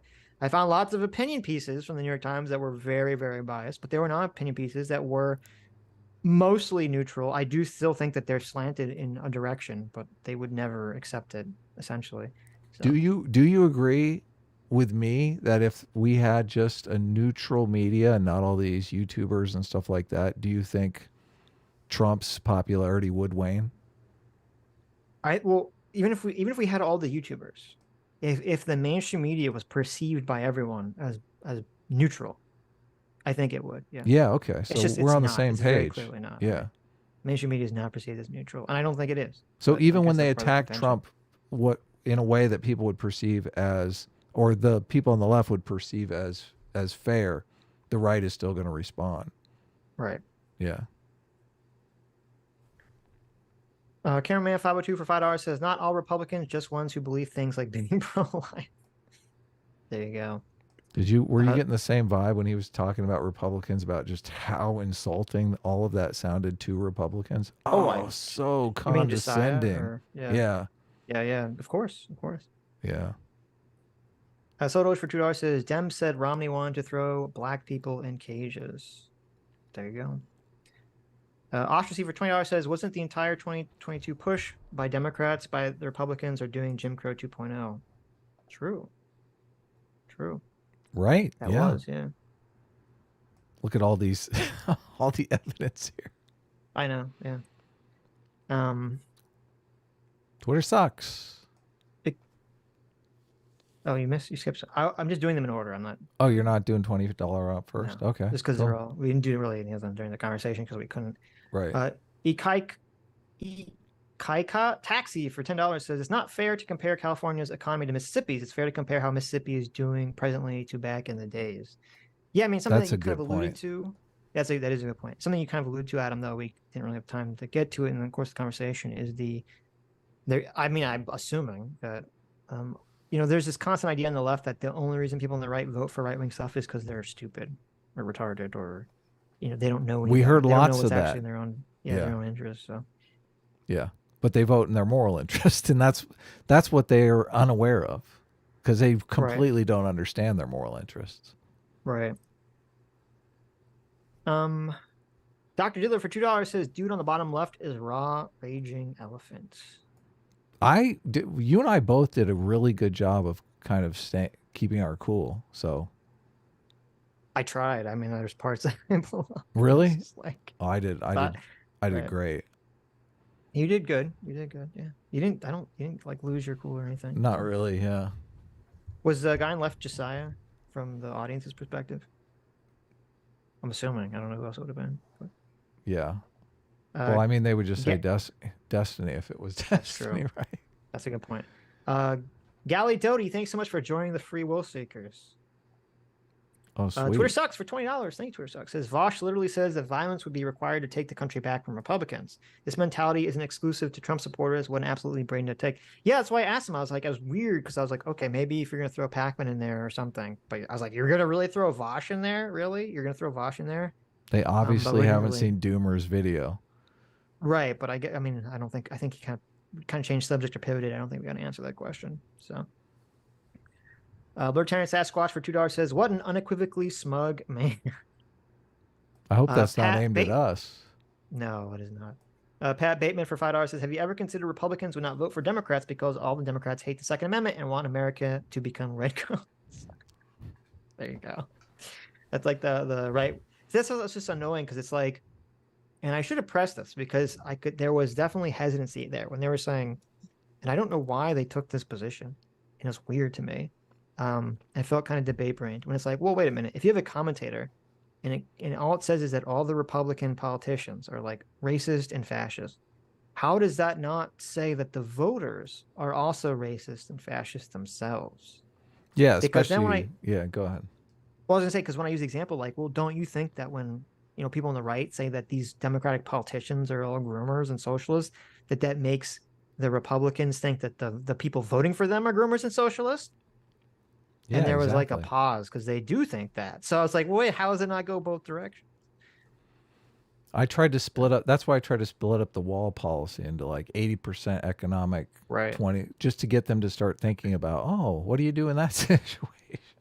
Sure. Yeah. But that's the thing that's interesting is because, when I asked what's an example of fascistic policy, I did not expect the wall The to be the wall. answer to that. I know.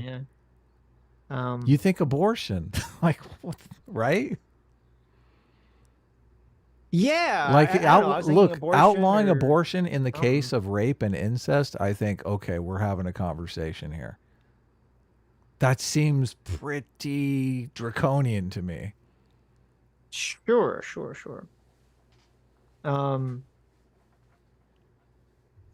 But yeah, I don't know. I didn't expect the wall, and I think here's the problem, and I brought this up though. I don't, and I guess and this would have been an interesting topic to talk about is that, if you think that fascism is this us versus them mentality, is it just because it's based on like nationality that's what makes it wrong, right? Like if it's an us versus them mentality and ideology, how is that less bad? Well, they were prepared to argue that. I don't think they were, because if you're going to say like, oh, it's, building the wall is bad because people want to keep out, some other culture or someone based on their race. I'm granting that, that the motivation for this hypothetical person is based on a race. How is that different than someone just blanketly saying Republicans bad, right? And having the same blanket bias towards someone based on their political ideology, or liberal bad or whatever. Like, to me, you're going to have the exact same behavioral difference. Like, you're gonna have the exact same outcome at the end of the day, are you not? Yeah.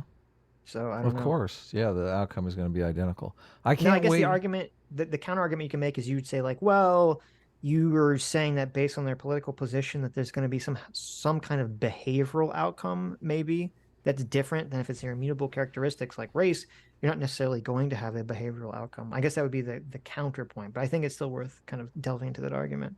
I can't wait for Destiny to post a video so I can look at the comments to see how many are. But Republicans are greedy racists. Yeah, like I don't know. It's gonna be like half the comments. Right. To deny that stereotype is rampant on the left is just, I mean, that's delusional. That's weird. That was very bizarre. And also, I do think that a lot of people are born with their moral foundation. So I do think that people's moral foundations are like an immutable characteristic. Thank God. I was like, thank God you didn't argue that. I was like, this group of people is not ready for that conversation. They are. Yeah, that's like a 25th time conversation. Right. I was like, no, they're not ready for that one. So I didn't even bring it up. BW85. But see, I guess that's kind of our point. Is I just feel like you have these groups of people that are slamming into each other, and they will forever throughout history be slamming into each other. We just have to figure out a way to get along. True, yeah. That's just the way it is. We're all going to be stuck here for a while, so we got to work it out.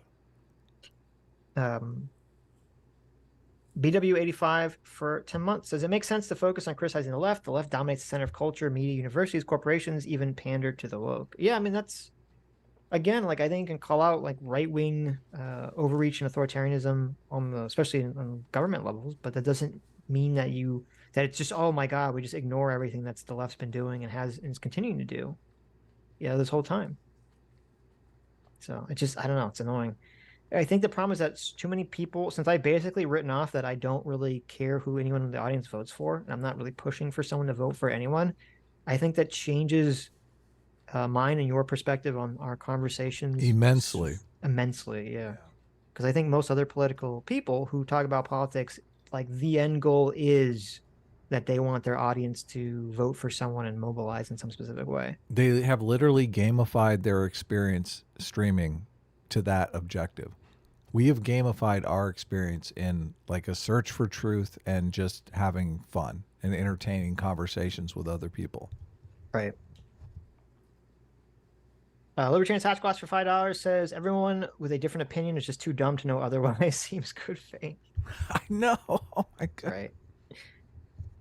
Right. Junebug for 4 months says, I don't believe Destiny knows what a fascist is. Well, there you go. Twitter Sucks for $20 says, quote, voting for a villain doesn't make you a villain. It just makes you uneducated. End quote. Maybe people like VAUSH didn't call all conservatives evil. You could say this with any kind of legitimacy. Look at, I knew all these, I could hear all of these comments in my head. I know. As he was saying it, I was like, holy shit, I wish I could slow this down, man. Yeah. I know. And they don't even know it. That's why I brought up the microaggressions, because, I mean, it's a perfect analogy. Mm-hmm.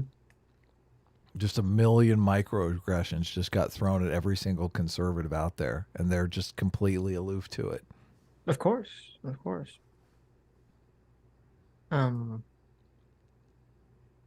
RBGH fam for $20. Thank you. Says Destiny is mandating a 9-month-old tested drug to children with a lower death rate than the flu that doesn't stop transmission while giving those same drug makers an exemption. The definition of fascism. I mean, it would be authoritarianism, it wouldn't be fascism, but it could be, definitely. That's why it's kind of annoying, because I was like, oh, when he brings up science and now, because another one I could have thrown in there was, this idea that the vaccine prevented the spread of the virus was kind of like not real either. Like, I think it helped individual people have better health outcomes, but I don't think it helped stop the spread of the virus at all.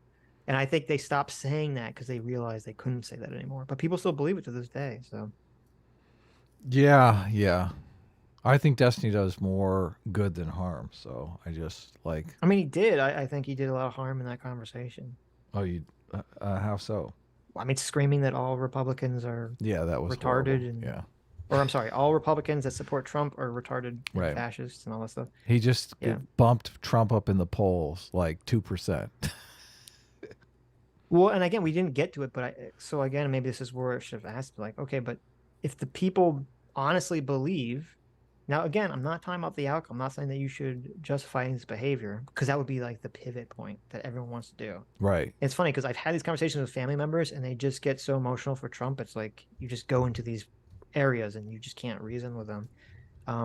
It's like, I'm not justifying any behavior, but you understand there's a difference between a person voting for Trump because they say, I want authoritarian government, and a person voting for Trump who says they honestly think that the election was stolen, and they think the Democrats are the authoritarian fascists. And I guess I should have brought that up in the conversation, is that you understand from a lot of Trump voters' perspectives what you they think are about fighting Trump, fascism. right? And we should have brought that up from a lot of Republican voters' perspectives. That doesn't mean they're right, but just understand where they're coming from. They think that the Democrats are the authoritarian fascists. I mean, I got a little debate brain going, so like obviously it was a little bit of a contentious environment. So sure. Well, I didn't even know, like, I didn't know this was the conversation was going to be about. So, I mean, neither did you. We were just kind of winging it, this conversation, but we really had no idea. Right. Yeah. Paul Fritz for $10 says, have Sitch and Adam seen a Trump rally? Those people think Trump can do no wrong and will accept anything he says and believe whatever he wants is right for the USA. They will support him blindly.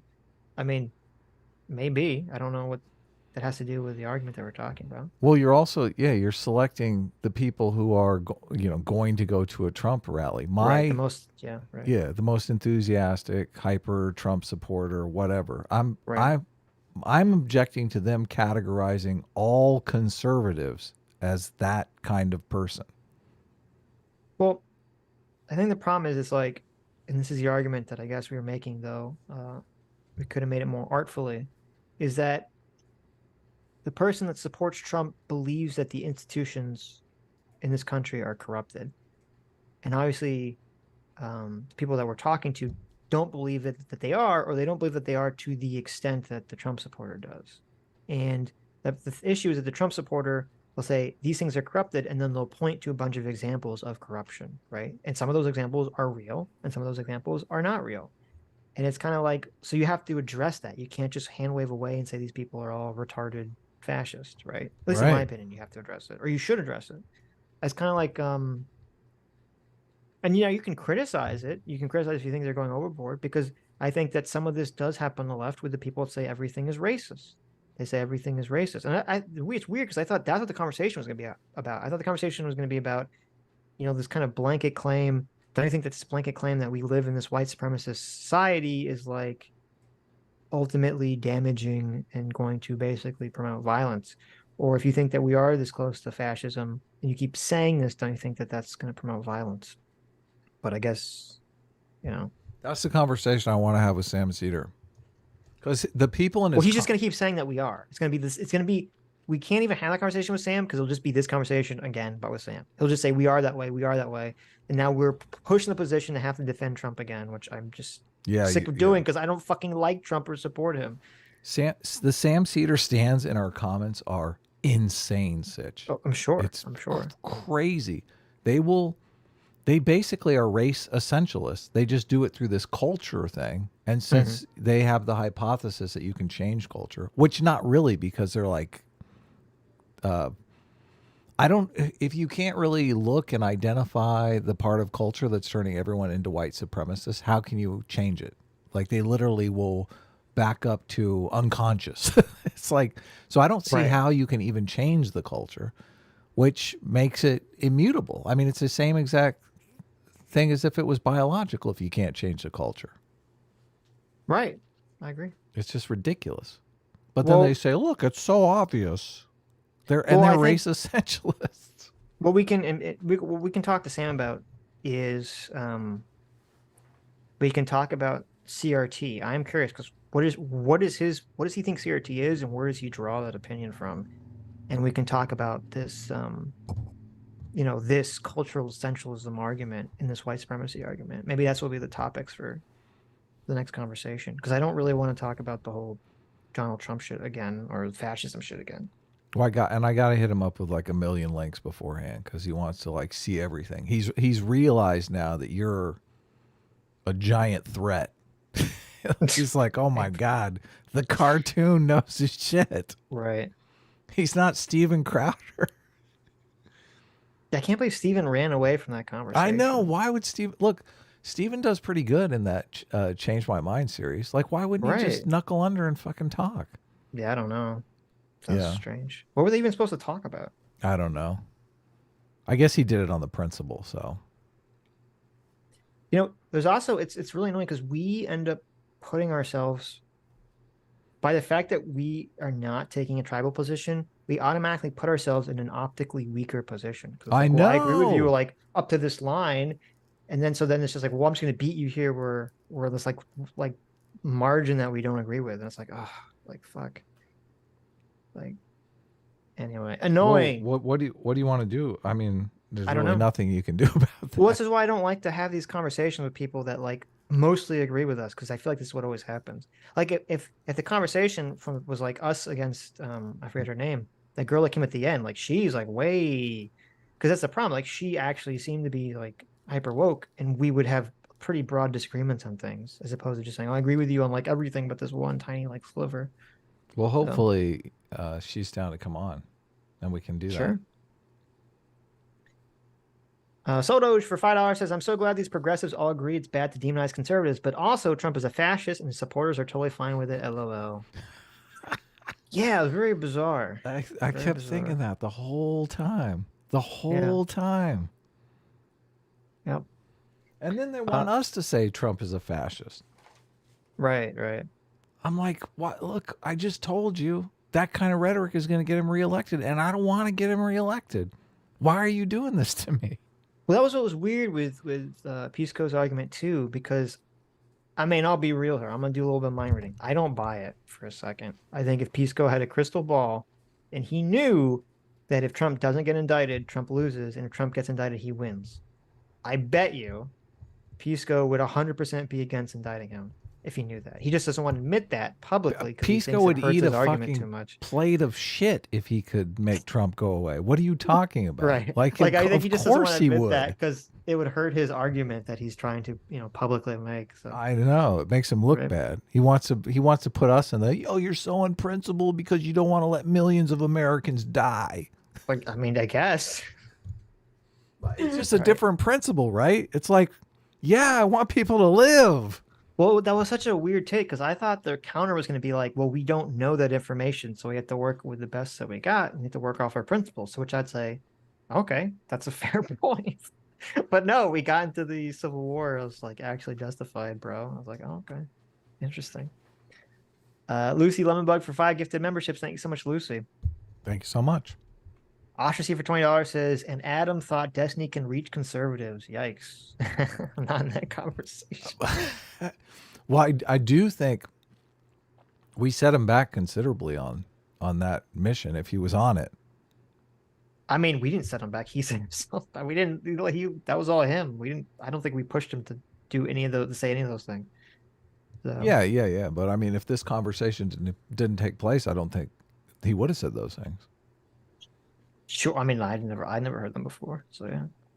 Yeah. No, I saw a side of Destiny. We cover him a lot. So Sure. yeah, and he seems to be obviously very sensitive about the conservative perspective around things like the Kyle Rittenhouse situation, right? Well, I mean, he's very emotional about the Trump stuff, which I understand, but so I think that's like the issue. Jan Havy for $2 says base Destiny. Well, there you go. Jan Havy liked it. Twitter sucks for $20. Thank you, Twitter. Says Destiny, quote, all conservatives are anti-vax. Also Destiny, quote, I'm not talking about all conservatives. Give me a break. Yeah. Mr. President for $20 says Destiny probably thinks Mustache Man is a fascist when Mussolini is a real fascist and Mustache Dude just got labeled that. I'm not sure I follow that chat. Destiny probably thinks Hitler is a fascist when Mussolini is a real fascist and Hitler dude. Well, I mean, Hitler was a type of fascist. He was just a different type of fascist than Mussolini, right? Right. I mean, Nazism was a type of fascism. It's not the same. Of course, authoritarianism. Well, no, okay. Authoritarianism exists outside of fascism. What's his name has a pretty good video about this. Fuck. Who's the rabbit duck guy? TK1 or something? No, what? No. 1TK? No, what? The Tick? No, what the fuck are you talking about? Chat. Who's the guy I'm talking about that did the video about? He had the rabbit duck and he had the video. He's really great. Oh yeah, Ryan something. Ryan Chapman. I got it first. Yeah, Ryan Chapman had a really good video where he kind of goes through like you're right. Fascism and the evolution of fascism from the Italians to the Nazis. And kind of Bring like it up. Let's steal his video, QVC style. I want to take a break. There you go. We'll just watch it and we'll just not. We'll just go. Yeah, awesome. I can't believe he did that. Did you see that? Well, I was thinking more. I just turn my camera off and go make some dinner. Right. Philip Coggins for 8 months says I didn't vote for Trump because he puts us on the road to fascism. I didn't vote for Biden because he hit the accelerator. Yeah. Sodos for $5 says thank you for having this conversation. It's important to remember that progressives like Destiny don't actually mean what they say. They just lie to get support. Ouch. Ath Menthy for $5. Thank you so much. Ralt of Givia for $5 says both sides ignore the science. Everyone ignores the science when it conflicts with their moral intuition. Say it with me, Destiny. I mean, I agree with that completely. Yeah. That's some enlightened shit, though. That's the enlightened part of enlightened centrism right there. Right. Michael Hickson for $10 says 5 minutes behind. Thank you, Destiny, for that unhinged rant. My instinct is that you were an MSM simp through and through, but it's nice to know you're a disgraced POS. You know, we have this interesting talent. It's going to be funny because no one's really going to care about the broader conversation, I think, or really what we said in the conversation. But that clip of Destiny going off on that rant will make the rounds in all the right-wing YouTube spaces, probably. Yeah, I could kind of see that happening as he was doing it. I was like, oh my God. No, I'm predicting that will happen. But it's like we keep getting these situations. Like we had the conversation with Anna. Like nothing we said goes viral, but then they say something. Like we keep drawing things out from people that go viral. Like we're just like the mechanism, I guess, for the clip. So instead of the subject of it, which I mean, maybe that's a good thing, I guess. Yeah. So. No, I mean, yeah. I hopefully it doesn't retaliate against us. So. Well, I mean, I don't think it will. I mean, we didn't do anything like that wasn't us, but of course, yeah. Let's see. Sammy G, hey Sammy G, for $10 says, I'm a little sad listening to Destiny. I get really hopeful both sides can reach middle ground, but it's harder to have nice things for all when one side holds such blind stereotypes of the other. Yeah, I mean, it's just, and I guess I am just kicking myself because I should. The thing is, if you understand that these people honestly think that the election was stolen, doesn't that change your perspective of why they're voting for Trump? But Sitch, there's no way anyone can believe that. Well, I don't think that would be their position. I mean, I don't think that'd be Destiny's position. I mean, I'm pretty sure he thinks his mom honestly believes the election was stolen. Oh, you're right. You're right. Right. And I'd be like, well, that doesn't justify it. And I'm like, that's not a question of justifying it. Okay, I'm just saying, and maybe that would have been the question. Does your mom support Donald Trump? Is she a fascist? I don't know. Maybe it's a yes. I don't know. Hey, thanks for saving on the Carl Benjamin thing, because I didn't mean to throw Carl Benjamin under the bus, and that's the way it would have been perceived immediately had you not immediately said, look, I don't think Carl is a white supremacist. Right. Yeah, sure. But they were definitely going down that, well, you've had Carl on your channel, so right. Well, she said far right, and I'm like, I don't know what that means. Like, I mean, I think Carl's like much more right than we are, but I don't think he's a white nationalist. He's not, to my understanding. So. Well, and I mean, I think Nick Fuentes is much further right than Carl, obviously. And Destiny has had him on his channel a bunch of times. So. Right. Yeah. That's why I always thought it was funny. I was like, she's like, well, you have Carl in your audience. It's like, okay, do you ever listen to when he's go on the show? Oh, I know. I think you can go to any one of our debates. He's in the thumbnail, and you can listen for yourself. Okay. Right. Like again, I think in all of our conversations with Carl, I think only one time did it not devolve into like a massive argument between us. It does constantly. There's only one time in all the things on the show that we didn't argue about anything. So. Yeah. PC for $50. Thanks so much, PC. Says, great job in the, quote, debate. Although a bit slow at first, I don't think there should be equity in criticism. Call it the bad takes and bad ideas when you see them. Yeah.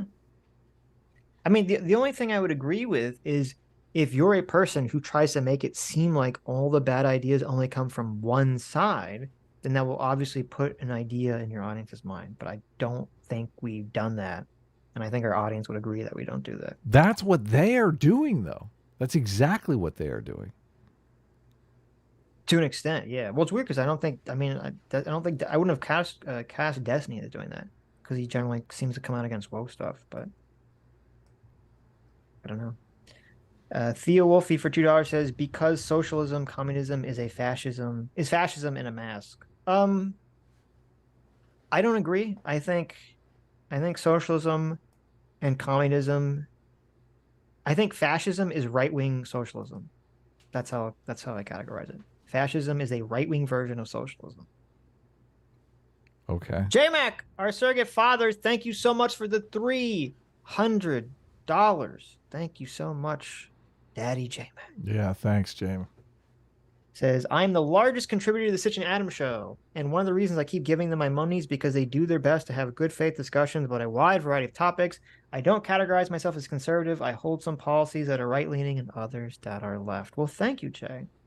Thank you so much for your continual support. Yep. It means a lot. It does. It does. And I feel like that sentiment that you put out is shared by most of our audience. Yeah, that's why people definitely. Listen to us, besides the fact that they like to hear us beat up on woke shit. We get a lot of comments continually from new people that find us that say, I'm so glad I found you guys. And it's just, it's like the best feeling. It really is. Sure. Yeah, I mean, I know a lot of people that they're sick of the hyper-partisanness of a lot of political conversations. So they don't want to look at their mom and dad and go, oh, you're a fascist. What the fuck? Right. Aaron Villarreal for 7 months says, I was politically lost. Then I found Sitch and Adam with Team Truth, enlightened centrist all the way. Well, thank you, Aaron. There you go. Yeah, thank you very much. Twitter Sucks for $20 says, quote, as a conservative, you should de-radicalize yourself, end quote. But also, quote, all conservatives have no value. End quote. Do you value their opinions or not, you disingenuous child? Wow. How much of that calculation is being done because of audience capture? I always wonder. What do you mean? Just the, like, oh, I can't say there are good things about conservatives because my whole audience fucking hates conservatives. I think that happens a lot. I don't think that's what's happening with Destiny. I think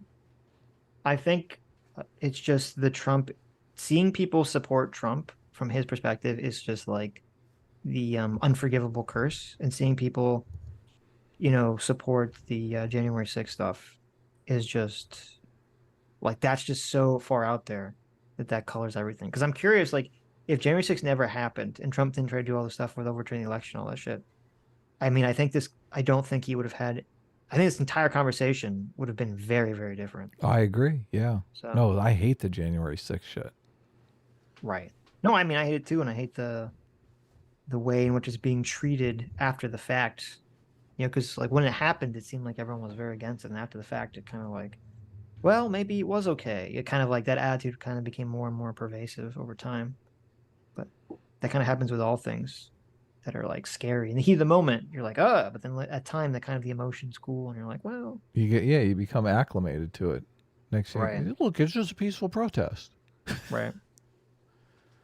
Libertarian Sasquatch for $2 says, and who are the fascists? Who indeed? Theo Wolf for $5 says, here it comes, the authoritarian left. Go dictatorship of the left. Twitter Sucks for $5 says, literally, quote, I would tolerate fascism if it was only from the left. Absolutely unhinged. Ostracy for $20. Thank you, Ostracy. Says, Trump is going full fascist. Anyway, I would Thanos snap away all my political opposition and put in a single party state, and all conservatives are retards. We need to frame that super chat, Ostracy, because I mean, Good one. that pretty much sums it up in one sentence. That's pretty brilliant. Yeah. Yeah, because at that point, it feels like you're just saying the only difference between the Democrats and the Republicans are that the Republicans are manifesting the will of the voters, and you think the Democrats are not. They're not manifesting your will at that point, right? Yeah. And the problem is, and I think this is a good complaint to levy against the right for doing this, but I think that's essentially where a lot of the socialists on the left come from, where they feel like the Democrats are just pussyfooting around this stuff. And I think, and this is what I said to Pisco late in the conversation, I think this is where the perception comes from, because it's like, so the left basically snowballs, rolls into all institutions and takes them over. And so, so then the right pushbacks through government and through state legislation, because what other possible way could they push back at that point? We have a complex idea about how the left kind of goads the right into the authoritarianism stuff. But the left really doesn't have that kind of stomach for that. So the right wing usually has an advantage once things start falling apart. Right. That kind of conversation you really can't have with those people. Well, I mean, I think everyone goes, and it's weird because when I said that, they said, well, do you think that's true in inverse, in terms of like socialists are kind of coming into being because of the failure of neoliberal economic theory? Yeah. And then you brought up in calling everything like welfare and social programs socialist. And I was like, yeah, I do think that's true. Yep. That's because I think both sides goad each other into authoritarianism. I think that's because I think the thing that's going on here is that at all times you have authoritarian forces constantly pulling in society, trying to pull them in that direction. At all times, 100% of times, you have authoritarian forces pulling society, trying to pull society into an authoritarian left or authoritarian right-wing view. And it's just that some environmental thing, the right set of circumstances happen to align, in one specific way that allow that pull to suddenly grab hold of a bigger chunk of the people to enact those policies into reality. Yeah, one side gains some sort of field advantage and capitalizes on it. Right. And usually a good way for that to happen is by goading one side or the other in one direction, by moving too fast in one direction or something. So, or some sort of massive failure of institutional ideas, which is what happened in Germany. So, Soldoge for $2 says, these people cry fascism, but they want a one-party state, LOL. I know. I wanted to make sure I pointed that out. Right. Paul Fritz for $10 says, I am pro two-party system. We need Republicans and Democrats to balance the system. What we don't need is Trump. I want to go back to the way it was before him. People can say I have DTS. I don't care. Yeah, I mean, I do think the Republican Party would be better off without Trump. I do agree with that. Look, I don't think it's fair because a lot of times they were saying like there are all these people. Bill Barr, you know, he's reasonable, but he say he would vote for Trump. Like if Bill Barr could make Trump go away, and he would definitely want that. So it's just such an unfair characterization. Right. You know, and actually, you know, that's an interesting point to kind of focus in on is like, well, why do you think it is that Bill Barr, who said Trump was unmoored from reality, thinks Trump was wrong about the election stuff, and apparently now, I haven't heard this comment, but apparently now still thinks that even Trump was lying about the election, and yet he still would support him. Why do you think that is? Right. And the answer is because I've heard Bill Barr talk about stuff, and he says he just thinks it's because the Democrats would cause way too much damage to society. Yeah, because they want fucking one-party state fascism. Right. That's the way he sees it. Well, it's the way. Well, I don't know if he sees it that extreme, but he just, you know, he definitely sees it as having some sort of detrimental effect on society. Yeah. But that's the way I think most people see it. And if you don't understand that, you're going to kind of have a warped view of why things are the way that they are. Right. Twitter Sucks for $20. Thank you, Twitter Sucks. Our surrogate god uncle, surrogate god uncle says, Sitch, Adam, as a conservative, I greatly appreciate you guys and how unapologetic you are in admitting there's a rampant bias on both sides. Apparently, everyone, excluding maybe Destiny, is absolutely a fascist. Well, thank you. Did you miss Doug? Stug for $5. I did miss Doug. You're right. Thank you. Stug for $5 says, this weirdo wants to destroy the Republican Party while somehow having the Republican voter base vote for Democrats, which they push policies they don't want. Yeah, that's why I altered the hypothetical, because I assumed that he understood that was part of the original hypothetical, but he didn't. So, yeah, it didn't make any sense in that perspective. But Twitter Sucks. Oh no, what I was going to say was, no, I do think the Republican Party would be better without Trump.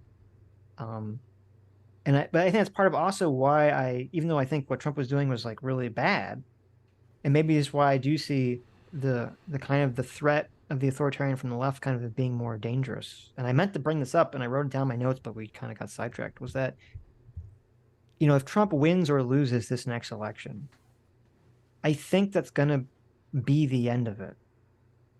I don't think, now they might disagree, I don't think the Trump energy survives another Republican candidate. I think you need a lone individual like Trump to come around, and I think he's one in, every 100 years, one in every 200 years. Well, he's a celebrity ahead of time too, which right. is a huge impact on this whole situation. But he has a very unique personality that's highly unique even among famous people. Even among that too. politicians. Yeah, obviously that too. But I don't know that he would have the kind of support if it wasn't for the fact that he was famous before he entered political life. Sure. No, I agree. And so I think with Trump, whether he wins or loses, and then he's gone in 4 years, right? I think that's going to be kind of the end of this sort of Trump energy in the Republican Party. And so to me, I kind of view it as not as like concerning overall, where with the left stuff, it's not centered around a person. It's centered around an idea, and it's centered around like white supremacy. Right, white supremacy, the failure of capitalism, and it's being kind of shoved into the younger generations. And to me, that's why I kind of see this as more of like a long-term sleeper problem, I guess. To me, that seems more threatening than, like, I can understand you saying, well, you think Trump's going to be more threatening in the short term, but in the long term, I think when he's gone, that energy goes away with him. You got to read Christopher Rufo's book. It's going to scare the shit out of you. Sure, exactly, right. Oh, God, it's terrifying, Sitch. And I want all the right-wingers in the audience who are listening to this to appreciate me. Next time you say that I have TDS, next time you attack me or Adam as having TDS, just go back to this conversation, okay, that we had. And you're like, oh, really? Everything's relative, okay? There was there was like a shitload of TDSs going through the chat, and I don't think any of them were for you. No, exactly. So I'm just like, just remember this next time you throw the TDS Old Sitch and old Adam. Twitter Sucks. Thank you so much for the 20 gifted memberships. Thank you, Twitter Sucks. Yeah, welcome Twitter new sucks. members. Look at Thank this. Chitachi. Well, I skipped one. Chitachi, thanks so much for the 5 gifted memberships. Thank you, Chitachi. We appreciate it. Twitter Sucks for $20 says, quote, I don't think it's fascist of the left to criticize an ideology that baked within it has racism or anti-Semitic ideas, end quote. If you honestly equate that to conservatism, you're off your fucking meds.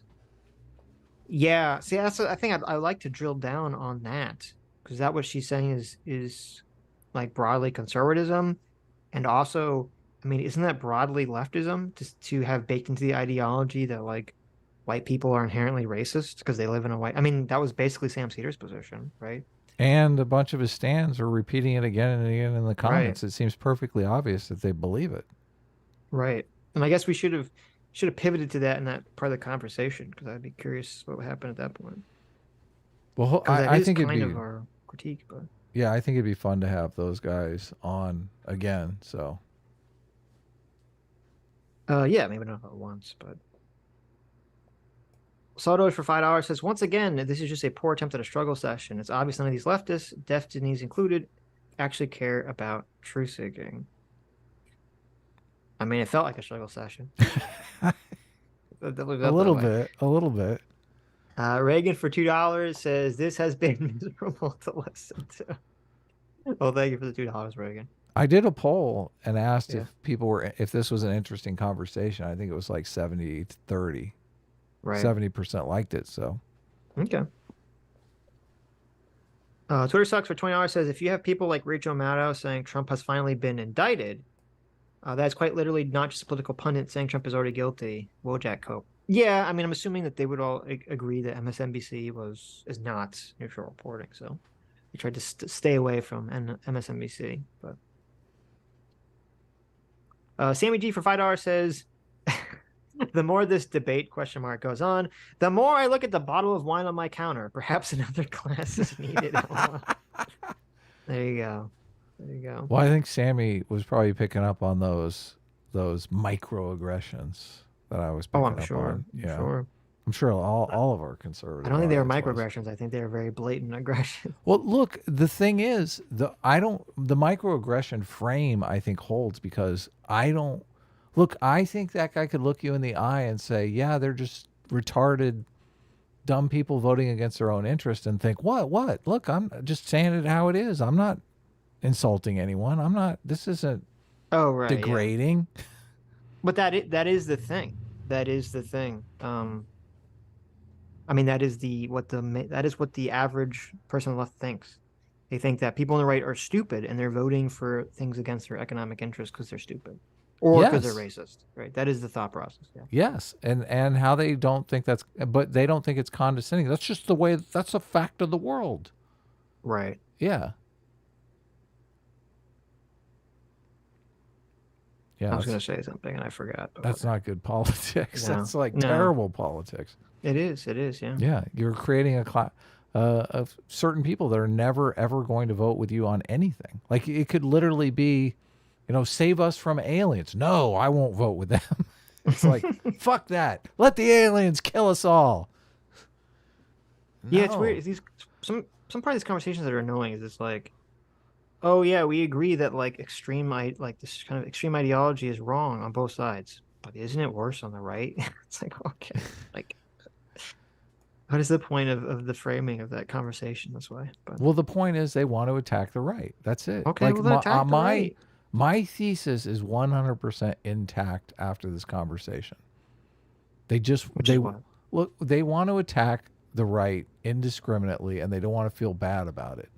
And when I say something like, well, I think the way that you're doing it is kind of going to get Trump elected, and you literally have people who will do anything to avoid that, except the thing that might actually prevent it, you're in a fucking weird place.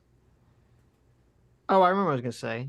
You reminded me because I thought of Good. Pisco again. I'm so glad Pisco did his like Two-Face thing in the Oh, I conversation. know. Oh, because that was like amazing. that's what is up with what is going on with him? What the fuck is going on with him? Because that's what he did to me on Twitter.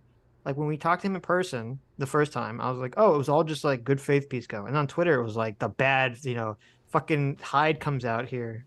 And then we have bad faith Pisco. We have Pisco comes out here. And I'm like, what the fuck? I just had like whiplash. Like, Jesus Christ. Like, Evidently, in this conversation, it was like insane. I was like, what the fuck is happening? Evidently, he's done that to Destiny a few times too, because Destiny was feeling it when you were calling him out. Yes, because I guess it's like a thing. Like, what the fuck is like? But that's the problem. Is like he didn't answer the question, and I guess I should have pressed him on it. Like, so is the angry Pisco, like, is that the real Pisco, and the Pisco is just like this facade that he puts on, or does he just get emotional in his elephant rampages? Like, I don't know what's real. Right. I don't know what the real Pisco is. So one day we'll know. One day maybe. Though I'm glad he did it in person. Here's the thing. This is why I got triggered when he did to me on Twitter. I'm glad he did. If he does it to me in person, at least I can like respond and like, but what the fuck? Or if it's on Twitter, it's like just bizarre. It's like, what the fuck? Like, we had this whole like conversation and you were super like chill, and then on Twitter you become like this like horrible bad faith Barry. So at least he your did it. response was amazing. Thank you. At least he did it on stream. I don't know how much of this conversation is going to be clippable for CT. I mean, I guess there's some key moments there. That's easily one of the top. That was one of the top moments for me. Yeah, okay? easily one of the top moments of the stream. Yeah. Yeah. Some dumb spider for 50 sexy sexes says, remember, indictments are accusations until it gets to court and evidence is shown. And articles should both side accusations against a candidate. Yeah. I mean, I was going to bring up the whole indictment was kind of lying about the Trump tweets thing, but I'm just like, I know these points are they're going to twist it. Last time, look, I defended the phone call last time just because people are so wrongly mischaracterizing it. And I've even heard people in the news wrongly mischaracterize it, but I'm just like, yeah, fuck that. Like, yeah, but I don't want to defend Trump. Stop I know. fucking making us defend Trump. World, what the fuck? I hate it. It's like, dude, he's done so many legitimately bad things. Why you gotta fucking make shit up? Why you gotta make shit up? Because I think it's just people getting these conversations where they have to find some area of disagreement so that there can be a conversation in the first place. So they get kind of like shunted down these pathways. So yeah, whatever. I don't care. I'm not defending Trump. Look. Rob Noor can defend Trump for me. Rob Noor can defend Trump far better than either me or Adam. Yeah, exactly. I'm done. He's great at it. I'm done. Rob Noor is top none tier. None of it is going to be factually correct or anything, but fucking whatever. Rob Noor is very adept and much better defending Trump than we will be. If you want to have that argument, then go tap him or someone else. Flaccid Phoenix for 7 months. Thank you so much. Says, underwhelmed by Destiny tonight. It must be hard for him to focus when his wife's boyfriend is over there making noises. Wow. What? Well, I missed that. Jeez, sounds like maybe I'm glad I did. I think they're just memeing. But... Okay. Gay Ben for $2. Oh my God, it's Gay Ben. Look at that. It's not Gay Ben's Mirror. Says the right has a huge ham radio audience. There you go. Armagard for $2 says, what about the media's obsession into the Russian hoax? Yeah, I guess I could have brought that up because I think, and I should have brought that up because I think that really painted the narrative in so many people's minds. And still to this day, I think most people on the left probably still believe there's a Trump-Russia connection. So. Someone was making fun on Twitter. I can't find it now, though, of my saying that we kind of fell into a right-wing audience. I don't think that's the wording that I used, but I think you did, but it was poor choice of words. Yeah, terrible choice of words, but I just we didn't set out to court a right-wing audience. So no, we set out to shit on wokeness and talk about where we thought culture was going and have fun and talk about politics and shit. So I mean, yeah, I don't. Like their whole thing, though, from their perspective is if you're not actively shitting on right-wingers 24/7, then, you're in the wrong and you are actively courting a right-wing audience. Or well, to put a little bit of good faith, let me do some good faith, Gary. No. It doesn't have to be that you have to shit on them. It's just like if you don't accept that Trump is like a fascist, and you don't Right. accept that the people voting for him are either fascist or voting for fascist or voting for fascistic reasons, then that seemed to be the contentious part of the conversation. So, Right. Gay Ben, look at that. Gay Ben for another $2 says, "This is a friend enemy tribe check, nothing more." I mean, that's what it felt like. It's really what it felt like.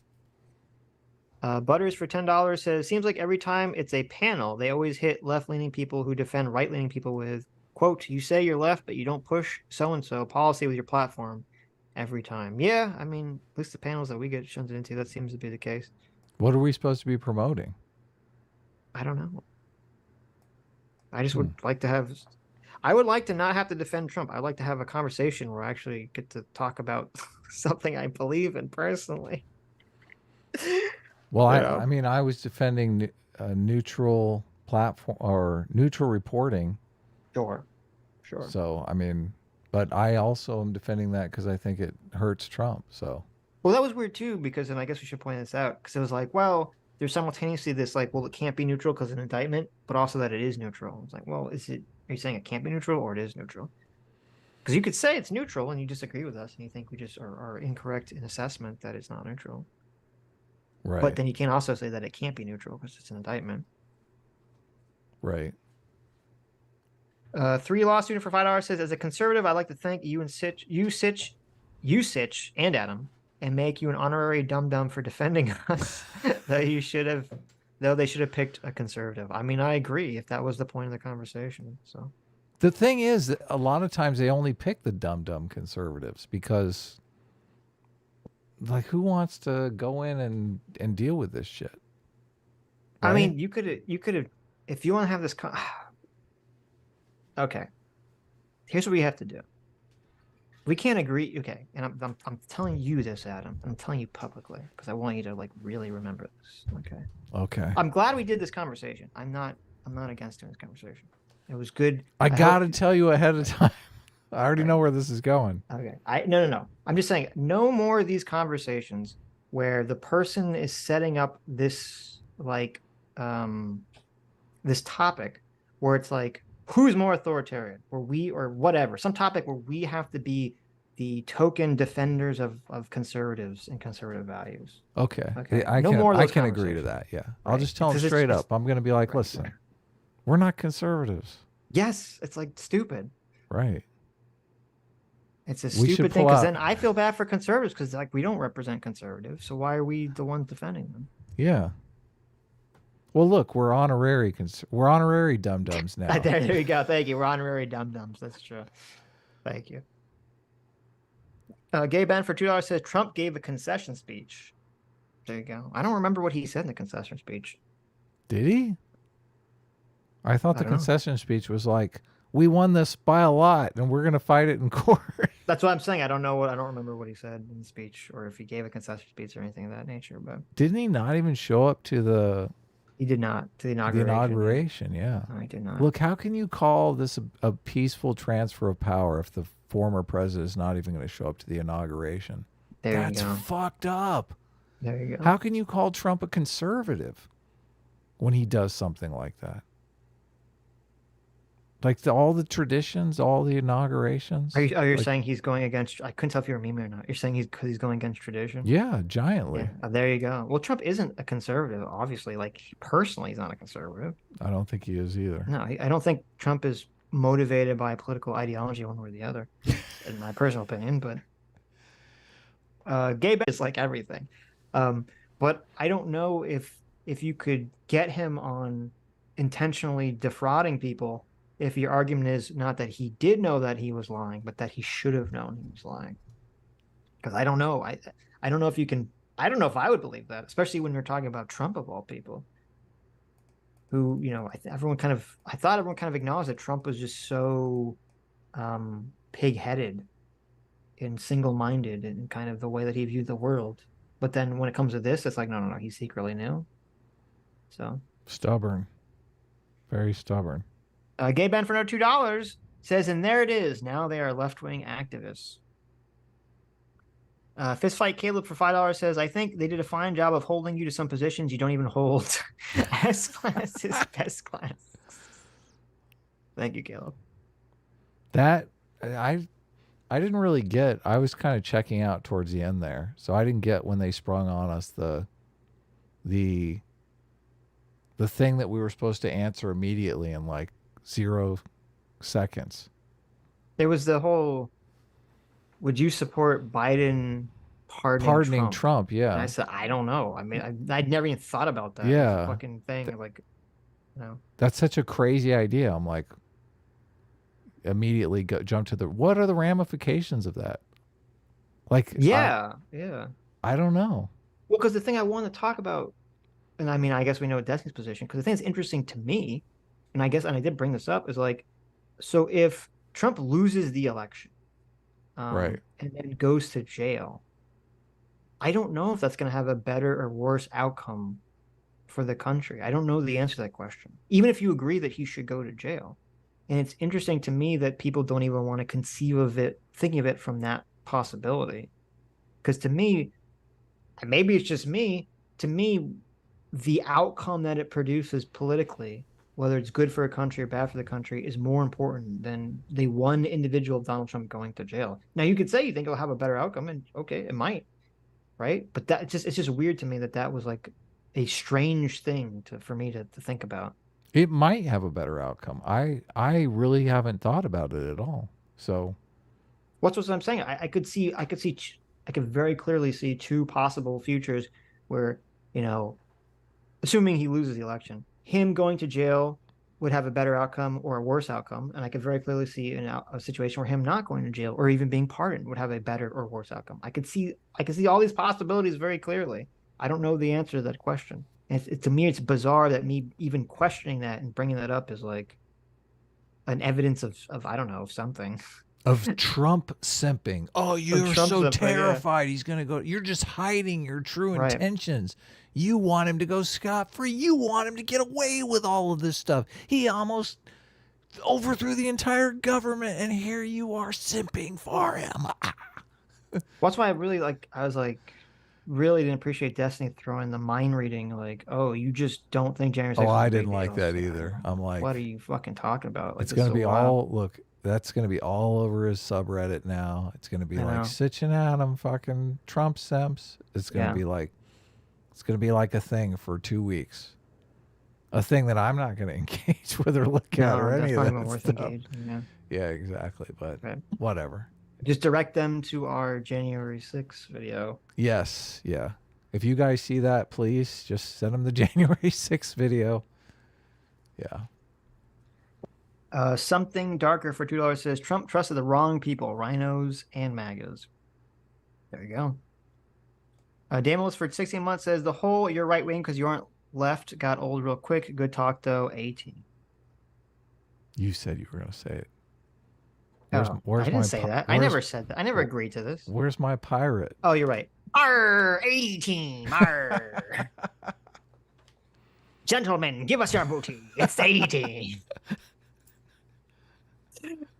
Raw moment. It's fun to say, isn't it? It is fun. It is fun to talk in a pirate accent. That's true. Bra moment for $20. Sitch, I want to apologize for all the crap you get for TDS. I realize you don't have a fraction of those people's mental illness. A team is S class. Mwah. See, there you go. I've spoiled you guys. Me and Adam have spoiled you guys. You forgot what it was truly like out there. Yeah, damn right. Look. Yes. Jackarama for 12 months says, as a free will seeker for a full year, I'm suggesting that A-Team theme song should be I like Goyles by Type 0 Negative, or by Type O Negative. I've never heard that song. Have you heard that song? No, but I do like I like Goyles by O Negative. Yeah. Did you ever go listen to Bullets and Butterflies? Or whatever? No, of course not. I was going to send you a version of like a girl, like some goth chick singing yes, like a cover of it. Send it to me. I would like that. Hey, send it on over. It's so it's my intuition, but I was so correct. I was like, oh, I should send Adam, the cover, with the sexy Smashing girl Pumpkins, voice. Bullets and Butterfly Wings, World of Vampire song, and then I was like, when I put it on YouTube, I saw the version which I like, which is I forget the singer. It's like a girl who's kind of like a goth girl singing. I'm like, I bet you Adam would like this version much better. True. This Doug for 60 months says, I'm a little teapot, short and stout. Here's my handle. Here's my spout. Well, thank you, Stug. Sweet. Lives in Deswall specifically for 3 months. Says, you both did very well, despite the mass slipping and loud noises. You're doing necessary and important work sincerely. Thank you. Well, thank you, Lives in Deswall. I'm glad excited our to audience... listen back. Yeah. Yeah, I mean, thank you. And I really appreciate that you guys support and appreciate us. This would be another debate for Kidith not to spend 20 hours. Oh, I know. I would not recommend, Kidith, if you're listening, I would not recommend deconstructing that debate. Yeah. Moondoggy for $20. Thank you so much, Moondoggy. Says, that was a purity test over nothing. If I were conservative, I can see why they don't like progressives. This felt like the my way or the highway. You guys did amazing. Do you think culture and politics don't mix? I mean, I think they have to mix because I think they're, I think they cannot be separated. Yeah. At all. Yes. I think. Yeah. That's why I said I think politics is downstream from culture, and I think politics has an effect on culture, and vice versa, obviously. So it's just the way we have to kind of deal with it, and that's why I think part of the reason that I'm so anti-woke, and part of the reason I'm so pro-liberalism is because I do agree, and I did agree with Brad, who it's funny because we just talked to Brad earlier. Yeah. It was like such a reasonable breath of fresh air, even though we'd have a disagreement on like a lot of key issues.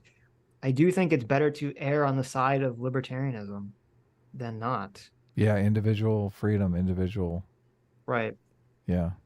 I think it's better to start from a libertarian perspective in terms of like government rule and kind of take steps forward away from that, as opposed to taking steps far on the left or far on the right and then moving towards libertarianism. And I think that's part of why America has been so successful, is because we did start, at least even if we didn't manifest it, because obviously we had slavery and shit like that, but at least in our principles and our salient principles, it was, libertarianism and liberalism was kind of manifest in our ideology. So one of the things I hate now is that we can't even say like individual freedom or individual liberty without it being perceived as right wing. And I just think, what the fuck? What has happened? Right. Yeah. It's crazy. The liberals were all about, what do you think higher wages are all about, or universal health care is all about, or free speech is all about, if it's not about individual freedom, giving more power to the individual? I agree. It's just crazy. But every time I said that in the show, I thought, oh my God, they're going to think I'm a right winger because I want individualism. Mike Osborne for 4 months. Thanks so much, Mike. Says, wholly unimpressed with Destiny there. He's clearly running low on free will. Famalam. Can you say something? We'll see in a couple days when the VOD is posted as right-wing podcast. Right. Well, this one will be a joke. But look, I hate that, Sitch, because it's given cover as a joke, but people come in contact with it and they don't think it's a joke. Right. They think it's real. Okay. Yeah. I mean, I don't disagree. I wish we hadn't spent time on the debate on that topic, but yeah, is what's going to be. Family for £5. Thank you so much. Says, thought Destiny was being rude when he tried to accuse you of something for Trump, but caring about January 6th. Weirdly confrontational, moralizing panel. Yeah, it was strange. Not as bad as it could have been, but. Twitter sucks for $20. Thanks so much, Twitter sucks. Says, it's absolutely insane to me as a conservative that progressives like Aaron can say things like all conservatives disappearing would be beneficial and not understand that what she's saying is that that's the reason for this division. Yeah. That's true. She did say that. They do understand it as soon as you talk about trans people. Right. Yeah.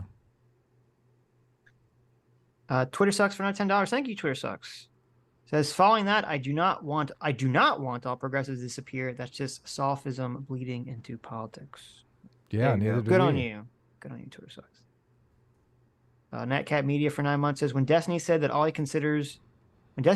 he considers all conservatives retarded, shows his dishonesty in his debates with anyone on the right when he debates them.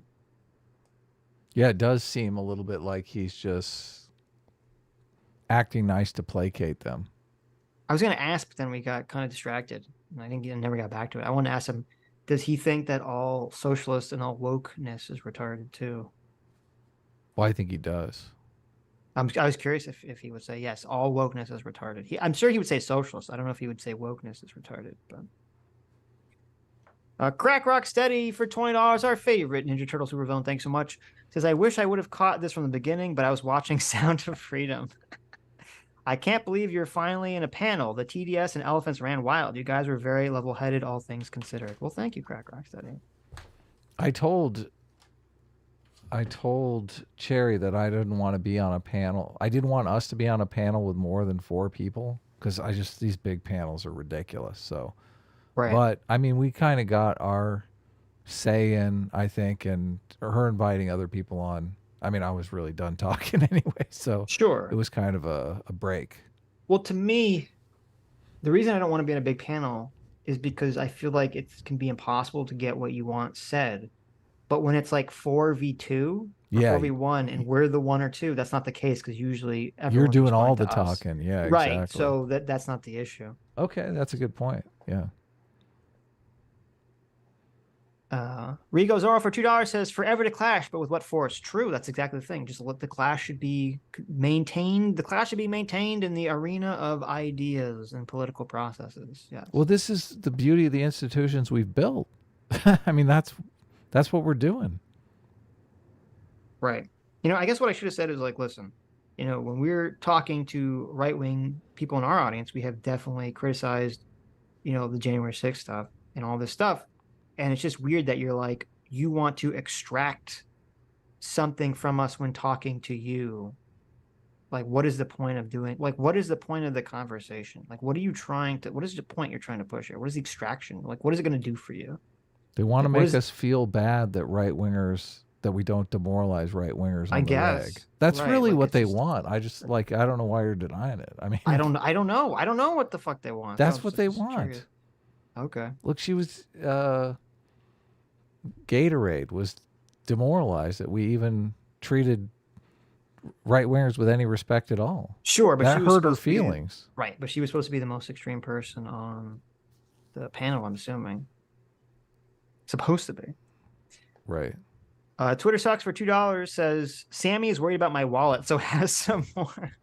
Well, thank you, Twitter Keep Sucks. Worrying, Sammy. It's great. There you go. Help him pay my mortgage. Hidden Squid for $5 says, Adam, I did your bidding yesterday and got Chud to talk about the drama from EFAP. He mentioned a debate and questioned whether you were actually mad.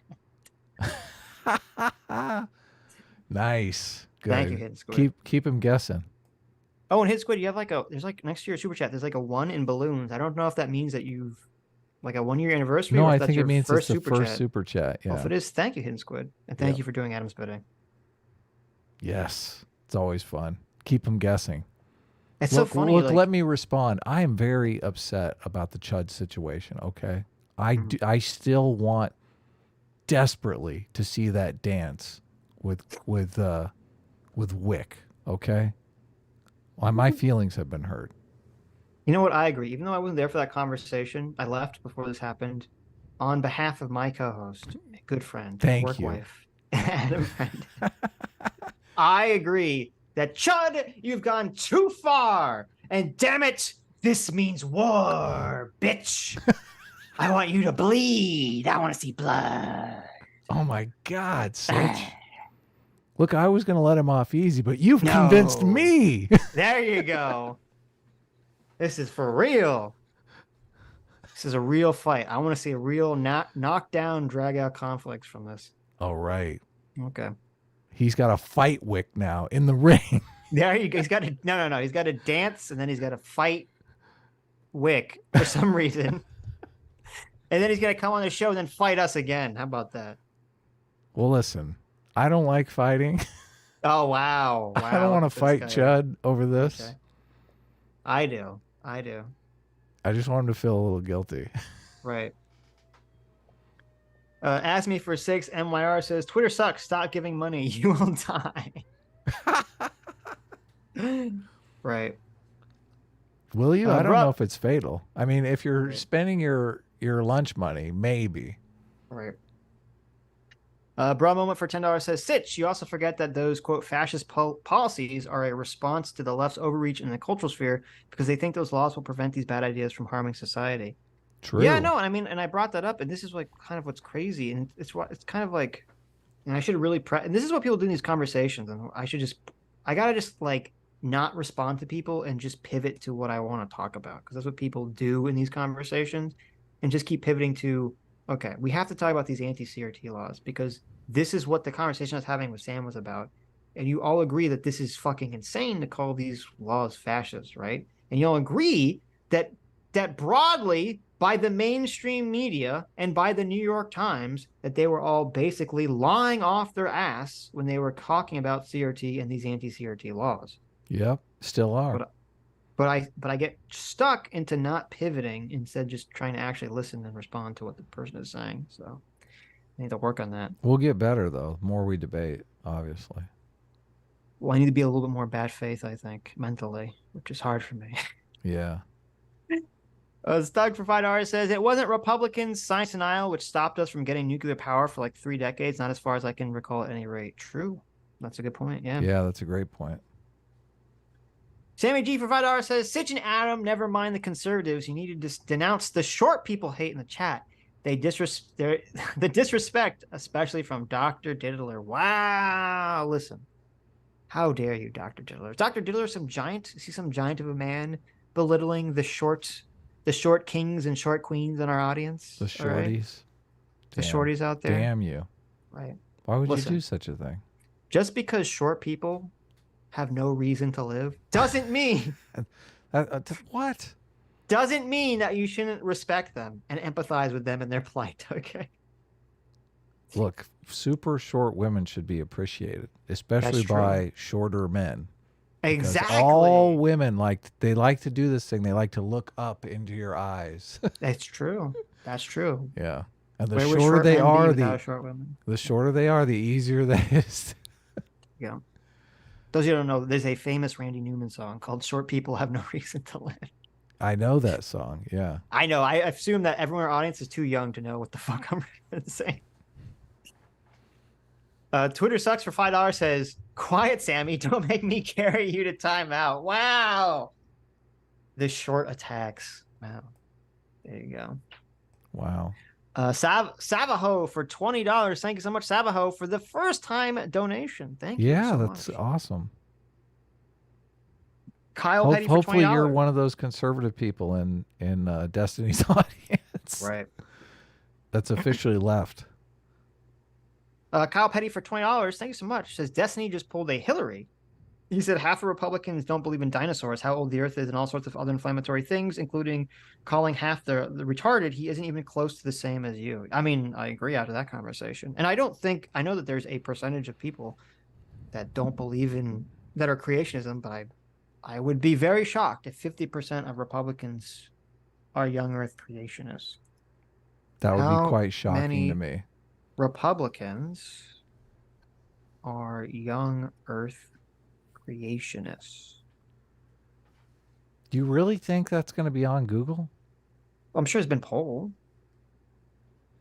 So They disputed I can't remember the reporter that said he didn't vote because it would bias him, but that was like a cultural thing for a lot of reporters. I think she Googled it real quick and was like, I can't find that anywhere.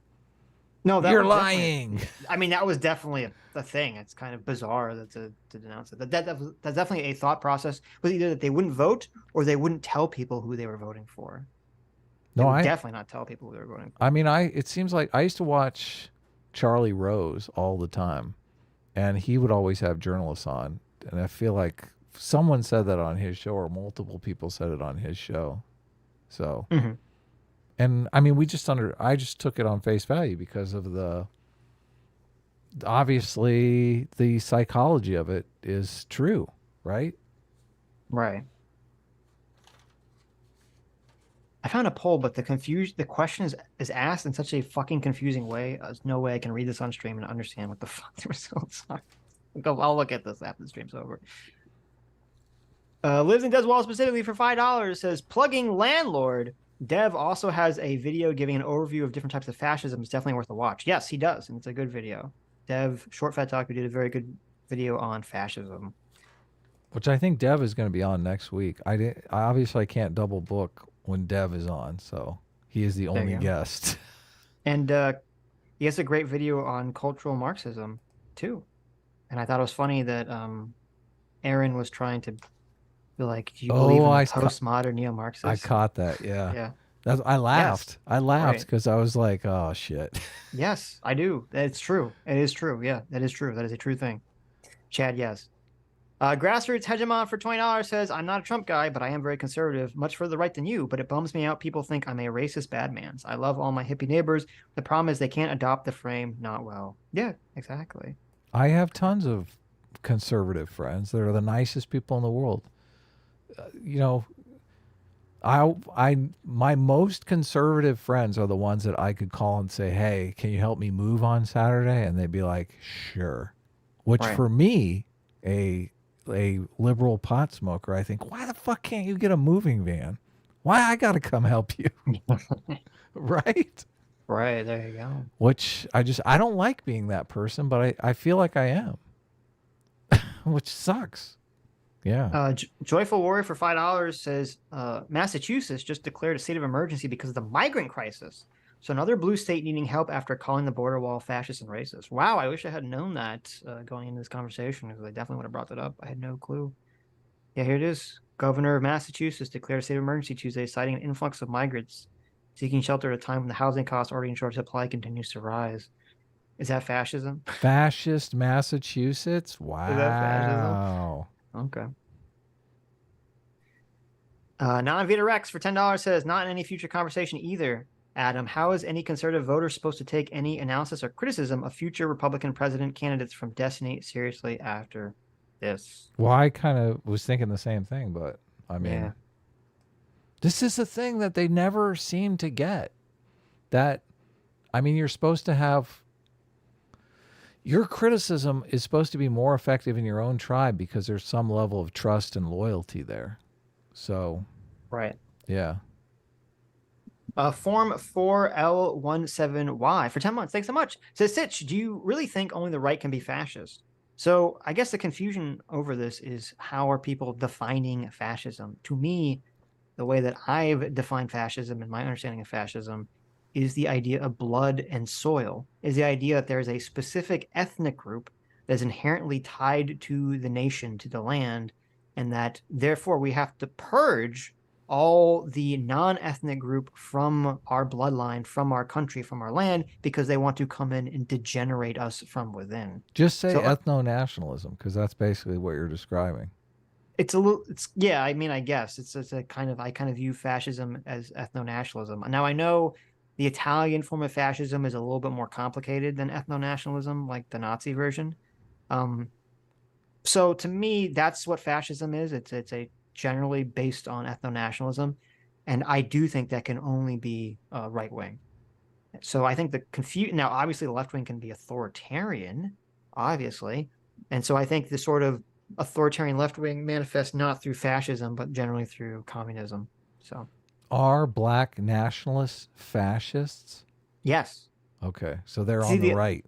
Well, see, but here's the ironic thing, because a lot of the black nationalists, they're socialist economically, right? Right. Yeah, no, But that's why I brought it up. Right. But that's the thing. But here's what's interesting.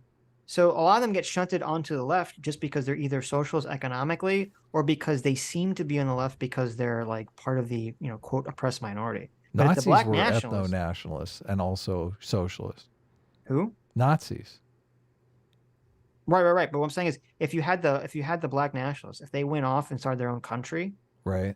do you think it would be a conservative country or a liberal country in terms of Conservative. cultural policy? Yeah, it would be very conservative, obviously. Yeah. Obviously, be very conservative. So no interracial dating. yeah, exactly, right. And Yeah. this again comes down to how I define the right.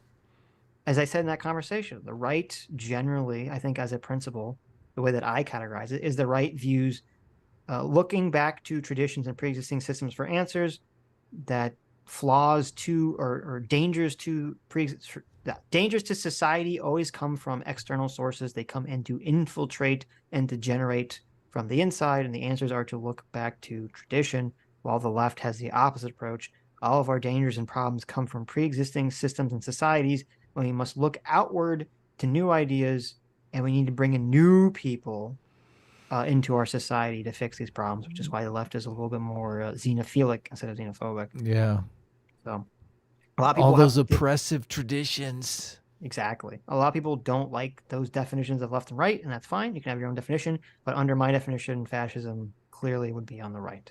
So, yeah. Val Van Gogh for 13 months. Thanks so much. Says props for going up against the progressive all-star team. However, not sure how much notice you had, but next time you might want to prepare some examples. Well, we had zero. We didn't even know what we were going to be talking about. I didn't know what the conversation was going to be about, so I had zero prep time for any of this shit. Obviously, if I knew this was going to be the conversation, I would have had like thought out some like specific things I wanted to say and had a bunch of examples at the ready. So, but I agree. John Brown for $10 says, thanks for bringing up the blank slate during the science bit denial. Feels like they were leaving out the sex of the spectrum and some of the left wing's view on IQ. Right. Yes. Yeah. Rico Zorro for $2 says bringing up Trump should be considered a dodge. There you go. I could see that. Twitter sucks for $5 says you both have TDS, but I can't think of a joke beyond tremendously deceptive boobs. Well, thank you. Oh, wow. Ostracy for $20. Thank you, Ostracy. Says, thank you, Sitch. I am far more concerned about left authoritarian ideology. Trump is mostly irrelevant. He'll be dead within a handful of years and go away. I view the left as infesting all institutions from government to university. Yeah, I mean, that's what my concern is, too, is that it's a more pernicious, long-standing corruption. But I guess we'll see where we're going. Yeah, don't read Christopher Rufo's book, Ostracy, if you want to be able to sleep at night. That's right. Yeah. Stug for $2 says Pisco is basically Gollum. Oh, that's a good one. I should have said that. That's a good one. J-Job for $5 says Trump is most likely to gut the federal government, which is why I'll vote for him. Pre-Trump Republicans have never shown the balls to actually do it. I mean, I think that's a lot of people's positions. They're just very anti the federal government for leave me alone kind of feelings and all these such a things. So. Yeah, they don't want all their guns banned. There's a bunch of reasons. They're afraid of the left getting too much power. Right. I mean, and we could have brought that up. And I think like that would have been if we were like conservatives, we've been like, all the left-wing politicians want to do is grab and stick everyone's guns. Right. Obviously, they're more authoritarian. It's like, okay. That's why I don't like to argue, because it's like, I'm not a right-winger. I don't want to defend these things and come up with these arguments that are not even my fucking positions. Simon O'Leary for 5 months says, to leftist, Trump can't just be wrong. He has to be an existential crisis. Seems to be the current theme of their campaigning. A-team is adequate. S-class is the best class. I'll take adequate. There you go. Thank you. Look, you did all that spelling on adequate. And then you abbreviated S-class as best class. We probably ran out of space. I know. It's hilarious, though. But I'm just saying, like, adequate, I mean... There you go. Adequate. Based is only, I mean, that's... He didn't mean based. He meant adequate. It's like, look, you saved some space, though. You could have said S-class is best class. You could have spelled it out. Next time, say that A-team is mid. Oh, my God. Let's move on. Less letters than S-C-I-B. C. So Leave me. Adequate is better than mid. I'll keep adequate. Is it? Isn't it the same thing? Isn't it the same thing exactly? Adequate is much better than mid. Let's move Chat, on. what do you think? What's better, adequate or mid? Gay Ben for look at that. Gay Ben. Gay Ben, not Gay Ben. I've been waiting for the super chat version. Gay Ben for $2 says my last name is Dover. Right. Gay Ben Dover. Wow. Wow. All right. All right. Yeah, interesting. Reclusive for 9 months says, how do you answer the quote, what will convince you of X? End quote. Can't you only know when you encounter it? I'm always stumped by that. It sounds like a fallacy. I mean, it depends in the scenario. I think sometimes it can be a fair question and sometimes it's not a fair question. In the question of like, what would make me think that Trump would be criminal liable in a courtroom to say that he knew that he lost the election. And I don't have an answer to that because I've never been asked that question. I never thought about it. Beyond obviously Trump admitting to some person that he knew he lost the election. I don't know. I don't know the answer to that question. There could be that I don't know if I would believe that strongly enough to convict him from a criminal perspective of that, unless he admitted it, because I think Trump is such a unique individual that I could 100% believe that he's just so detached from like everything. Yeah, it's a tough one. It really is, because you got to know the state of someone's mind and just what the fuck. And I should have brought this up too, because I should have brought up, I said like, well, do you think the Trump fans are all like lying themselves? And then Destiny said, well, you'd expect the president to have more knowledge, which I agree with. And I'd say, okay, well, do you think that like Rob Noir and all the other Republicans who are like super knowledgeable about all these claims and all the voter fraud things and all those people, do you think that they're all lying? I mean, they all have seen the same amount of evidence that Trump has, right? Where do you think they're coming from? Rob Noir bugs me because he constantly accuses you and I of lying. I know. And it makes me think. He's doing the reverse, yeah. It makes me think projection, right? Like he's thinking, I know I'm lying about all this shit. They must be lying too. He's mirror Destiny. So Destiny's position is essentially, Destiny says, I don't understand. Here's his mental view is, I don't understand how someone could look at these set of facts and come to this conclusion, therefore they must be lying, right? Of course. That's how they're viewing Trump. And Rod Nora has the opposite, because he only in defense of Trump. I don't know how people can look at all this stuff and not lie and not defend Trump. But surely there are people who exist who are big, fat fucking liars. And they know that they're lying, and they do it because they assume everyone else is lying to them. Right. And if Rob Noir is one of those people that just assumes everyone else is lying to him, I'm just saying he's got himself a justification there. Maybe. I mean, I don't know. I don't think Rob Noir, to my experience, is lying. Listen, I don't know. I think he's just very ideologically possessed, and it like strongly colors his worldview. I mean, his position on the Devin Archer thing was so bizarre. I was like just kind of floored that he even made the argument to me. But I don't know, but I do know that people are relatively unimaginative. So a lot of people are really only capable of coming up with some sort of political strategy or social strategy that they will employ. I understand that. Then superimposing that strategy on everyone else.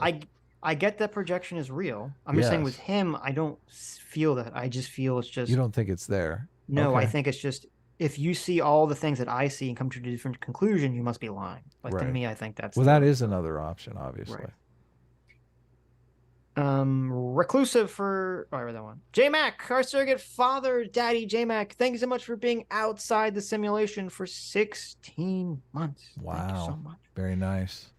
Says, you guys should put on your yarmulkes and channel your inner Ben Shapiro to totally destroy that panel of lefties. There you go. I will become true conservatives. Yeah. I only have a Tim Pool beanie. I don't have a yarmulke yet for. Well, you just roll. Avatar. You make it like roll it up really small and put it on top here. Oh yeah. Twitter sucks. Thank you so much. Twitter sucks. Our surrogate god uncle for $10 says, surrogate godfather for $10 says.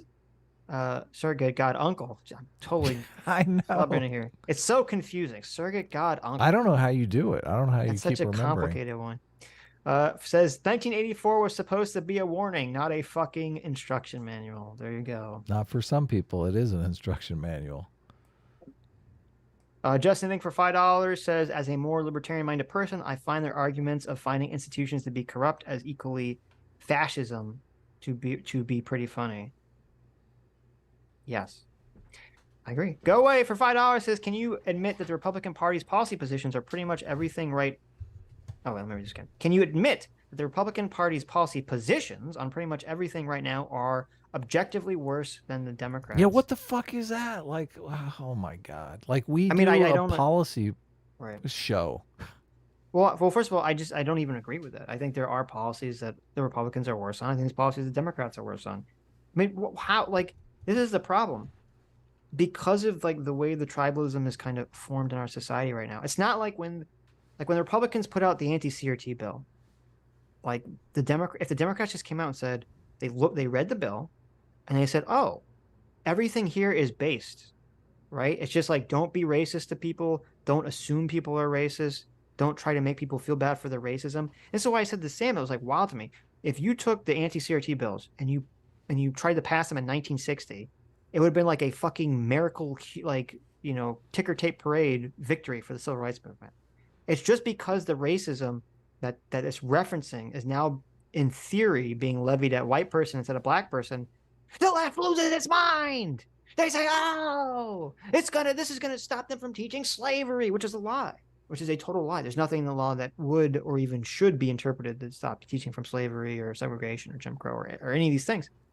And you misspoke there. You said people shouldn't feel bad for their racism, but I think you meant people shouldn't. I'm sorry, feel bad because for their of past racism. Right. They shouldn't feel bad for their race, and it shouldn't be attributed. Yeah, right. Thank you. Past racism shouldn't be attributed to them. Right. Yeah. Right. People who are racist should feel bad about it.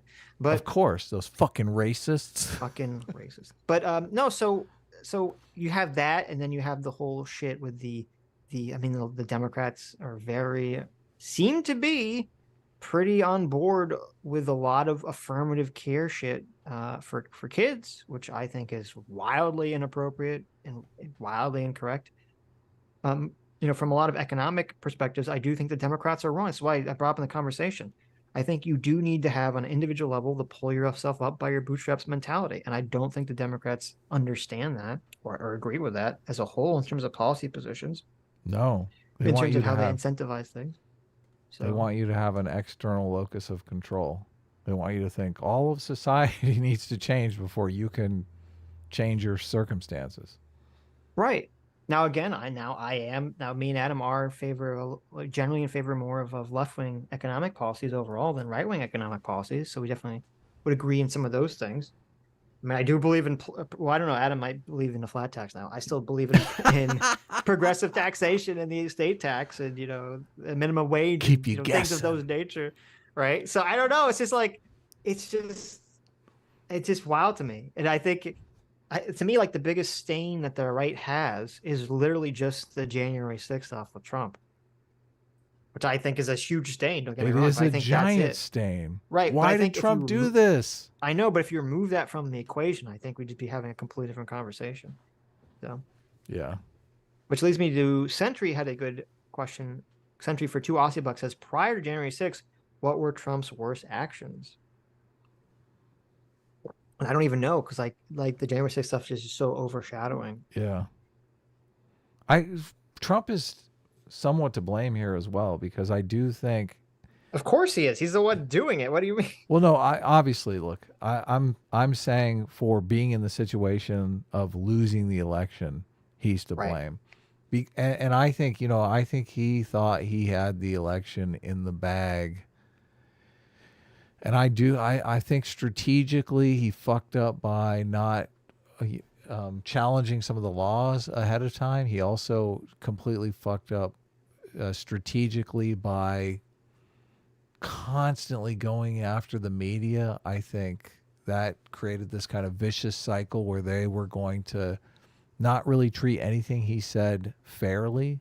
So, I mean, the divisiveness of Trump did lead to him losing the election in my estimation. So yeah, I mean, with the media, I it's kind of like, I mean, I do think the media was very unfair. Yes. Yeah, and then that made him super go aggressive against them. And then I think the thing that really made the media lose their mind with Trump is that they just, I mean, it seems like it's so long ago, people just don't remember that in 2016 there was just this completely pervasive attitude. Like the day before the election, everyone was saying, there's no way Trump can win. There's no way Trump can win. Everyone thought it was just no shot. Hillary Clinton was going to win 100%. And when Trump won, it's just like... the world skipped a beat. Yes, like people's worldview. And it's funny because it was like, you know, I always talk about how the housing crash essentially shattered people's worldview. They thought they were walking upon solid ground and they realized it wasn't. Trump winning was that for the left. The left yeah, the left thought they were walking on solid ground, and when Trump won, that was shattered, and their worldview kind of fell to pieces. And I think that's kind of what led them to this frenzied, TDS state of mind. All in a these lot of dumb places. retards voted for Trump. Yep, Oh my God. they just didn't see it coming. So Yeah, because they don't understand conservatives. right. In terms of Trump's worst actions, I'm trying to think like his worst action before January 6th. I mean, I don't like that he was broadly. I don't like that he was just weakening faith in institutions overall, to the extent that he was doing. But I'm trying to think of like a specific policy thing. I don't know. There's a specific policy thing that he did that I was like, oh, that's really bad. I mean, I didn't like that he was weakening, or he wasn't actually weakening. I don't like that he was using rhetoric to attack NATO. I didn't like that. I hated his tax cut because I hate money. No, I'm just kidding. Right. I mean, I wasn't a huge fan of the tax cut. What? You You know, like didn't spend your Trump destroying me tax or cut anything. I mean, I got one, sure. It said enjoyably. Donald, there's a check that said like Donald Trump on it, So, but I think the January 6th thing is like the big focal point for completely understandable reasons in these conversations. It's kind of sad because I do think that the Charlottesville thing happened. And I do honestly believe that Trump made a good faith effort to kind of bring reconciliation back to the country. Mm-hmm. And I do think the media really fucked him on that. Which, I mean, they did it for political reasons. And it's just, I mean, if everyone worked together after that moment and kind of tried to, we could have gone in a completely different direction, I think. Yeah, and I guess, looking back, I was caught completely unaware. I didn't expect Destiny's position on that to be what it was, and we should have paused. The fine people hoax thing. Yeah. Look, I don't want to defend Trump, especially. Look, no, I don't either. But like as you said, I'm done. I'm done defending Trump. I'm not saying in the future. I'm saying we should have done that in the conversation. We should have paused and been like, wait a minute. Like you acknowledge that in the conversation, he specifically said he wasn't talking about the neo-Nazis and said he denounced them completely, right? I went back, understand that. Look, I went back and listened to it recently. I listened to the first thing that he said when he came out, and he definitely makes a plea. He's like, we all got to get along. We all he basically says this is bullshit. We're all Americans. We need to fucking knock this racist shit off. But because he didn't word it articulately and the media could spin it the way they did and win political favor by doing so, they fucking did it. Well, ultimately, he is to blame. Ultimately, Trump is to blame because he's president of the United States. He should fucking know that the media is going to try to spin his words out. He shouldn't speak off the cuff like that. Listen, if you want to say that Trump, what he said was really fucking stupid and he should have had a much better statement on it, I agree. Right. Okay. I agree completely. But that's very different than kind of saying that he didn't, he didn't denounce the neo-Nazis, and he didn't specifically say, I don't remember. I thought he specifically said he did denounce them, specifically. He did like 3 days later. So no, it was in the same speech. The Fine People speech was the speech where he said I wasn't talking about those people. Yeah, but those were just off the cuff remarks after the fact. Yeah. He says there's like three interactions that take place. The first one is like the day of the event.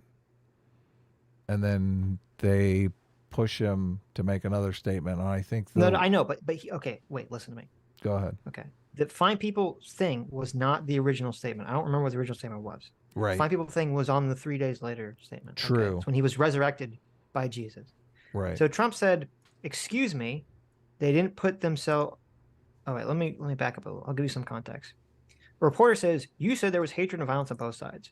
Trump says, I do think there's blame. Yes, I think there's blame on both sides. You look at both sides. I think there's blame on both sides. I have no doubt about it. You don't have any doubt about it either. And if you reported it accurately, you would say.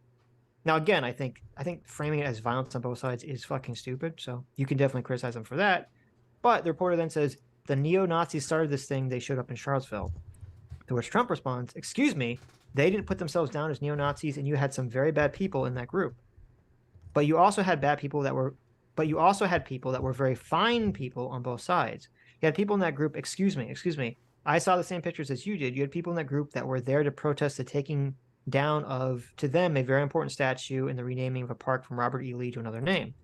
The reporter says George Washington and Robert E. Lee are not the same. Trump says, oh no, George Washington was a slave owner. Was George Washington a slave owner? So will George Washington now lose his status? Are we going to take down, are we going to go down to taking down the George Washington statue? How about Thomas Jefferson? What do you think about Thomas Jefferson? You like him? Okay, good. Are we going to take down a statue? He was a major slave owner. Are we going to take down a statue? You know what? It's fine. You're changing history. You're changing culture. And you had people.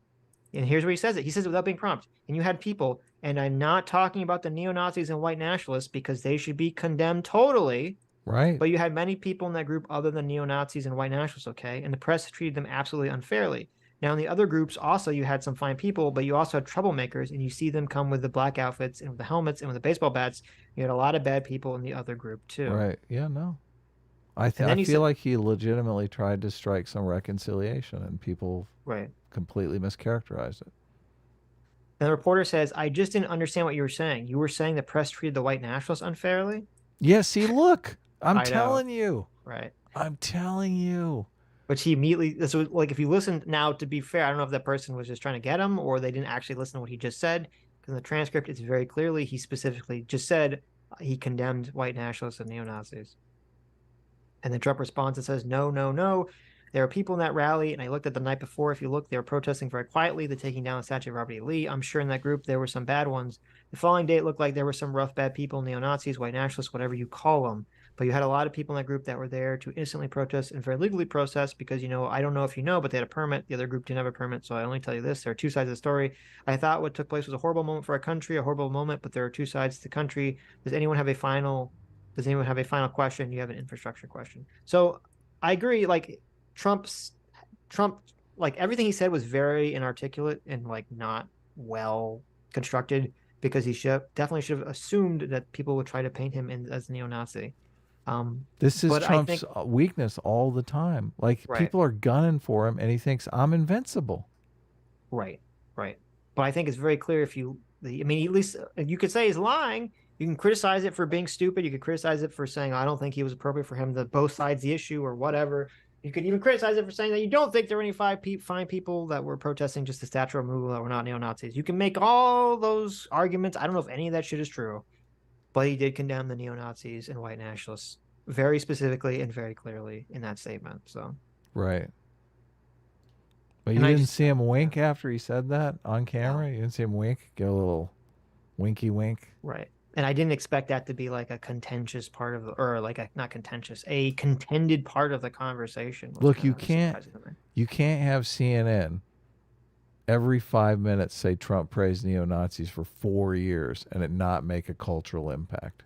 Of course. Yeah. Well, I said Joe Biden, that was literally, he ran, like in his first campaign commercial was the fine people line. Of course, yeah. It's going to go down in history. Right. They're going to paint Trump that way. I'll put on a statue. Put a statue of Trump in Charlottesville. Praised neo-Nazis. That's what the Trump statue is going to say. Yes. CT for G Canadian. Thank you, CT. Said, did someone say I could die if I give money? Give me. No, CT, stop. We need you. Don't die. CT looked at like trying to draw any clips from this conversation and just like, it's impossible. Really? No, I'm just joking.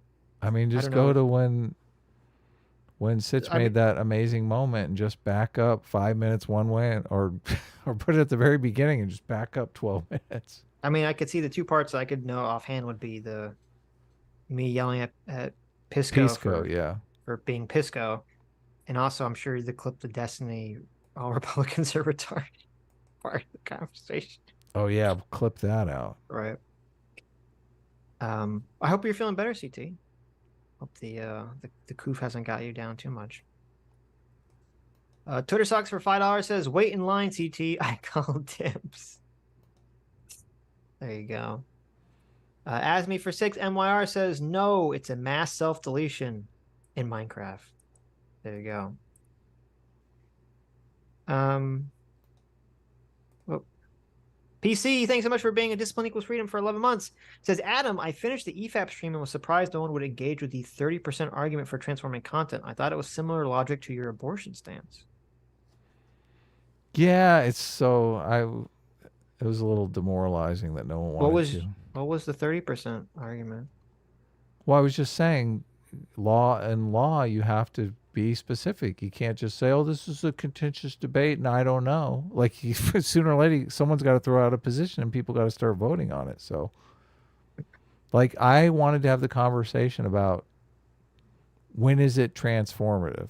Obviously, we all believe that what QVC is doing is not transformative. It's like pretend transformative so that he can keep stealing content.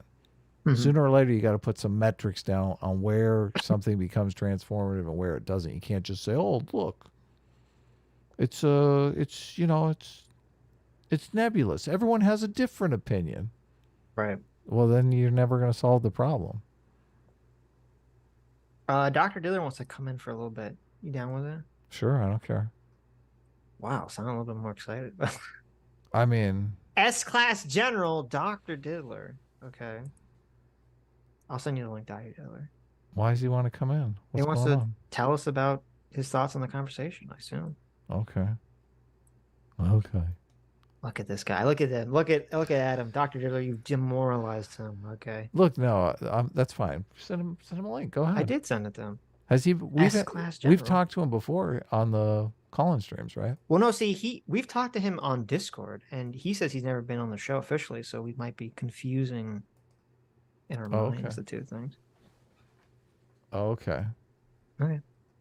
Asme for 30 MYR says, let's say I was to find Pisco's house in Minecraft and throw a pebble at his window while he's trying to sleep in Minecraft, so he won't be able to sleep and suffer from insomnia in Minecraft. Don't do that. Do not do that. Nobody do anything remotely like that, Asme. Stop it. In Minecraft or in other places. Yeah. That's very unenlightened centrist of you. Twitter sucks for $5 says Sitch is essentially jingoism. It is essentially jingoism versus nationalism. Patriotism good, jingoism bad. I don't remember what that was in reference to. But I mean, I agree with you. I agree with that sentiment. Yeah, patriotism good, jingoism bad. Suck for $5 says, quote, to me, that's what fascism is. It's generally based. Sitch. There you go. That's a nice clipping right there. I like that. How did you get the things that CT just sent us already in the video? You're so you already updated the description. I did not. No. Oh, really? If there's a time code in the description, I must have put the wrong ones in. Oh, yeah, you had right. it set to the previous stream. I was gonna tell you, you keep doing that. I don't know if it shows up while we're streaming or not. I think it does. Well, I don't know that. No, I don't think it does show up while we're streaming. So yeah, I don't think it shows up until afterwards. No one's noticed yet. I fucked up. I'm updating the descriptions for us, though, so you can keep talking. Hello, Dr. Taylor. What's up? Oh, wait. Connecting to audio. It didn't go through. Hello. Hello. What's up? How do we do? Dr. What's Diddler, first of his name. What's the verdict? How do we do? Often emulated, never replicated. I wrote down some points. Why do you sound so different than you normally do? This is bizarre. I don't know. Am I hallucinating? You sound so much better than you normally do than in Discord. Well, from my perspective, I sound the same as I always do. This is wild to me. Holy shit. It's like when you talk through Discord, does it make your voice through a tin can or something? I know this is so strange. I don't know. It could be that Zoom has a better audio thing. Well, there you go. Look at this. This is why we use Zoom. I know. Discord is shit audio. Wow. Okay, no. You're still wrong about that. No, I'm not. Anyway, what's up? Okay, so first off, I wanted to congratulate us on what an amazing job. No, oh, actually, yes. Thank you. Sort of. Sitch, I wanted to give you props because nobody else mentioned it, but you publicly came out and said you were wrong about the New York Times thing, even though it didn't help you in any way because you are a man of high character. Thank you. Thank you. I appreciate that. Second, I read this somewhere, and I think it's been influencing my thoughts, but I think generally the way we think and our brains are kind of wired towards efficiency, and so they kind of want to be as lazy as possible. And so just floating this out there, because you sounded confused, I think that when you argue something but you don't necessarily agree with the outcome, people get angry because they expect you to just fall into a hole that they've already dealt with. And so when you guys are steel manning conservative positions but you don't agree with where these positions might go, it kind of pisses people off because they don't really know what to do with that. I noticed it when Doomer had his Chappelle video. He was making a lot of arguments that like progressives use when they want to censor people, but he didn't actually oppose free speech. His position was mostly just that Chappelle went too far in that certain circumstance. And when I argued with him about it, it basically got down to the point of, well, I don't think they should like censor free speech or anything, but I think he went too far in this specific instance. Whereas all the comments were kind of getting angry at him for being a left winger, you know. I mean, I think you're absolutely right. The problem is I don't know if there's any way to avoid that.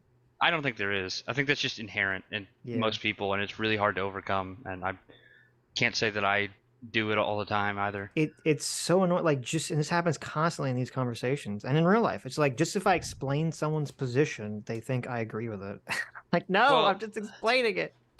The hard part about being devil's advocate is that you're basically it's like a no-win scenario. People aren't going to congratulate you. Oh, you represented them very well. Good job. Right. But I hate them, so fuck you. Yeah, essentially. Right. That's a good point. There is. So you pointed this out when you said something to the effect of like tap dancing on his grave or something, but that's what I said. Yeah. Oh, okay. Well, actually, I don't want to give you credit for anything, to be honest. So. I'm the one that said dancing on his grave. You were running up against their like their tribalistic instinct. So they had dance on their people's grave. Yes, yeah, of course. They had this whole thing the entire time in that debate where they were basically like, well, the facts support us, so we should be able to just laugh and point and yell and call Trump the biggest idiot, and if you follow him, you're a moron.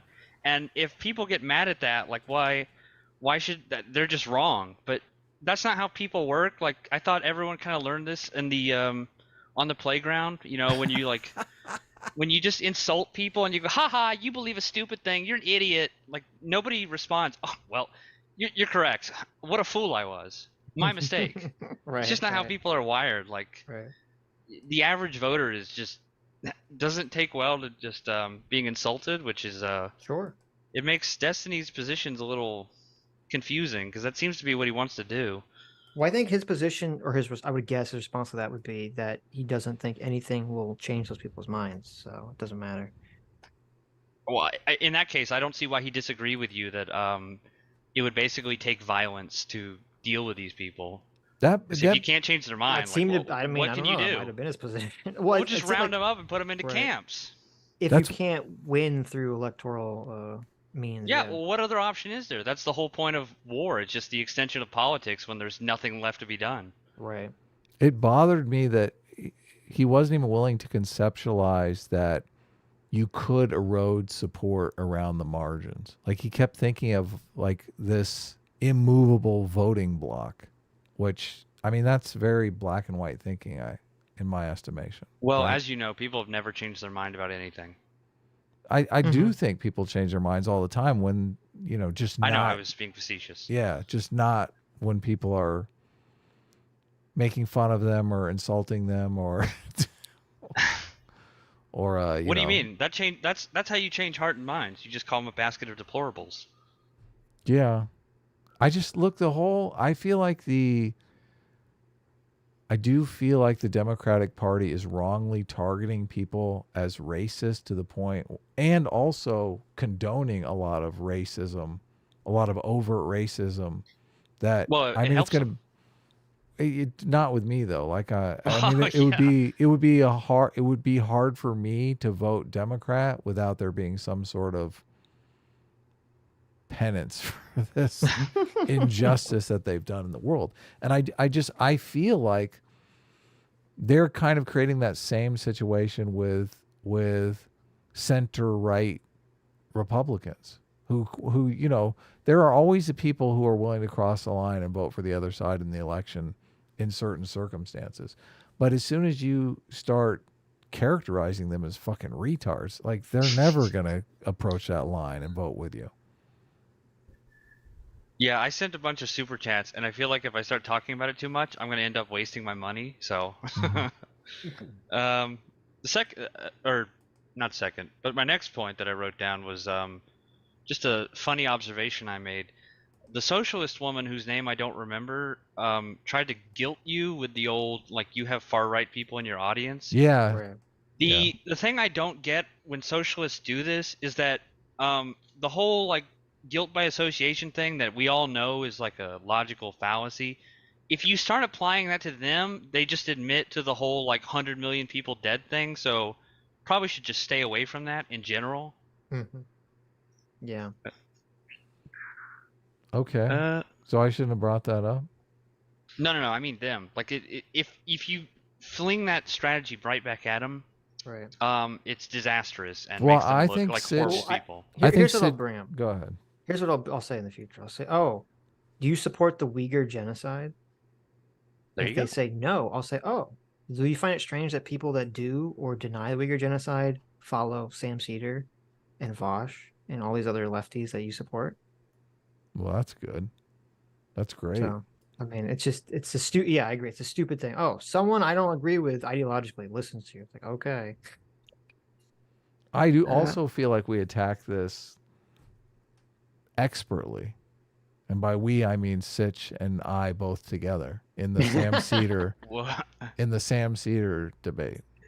I'm only saying that because Sitch did all the work, but I do feel like that angle, the Emma Vigeland, you know, bad people watch your show thing, I really think the conversation between Sitch and Sam on that really illustrated why that is such a like fucked up thing to do.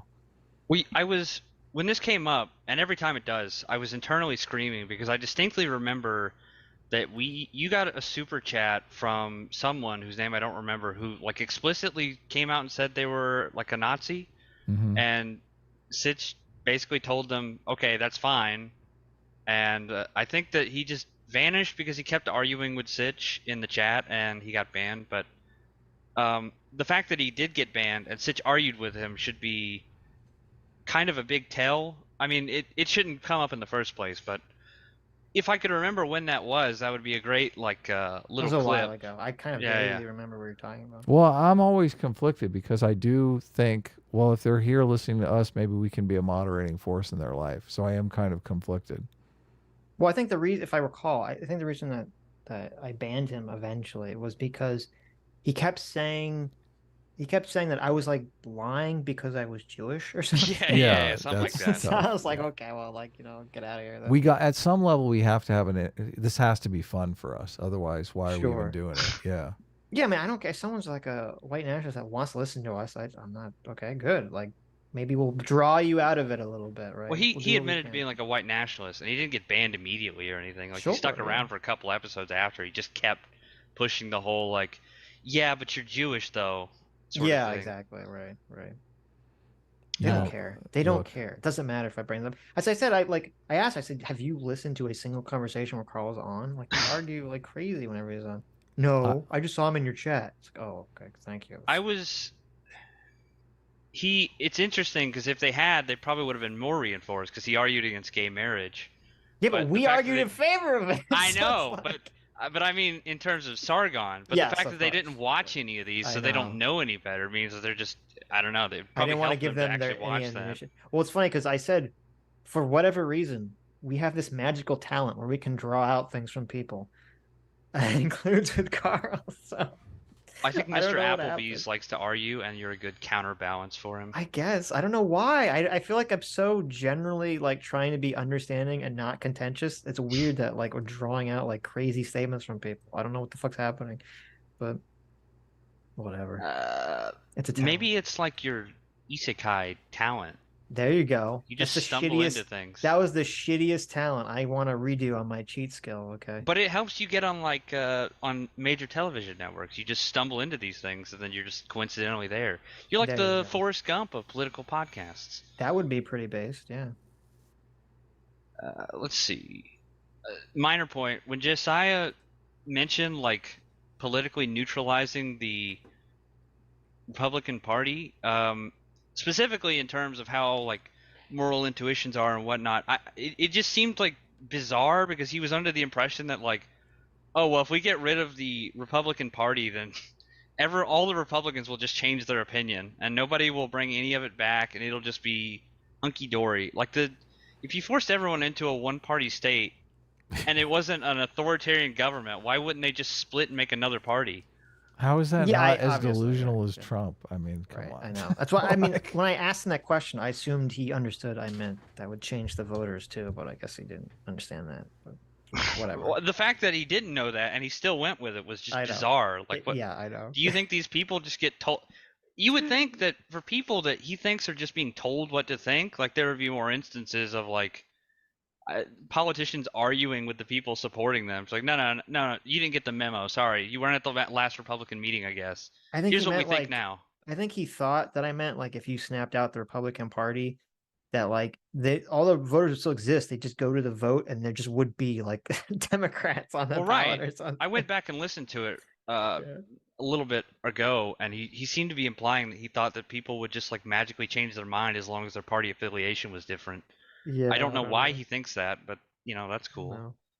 No. And so that was basically it, because I sent a lot of super chats and I didn't want to just go over them again because you'd be reading them later presumably, but there were two other things. Well, if you want to go over them instead of me reading them, I'll do that. But... I don't remember what they are now. Okay. Once I write them down and I send that little gone, $2 right? button, yeah, the thought is just like gone. The stress is released from my brain. So I don't know if you know this, but in terms of getting in contact with your fans, unverified users can't send verified users a message unless they are also verified. I turned that feature off for me, so people should still be able to send Oh, me okay. DMs. I didn't know you could turn it off because I Yeah, never bought you can. Twitter. It's set default, I think, to not be off, and I turned it off. I mean, I still get turned it message off, too. requests. Yeah, from Okay. people. So, Never mind then. but thank you for Last pointing thing. that out. Maybe a moment of mirth, a distraction, if you will. Did you see Lauren Southern's mega tweet today? Someone sent it to me. I don't know who it was. I didn't have a chance to read it yet though, because they sent it to me while we were streaming. So Tell us what it is. I don't like suspense. Why? I just don't. Look, I'm he wants to blow his American. I load and want be instant. done. Okay. How do you I want handle instant movies? gratification. This explains so much about it. I just Okay. I fast no forward subtlety, to everything on the surface. I just fast forward to the end and watch it first. I don't There know you if go. I expect anything better anymore. There you go. Okay, so basically, Lauren Southern had started like a fake account, and she got a whole bunch of people together and started this fake account where she sent Rolo, who you talked to, basically poorly photoshopped pictures of a ultrasound that she had gotten. No, it gets better. She trolled Rolo. She fucking Holy honey potted Rolo. It gets better. Oh my So, God, Lauren. She made a fake account with an obviously fake name, and she got some dude to do a bad Photoshop edit of an ultrasound along with some documents, and the message sent along with it was, "I just got divorced and I hate women now. Here you go."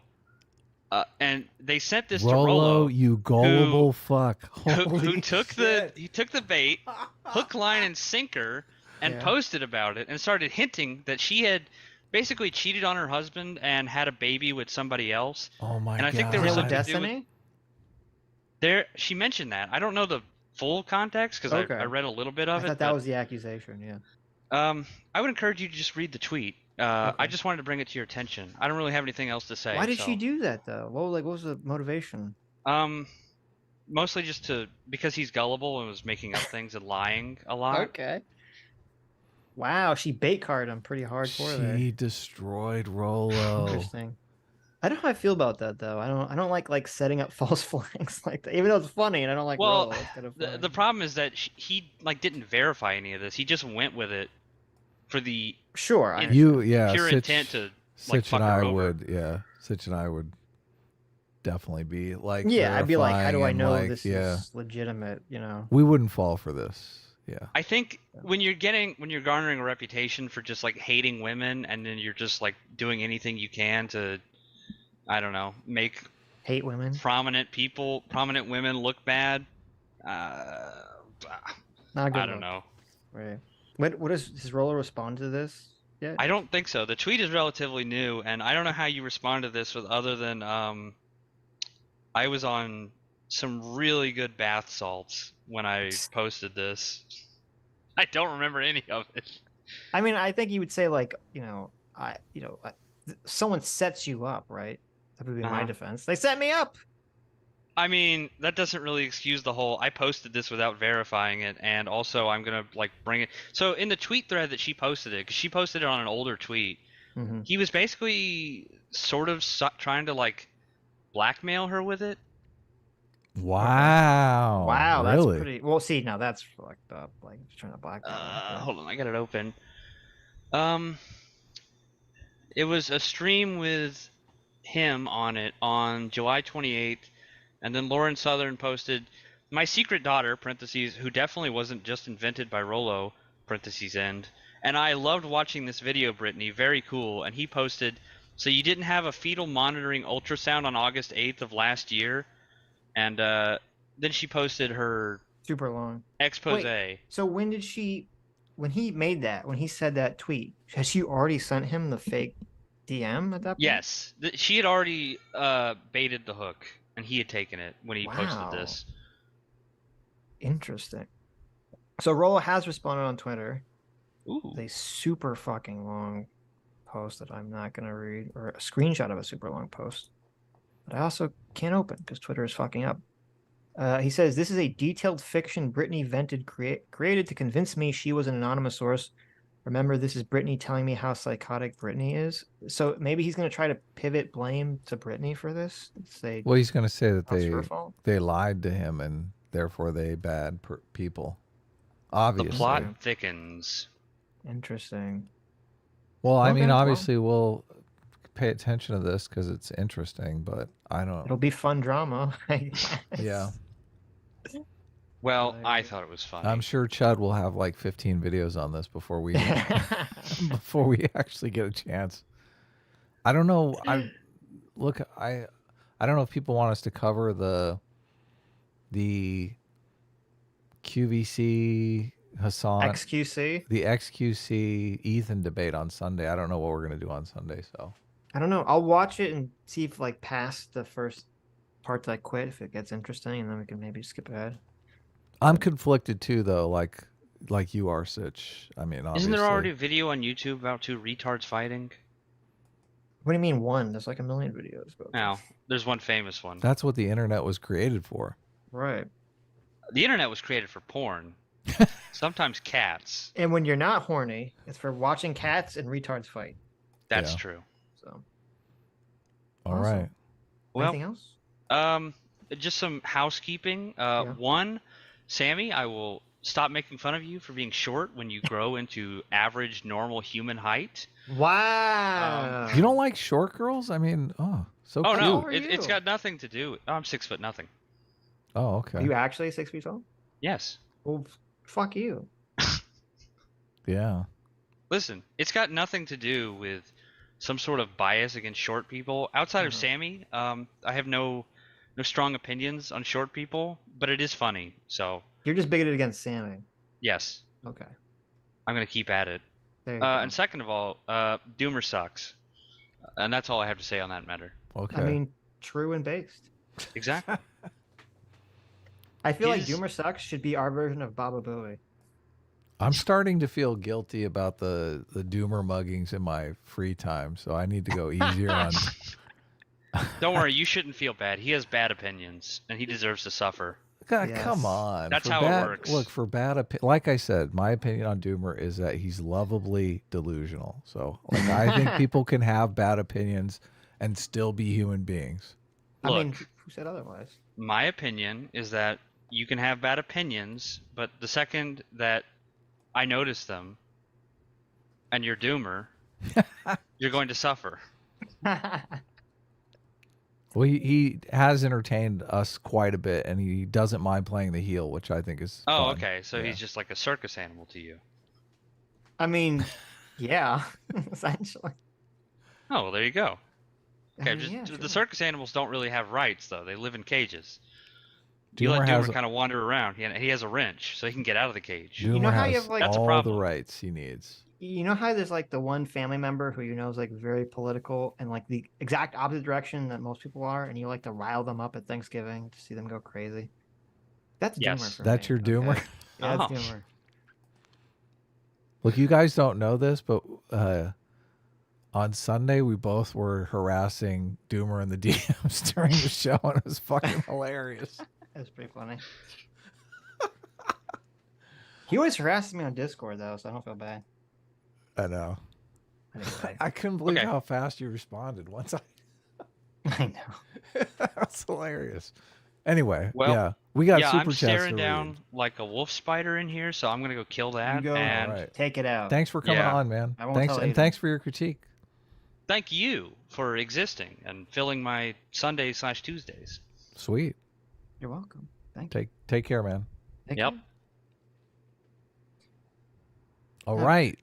We only have S-Class 5 more General. super chats left. We're Dr. almost there. Diddler. We have a bunch of stream labs. We haven't even started. I think we have more than like 5 super chats Okay. too. I was trying to be idealistic. Whatever. It's only like almost midnight. All right. What do you mean? Sammy G says, "I hope the spider wins." Oh, that's good. Funny. Oh my god! If we can talk to Anna about Barbie movie, I'd be so pumped. Even though I think people are like so sick of the Barbie movie conversation. I'd be so Yeah. pumped for that conversation. Did you listen to her review? I listened to part of it. I didn't have time before we came on today. It's hilarious because she was pointing out, even though she liked it, which I obviously did not, she was pointing out inconsistencies that only I've ever heard myself point out, and I was like, oh, so based. But she said she didn't she didn't listen to our Barbie review yet. So No, I know, but that's what I'm saying, that she saw the same inconsistencies that I saw and felt that they were worth pointing out. I was like, oh, so based. So yesterday on TYT in the bonus episode, they covered the Barbie movie. Jank and Anna did. And it was so obvious that Jank is just completely rushing Anna through this review. And so I said, look, Anna, you want to talk smack about Barbie? We talked for 12 hours about Barbie on Sunday. So I said she's welcome. Come on, she's wel- chat. Would Yeah. you not want us to talk to Anna and Chank if we could? Or just Anna about Barbie movie? That'd be an interesting conversation. Yes, yeah. But a 2v2 debate, Anna and Jank On Barbie? on Barbie against Sitch and Adam. I mean, that could Oh. break the internet. That'd be amazing. Yeah. Did you see Zizek's Barbie movie review? No, I did not. What was his thoughts on it? Zizek? I assume he didn't like it. Wow, I didn't know he did one. Okay, where was I? Select for True says, check out Little Platoon's Barbie review. It's good. I'll do that. I like his videos, yeah. Yeah. But It would our be- Doomer debate on Barbie, I think, that beautiful, so good. I love that conversation. Yeah. Yeah, It really helped me, focus my thoughts on the matter. yeah, great content too. Carl Young wrote a book about the Barbie movie. It's so funny. I think the movie's so shallow and uninteresting. But the and debate is conversation fascinating. So fascinating to me, just because, again, I said a million times, it's like a Rorschach test. It's just so insanely interesting to me, the conversation around this stupid movie. Yeah, I love it. So, JMac sent me a video that's I've only watched a quarter of because I had to get ready for the show today, but it's so good. It's these guys reimagining the Barbie movie from a male's perspective. So they're just doing it all reversed. Right. Yeah. Yes, someone sent that video to me. I didn't have a Did you chance to see watch it? yet. No, but Oh, I saw okay. they sent it to me, and I was like, "Oh, I'll check this out." I watched some of it, and it's so good. It's so hilarious. Yeah. All right.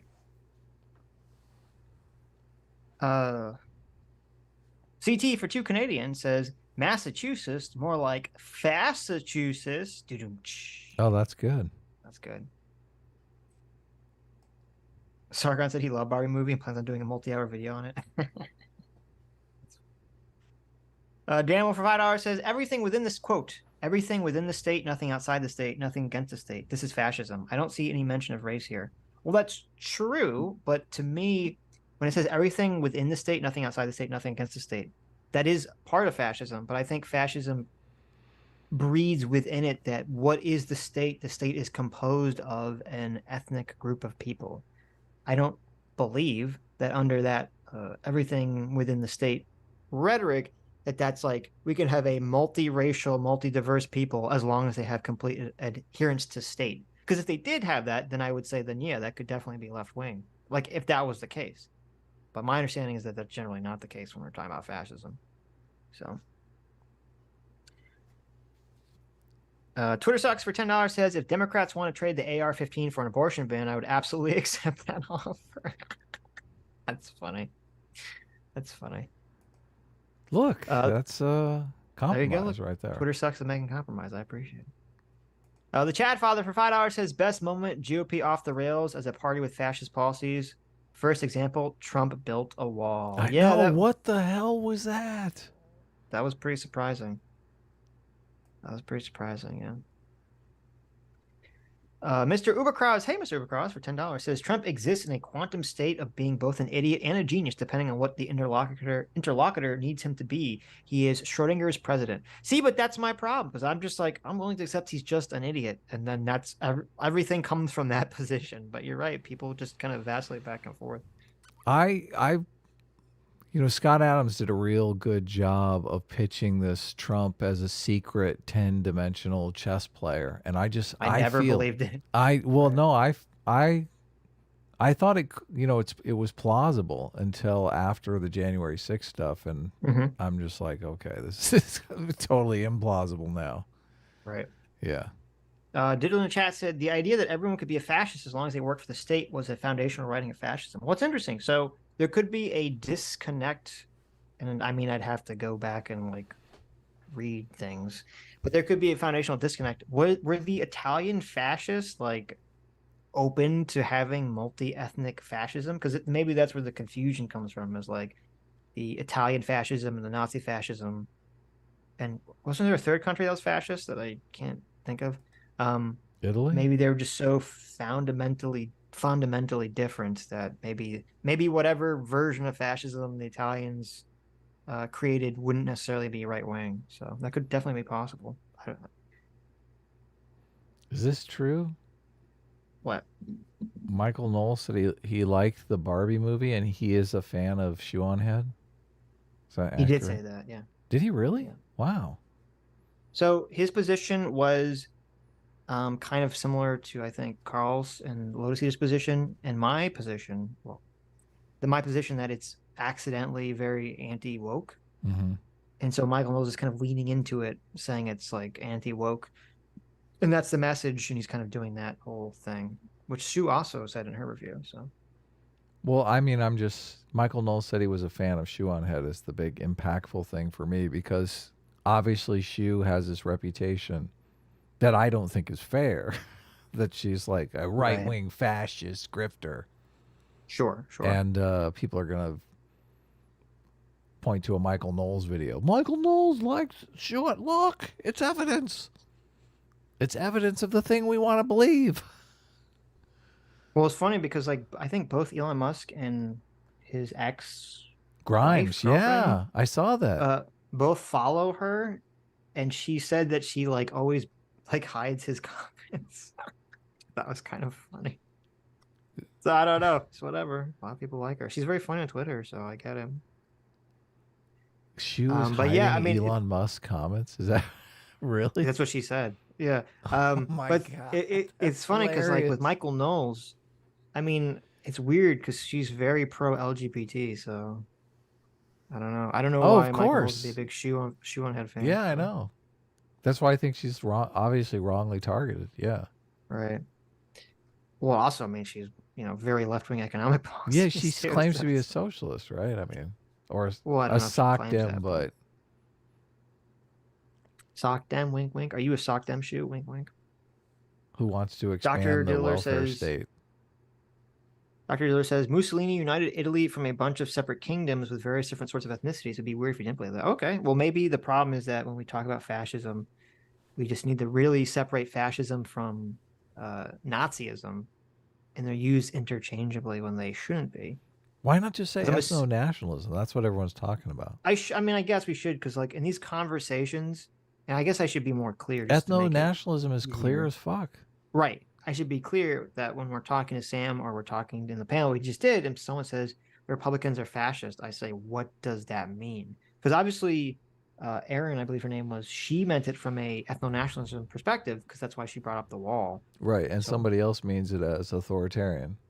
Right. Yeah. So we should, going forward, we should try to be specific. Like, what is a fascist? Like, how are you using that term? Just so I Right. understand. And we should just immediately, once they tell us, stop using the term fascist and just use the term ethno-nationalist or authoritarian. Right. Right. Val Van Gogh for $10 says, no one on the left no longer accepts you on the left, and yet the Overton window isn't continuously shifting. At what point will you be convinced? Perhaps when Destiny is considered right-wing.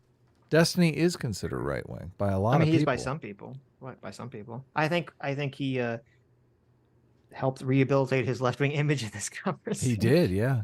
Yeah. Yes. Right. It's weird, Val. I know you say no one on the left accepts your left. I mean, like, who's no one? It is funny, too. Do you remember in the Well, first of all, we don't even say we're on the left.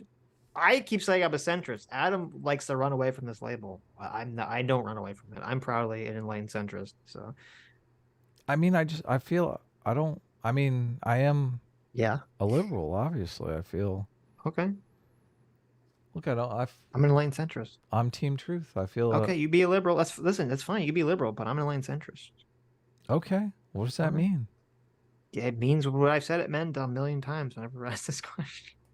It is. I mean, it is we funny started- that in the yeah. beginning of our conversation with Destiny, I brought up when we were talking about the labels, building a platform, being a enlightened centrist is much more difficult than being a partisan hack. Right. And Destiny kind of objected to the idea that he's ever had a partisan platform. But by the end of the conversation, I was like, holy shit, he still has a partisan platform. Right. Yeah. Sure. No, and I mean, I would have assumed Destiny is, further left than we are on a lot of issues. I would have expected that, and his audience as well. But yeah. I just don't. The problem that I have with enlightened centrist, obviously, is that it's not, it allows everyone else to label you however they want. It's like saying, I'm a marshmallow. Like, whatever you want. Right, but the only other thing I would say is like I'm a disaffected liberal, which that doesn't mean anything either in terms of what does that mean? What is it? You're a No, liberal. that means where I used to be. It doesn't mean where I am right now. You're an anti-woke liberal. But I'm not. You always throw the liberal label When you say around. liberal, in terms of being in favor of liberalism, Right. yes. But if I say in this conversation I'm a disaffected liberal, I don't mean if I'm disaffected from liberalism. I mean I'm disaffected from Democrats. Right. Disaffected You're Democrat right. voter. You're right. That is a bad label. Yeah. So that's why it's part of why I don't like to use that label. Because I don't know. And I really, as I said, I don't know if I'm going to vote for Joe Biden. That triggered the shit out of everyone I when know Anna said. I know it did. When Anna said, I don't know what to call myself anymore. They were like, how dare you? Right. So, Asmi for 4 months, thanks so much, says, hey guys, I know the debate was a mess. I know Adam was on the verge of tears and Sitch was jelking. What is jelking? I wasn't on the verge of tears. What You happened? were. I think he's joking. Really hard during the debate, but I'm proud of you. Well, thank you, Asme. Thank you. No, I'm good. Ew, gross. I looked up what jelliking is and I regret it. Don't do it. Don't look it up. Don't look it up, Curiosity. chat. Curiosity got you. No, I knew anything like a word like that. You don't. Come on. You never typed that in. I mean, I search engine. suspected, but I had to know, right? Twitter sucks for $5. Says the feds really did screw up everything with January 6th. Smug face. There you go. There you go. Hello for 5 Canadian. Hey, hello. Says more ASMR of Sitch swallowing his drink, please. Oh, was that coming through? Was I making gulpings? I'm used to it because on Zoom it usually cuts it out. I don't know if it was cutting out on Discord. Yeah, Discord takes over my whole computer audio setup. It's really lame. Well, also Discord just does a shittier job at cutting out the noise suppression than Zoom. Zoom's noise suppression, I think, is based on machine learning or something. So it's way better. And the Discord one is just based on, I think, how loud the sound is. So Discord has a thing where you can set the individual person's volume level, so you can do it individually, which is nice. But I don't understand when my computer audio is bouncing all over the place because it's controlling it against my will. Right. I mean, how is that affected? Oh, I don't know if you saw. Did you see the thing with Zoom? What they're doing now, which I hope they change because I would like to keep using Zoom. What did they change? They're going to make it so that they're going to use, supposedly, they're going to use audio and visual information to train AI models, and you can't opt out of it. Oh, really? Yeah. I kind of don't care about that, to be honest. Oh, you don't care about that? Yeah. Okay. I mean, Okay. I don't like that, but you don't want it using our audio? I mean, I would like to opt out of it. Well, it's going to be using your video because I go straight into OBS. Well, you go in the. Well, I don't have it. Oh, sometimes yeah, I it's on do. my camera. Yeah. Yeah. Okay. I don't know. We'll see. I don't like it. I'm not comfortable with that, but we'll see. I'm ready for our robot overlords. All right. Go away for $5 says, so an anti-CRT bill is worth threatening aid to Ukraine, pushing social welfare back at a time it's desperately needed, and can't tax cuts for the 1%? No. Where did I say that? I mean, why do I just it's I mean, it's like if I were to ask you, like, oh, what's more important? Having socialism spread in our country or giving aid to Ukraine? It's like, well, wait a minute. I think it's like a false dichotomy. I'm like, no, you have to choose. One of these things is going to create socialism, and one of these things is going to, send aid to Ukraine, right? I'm not in the 1%, and I got a tax cut. If the Democrats, even though I'd still have disagreements with the Democrats, if the Democrats came out, or if there's a Democratic candidate that came out and just was firmly anti-woke, firmly anti-socialist, I would support them 100%. That would be so cool. Can you imagine such a thing? Or if there was a Republican that came out who was obviously be anti-woke, so Republicans are anti-woke, but was moderate and was like, listen, I'm in favor of abortion with restrictions. I'm in favor of still sending aid to Ukraine.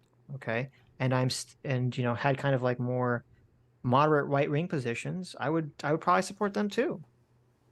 I just feel like everyone's becoming very hyper extremist in this sort of, in both directions. But Sitch, that person voted for Trump. They're a fascist. Right. Or if they came out and they said, I don't agree with what Trump did on January 6th and all that stuff. Yeah, I would definitely support them. Right. So it's just, I don't know. I just feel like we have these two extreme positions that you're yelling at me to support, which doesn't even matter anyway, because the state I'm in is going to vote for Trump regardless of anything I do. But right.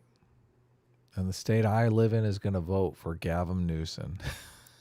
I mean, and I think this is the thing. You don't see, I think, go away. You don't see the threat, because to you probably don't think the threat of wokeness and socialism infiltrating our country is a big deal. No, you think it's a good thing.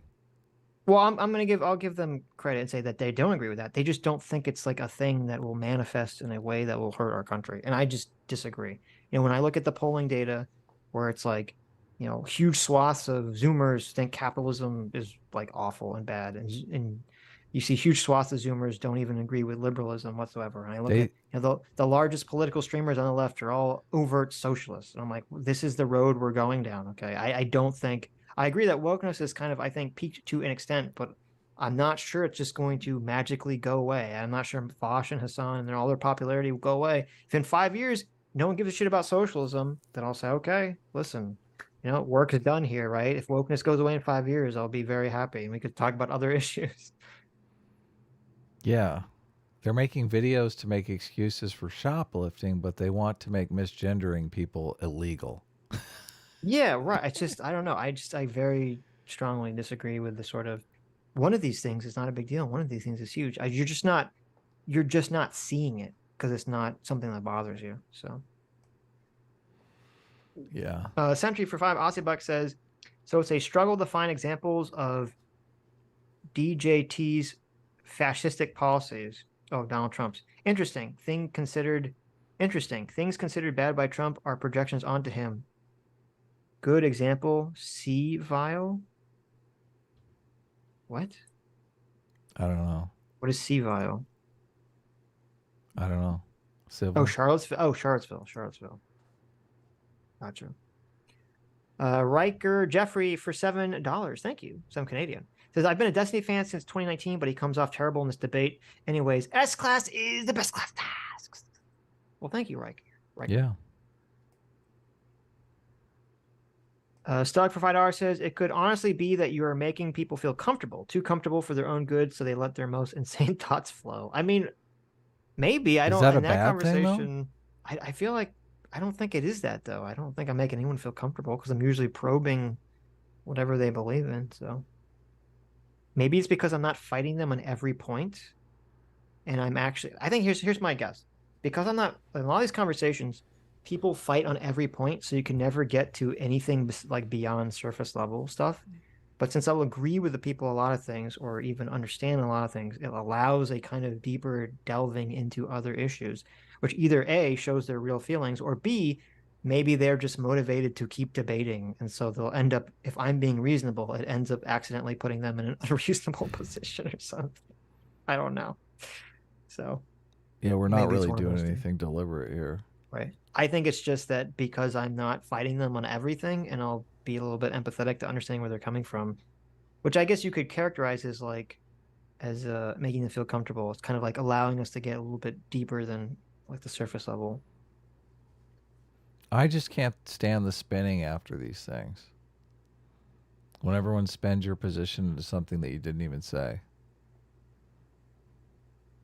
True. Bricknose for $50. Thank you, Bricknose. Says, I think you both hid your power level a bit. Adam wouldn't admit that he would vote for Ron DeSantis, or that you both have made clear your no intention of ever voting for Biden. Anti-woke is your number one issue. It seems clear the issue decides your vote. Well, I mean, so I first of all, I'm not sure where you drew that from. I said I wasn't planning on voting for Biden when we talked about this. I never, ever said I wouldn't consider it. If Biden comes out, before the election and says wokeness is a fucking blight on American politics, I'd be like, oh shit, that's pretty based. I don't think that's gonna happen, but I'll keep my my hopes up, or my options open in case something like that happens. Or what if say Biden doesn't change on wokeness whatsoever and Trump wins the primary and Trump starts coming out with like insane fucking rhetoric, right? What if Biden continues being woke, but then Trump wins the primary and he starts saying, when I'm president, I'm going to throw every Democrat in jail. I'm going to burn the fucking system down and elect myself and make myself president for life. That's terrifying. Right? Well, then obviously I'm going to vote for Joe Biden. So that's what I'm saying. Like, I'm just saying, like, assuming something crazy like that doesn't happen, I don't know who I'm going to vote for. If that happens, I'm voting third party. I'm kidding. That would be insane. Obviously, I'd vote for Biden.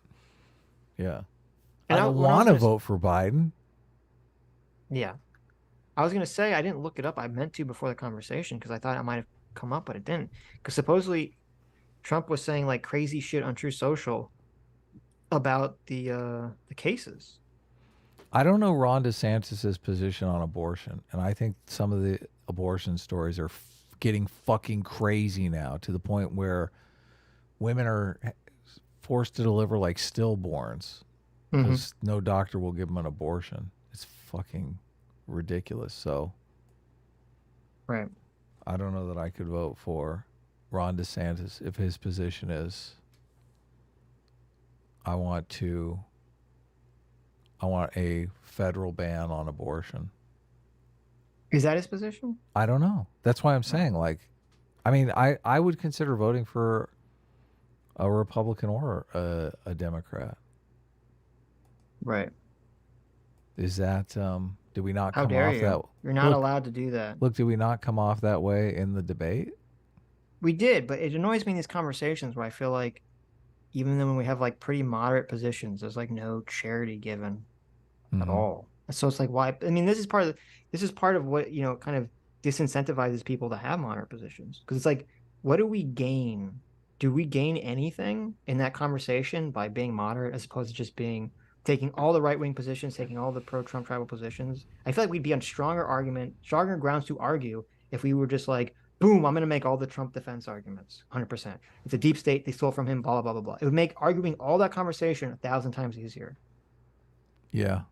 And so it's just like, why? Like, I feel like those conversations essentially disincentivize people to like not be extreme in their views. But the Jack of some trades, good name, for $20, says, "Hey guys, just catching up the show. Got to the bit about black nationalism. Is Sitch saying progressives look outward, but black nationalists would look inward? Spicy take. S-class is A-teams." Well, yeah, because Nice. I think I would say that because I think any sort of ethnic nationalism is essentially rooted on the fear of I would say any sort of ethnic nationalism is, first of all, ethnic nationalism is literally the oldest form of group orientation, and the oldest form of organizing your society is ethnic nationalism. That is the oldest form, and it's looking and saying that you're being motivated, that some sort of external force will come in and basically, you know, degenerate, you know, your purity, which I consider as a right-wing fear, not a left-wing fear. Would we call those people degenerates? Well, that's why the right. I mean, that's what you never hear anyone on the left call someone a degenerate. Yep. Do you? You never hear that. Why? And that's the thing, guys. Why do you never hear a single person on the left? They never label someone, "Oh, you're a degenerate." Yeah. They never say that because it's not a thing that they're even triggers them, bothers them. They don't even think about it. Their goal is to degenerate society. Exactly. Exactly. That's the goal, right? So that's why the left says you're a fascist, right? You're rigidly adhering. And when they mean that, they mean authoritarian. You're rigidly adhering to some sort of hierarchical structure. I mean, you don't really hear anyone on the right go, "Oh, you're such a fascist." Right. So, you think hierarchy is good? You think order and structure is good? When I need to get to work, I do. Yeah. Stuck for $2 says, check out. Oh, I read that one. Twitter Sucks for $2 says, strive to be the American that anime portrays you as. True. Sweet.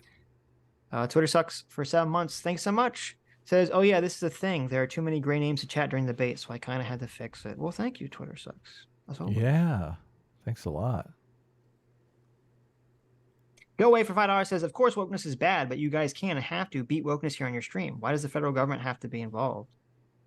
Well, I mean, I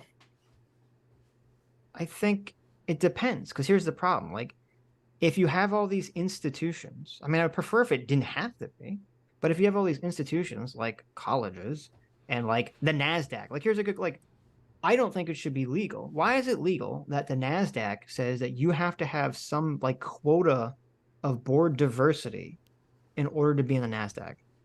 I don't think that should even be legal. That's crazy. Yeah. Right. Why is it legal that the Oscars can say, oh, you have to have some sort of like specific to win combination. an Oscar? Yeah. Right. To win an Oscar, you have to have some specific combination of like racial makeup or something. To me, that's crazy. And I'm actually curious if those laws, or not laws, I'm sorry, if those policies will be challenged as racist under kind of the same legal logic as the affirmative action policies were They should be. challenged. They should be. I don't know. There could be some difference that as a lawyer I'm not aware of, but I feel like they should be, especially with the NASDAQ thing, because you're literally talking about employment, and employment Yeah, is that's generally affirmative protected. action right there. Right. Well, just affirmative action. So like I always get Title 7 and Title 9 like mixed up, but the same language I believe for schooling against anti-discrimination schooling is also for employment, and so it should definitely apply to the NASDAQ stuff. So I mean, I would prefer if wokeness could be fought just through the culture wars and just through non-government action. I'm not sure it can though. I mean, if you have, woke has a stranglehold on colleges and has a stranglehold on other institutions, I think you might have to have the law come in and like rip it out by brute legal force. I'm not sure there's another way around it. Look, I'm reading these Sam Cedar stands in our comments, and I'm just thinking, this is a shit that they're teaching to your 5th graders. It's like insane. Right. Not based on any evidence, just based on, they just look at some statistical disparity and like confabulate a story why it exists and start teaching your kids that. What the fuck? Yeah, I mean, I don't know what your position is. I would assume if you don't like wokeness, you would agree, like, you don't have a problem with the anti-CRT laws and, things of that nature being pushed, whether by state law or federal law or something to that effect. So, I mean, obviously it can go too far, like as DeSantis did with Disney, which I don't support, but...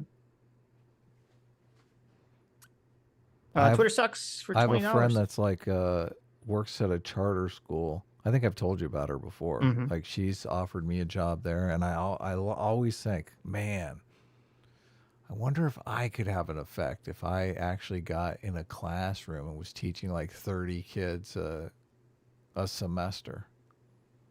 It's got to be woke as fuck there, doesn't it? I'm sure it is. I'm sure it is. Crazy. Did you see there was some weird libs of TikTok found, or someone sent the libs of TikTok some teacher who was a black lady who was like hyper racist. No And way. like she was very upset that I think her sister was like staying over her house, and she was like very upset that her sister was dating a white boy. And she had all these like weird tweets and messages about like how she was racist and proud that she was racist against white people. So all these people were trying to find out what school she worked at to try to get her fired, because apparently she was a public school teacher or something. And it's just like, I mean, I don't necessarily disagree with that. I don't think blatant racists should be in public schools. So yeah, wow. If you want to have a job, doing something that's not teaching children, be my guest. Like if she just worked at some random thing, I'd be like, okay, leave her alone. You can be racist and work a job somewhere, but I don't think you should be blatantly racist in teaching children. I don't agree with that. What if she's a postal carrier and she's like burning all the white people's mail? Or obviously, yeah, something like that, sure. Twitter sucks for $20. Thank you so much. Says, reminded me, I have a hard time believing that since Hassan is so audience captured, that if somehow Antifa or BLM shut down the Twitch servers, that he wouldn't come out and support their actions. Reference to the Kai riots. Yeah, that'd be an interesting thing if something like that happened, but He would. He's too stupid to realize it would cost him. well, I didn't want to bring this up because I knew it would be like fucking throwing a grenade in the thing. But part of the reason that I kind of have the view I have about Trump is that I can 100%, or I shouldn't say not Trump, but people that support Trump. I could with 100% clarity, though I shouldn't say certainty because it's just an assumption here. If I could see a world very, very, very clearly where Joe Biden says that he won the election when he actually didn't win the election, and you could have a similar situation where there's like vagueness around the voting, and it's not really clear whether there was fraud or not, at least overtly. Kind of the same situation with Trump. There's all these kind of like weird things you can point to. And Biden or any Democrat running against Trump could have said that they didn't win that they didn't really lose the election and that the election was stolen. And that the left would basically behave the exact same way the right did on January 6th. Only worse, because I think if Antifa people and BLM people and left-wing people broke into the Capitol, I Oh, think they they burn would it down. try to burn it down because they had zero reverence for the structure or Tradition, anything yeah. within, or tradition or anything within it. So it would have been even worse. But I could 100% in my mind, that possibility is so crystal clear that that's why I don't want to just throw everyone under the bus who's voting for Trump as like a fascist. Because it's like, well, then I guess all the people that I can see in my mind that would do that on the left were also authoritarians and crazy and all that shit. So, but I knew if I brought that up in the conversation, that'd be like just like dropping a nuke on everything. Yeah, they'd be, oh, we're innocent. What are you talking about? We're the innocent Right. ones. Right. Well, they just said that, well, that didn't happen. I was like, yeah, but so do you think it wouldn't happen? They would never admit to that. Right. They don't even think that's a possibility. I don't know. I don't know the answer to that question in terms of what they would say. Because to me, that'd be such an obvious thing that would have happened. So, and now you could say, now we don't know because obviously Biden, I don't think Biden would, now to be clear, I don't think Biden would be the person to do that because he's not that kind of character at all. But there could be easily some kind of left-wing version of Trump who could have done something like that. And I think maybe that's the difference in sorts of these conversations is that I basically view kind of like the quote stupidity that Destiny was referencing, or I kind of quote the like, maybe I shouldn't even use stupidity. I view like the tribal animosity and the tribal lens that people use that lead them to these bad outcomes as a universal lens that affects all people. And it's just random chance, whether it's the left or the right, essentially, that's like the worst at the moment. So, but I don't think they view it that way. I think they just Not view at the all. right as like My some tribe intrinsic good, property. their tribe bad. Right. They think there's some magical intrinsic property to right wingness, I think. They think that like leads you down that pathway, which I just don't agree with, obviously. Yeah. So Fondue for $20 says, just caught up on the stream. Woo. Also, Sitch, most people in this space want to share their opinions. When you honestly try to understand their position, they will intuitively gush their beliefs no matter how crazy they are. Well, maybe. Well, thank you, Fondue. Maybe. Ace for $5 says, does anyone know that Trump almost used martial law during the 2020 summer riot? Wasn't it? I don't remember. So I remember this, like, this, are you talking about the, wait, what are we talking about? Trump almost used martial law in 2020. Are you talking about this? Because I thought the thing with the cemetery was that turned out to be fake news, didn't it? Unless you're referring to something different. Did Adam leave? Adam left. Adam left. I'll ask him. I'm sitting right here. What are you talking about? Okay. Someone said Trump almost used martial law during the 2020 summer riot. I don't know what are you specifically referring to? Are you referring to like the George Floyd protests? Wasn't he saying Or he are you was trying to, like- offering the National Guard to Portland, Oregon, but they didn't want to take it, and he didn't want to give it because it would seem authoritarian if he just sent it without them asking for it? I think Well, that's yeah, the 'cause situation. right. Yeah. If that's what you're referring to, I think first of all, I think it would have been 100% justified to send the National Guard in or federal forces into Portland to, number one, defend the courthouse, and number two, break up the Chaz, if that's what you're referring to. So I'm not quite sure what you're specifically referring to, Ace, in terms of Trump using Wasn't the martial Chaz law. in Seattle? I think the Chaz was Seattle. Was it? I thought it was in Portland.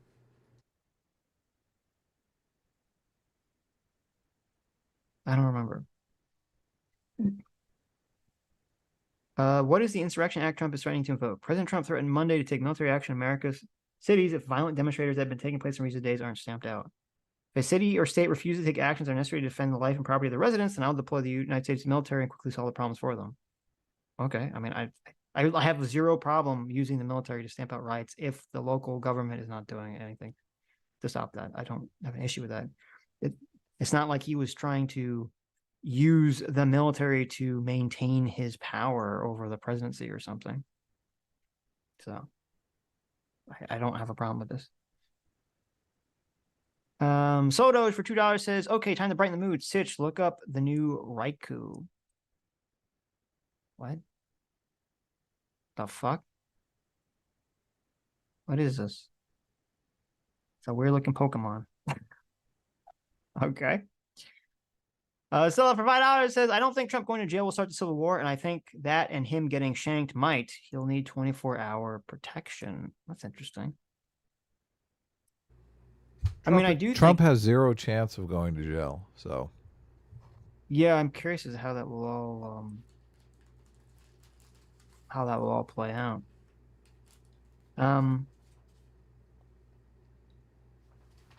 So it's just We it's gotta get interesting. that clip where he says, "I did everything right, and they indicted me." That clip Yeah, is well, so It hilarious. is pretty funny. But I mean, I do think that's going to cause, and this is what I was worried about. I do think it is going to cause a problem. Because even if I think Trump is guilty of some of the things that I think he's guilty of, I'm not sure what the repercussions will be if and how it will look if Trump loses the election and then gets arrested and goes to jail. It's going to look so bad, regardless of whether That's he deserves exactly it or not. what you're gonna see, and everyone's gonna Right. lose their minds. Right. And I'm worried about what happens going forward from that. So, and I'm not going to just sit here. I think to me, it's kind of like lazy or cheap to just say, well, I have a principle that no one's above the law. It's like, okay. I mean, you don't actually believe that, but Optically, it's gonna look like that, though. right. So I don't know I don't know how to handle that situation at all. I'm glad I'm not the person to handle that situation because I wouldn't know what to do. Can you imagine if he's like guilty on all charges, and they're like, house arrest? Mm-hmm. It's gonna look like he's above the law. It's gonna be exactly the same thing that they're saying they're fighting against. Right. Um, where are the Streamlabs? Here they are. Stoic for $2 says the political compass is dumb. I've decided the left-right axis is economics, while the up-down axis is not social, but it should be. Authoritarian libertarian should be a dependent variable of those two independent variables. Huh. Well, that's an interesting idea.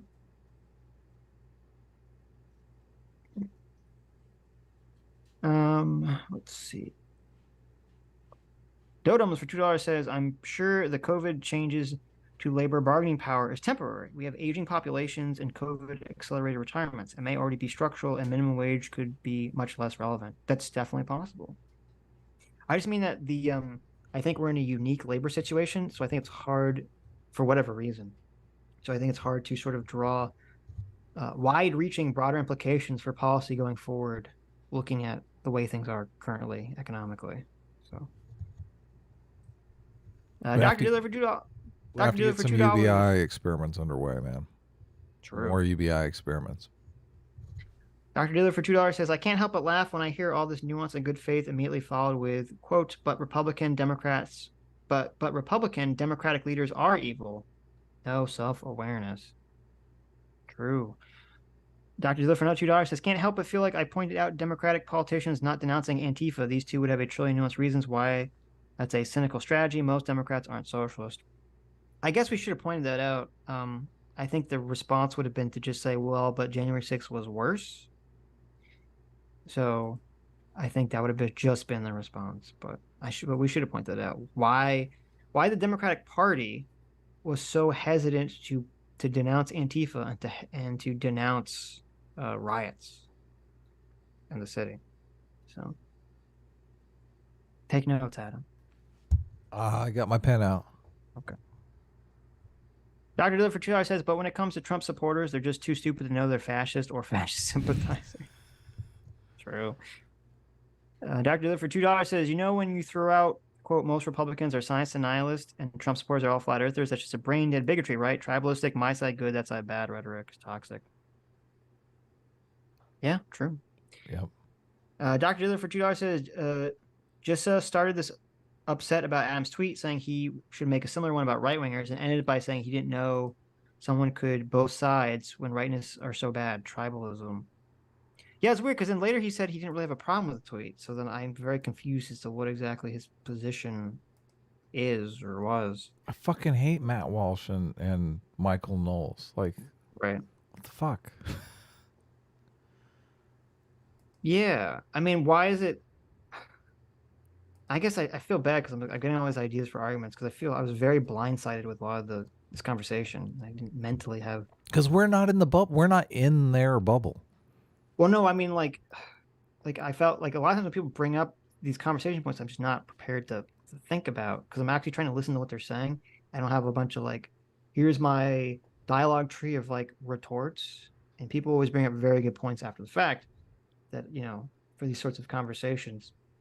Because yeah, like to me, it's like, okay, not only why is it Democrats would not denounce Antifa? Why is it Democrats would not denounce Black Lives Matter? Why is it the Democrats, or some Democrats, I shouldn't say all Democrats, why is it that some Democrats were literally supporting those organizations that would just pay bail for everyone that was rioting, regardless of what they were doing for the Black Lives Matter protest? That's insane.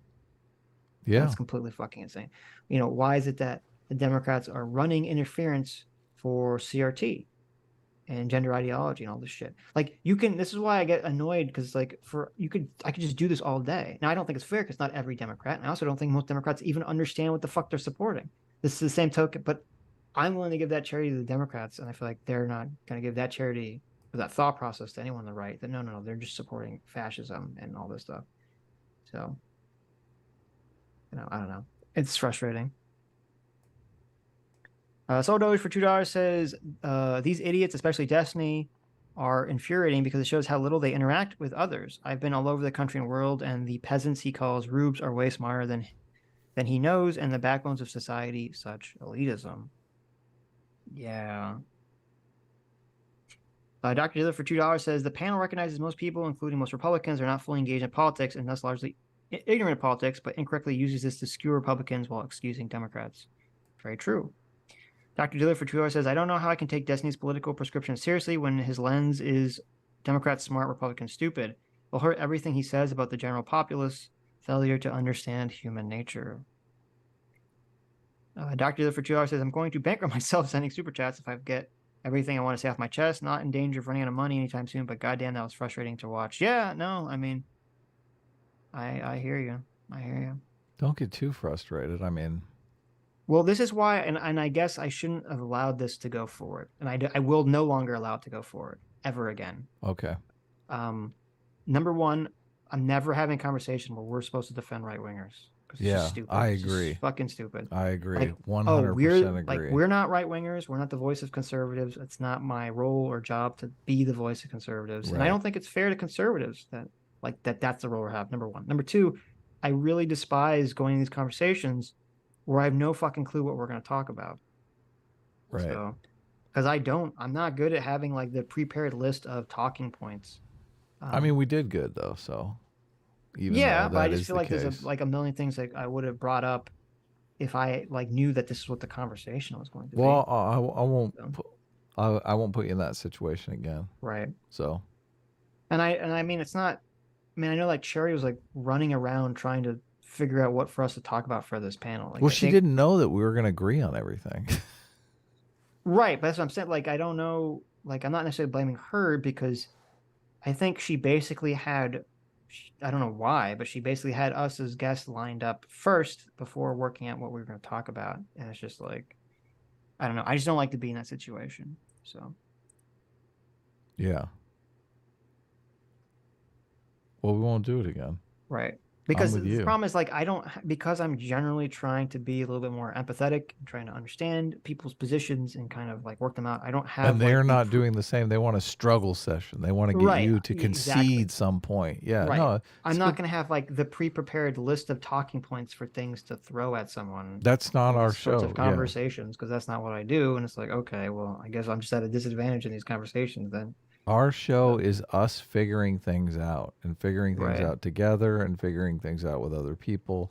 If you bring people into that situation that they don't give a fuck about figuring things out, they just want you to vote for their team in the next election. It's like it's just we're at cross purposes. Right.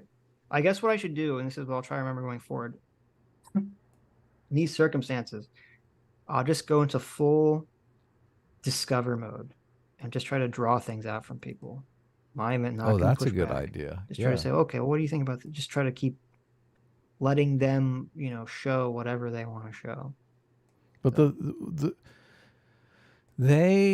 that wasn't really a possibility because they did start making really spurulous accusations against us that put us in a position where we had to defend those claims. Well, but that's why this was fucking bizarre. I didn't realize this was going to be like the Sitch and Adam defend your existence on YouTube fucking debate. I was like, what? That's not it. I thought this was going to be a conversation about like the dangers of extremely like vilifying and extremism, using extremist language, To in vilify people. to vilify people in these political conversations, right? Yeah. That's why I was like, you kind of brought up the whole like right wing podcast with Destiny, which I thought was kind of like a joke, and it became like the fucking like that led into an entire conversation, which I thought was fucking retarded that we were even like wasting our time talking about this stupid shit. So like I mean, listen, Well, in the look, future, I it's just like wanted- fuck you, No, I'm not gonna wanted- defend my existence on fucking YouTube. I'm gonna talk about whatever the fuck I want and cry me a fucking river. Okay. I'm gonna explain to you my thought process on it, and then that's it. And if you don't like it, you can fuck off and die. Like it's just so stupid. I do not like the fact that every single person calling us right wingers is using the greedy racist stereotype. And when they call us right wingers, they mean you two are fucking greedy racists. That's exactly what they mean. So I just wanted it on record that they're, the YouTube streamer that they support is not using the greedy racist stereotype. No, right. So, but I think the problem was, like, if we were just playing a Destiny and you said that to him, I think he would have just said, "Oh, okay," which he kind of did say in this conversation, and that would have been it. And this is the problem at the beginning of the conversation. Like, Destiny and Josiah had pretty different views on things. It seemed like it, and so we'd be talking to Josiah about something, and then Destiny would be like, "No, where's the disagreement?" Because he like, I don't know, he wasn't tracking what Josiah was saying, and he would keep kind of like pulling it into a different direction or running interference. I'm like, no, you have a different opinion than him. Okay, we're talking about different things. And it seemed like he seemed like Josiah, and then later when Aaron came on, these other people, that they did make this whole fucking, they did take that whole thing about being right wing in like this completely stupid waste of time direction for us to even talk about.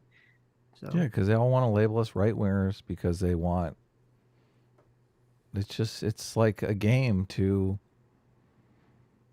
They think the number of people you have on your platform amounts to votes in the next election. So they even said specifically, they told you if they could Thanos snap all the right wingers out of existence, they would be snapping away.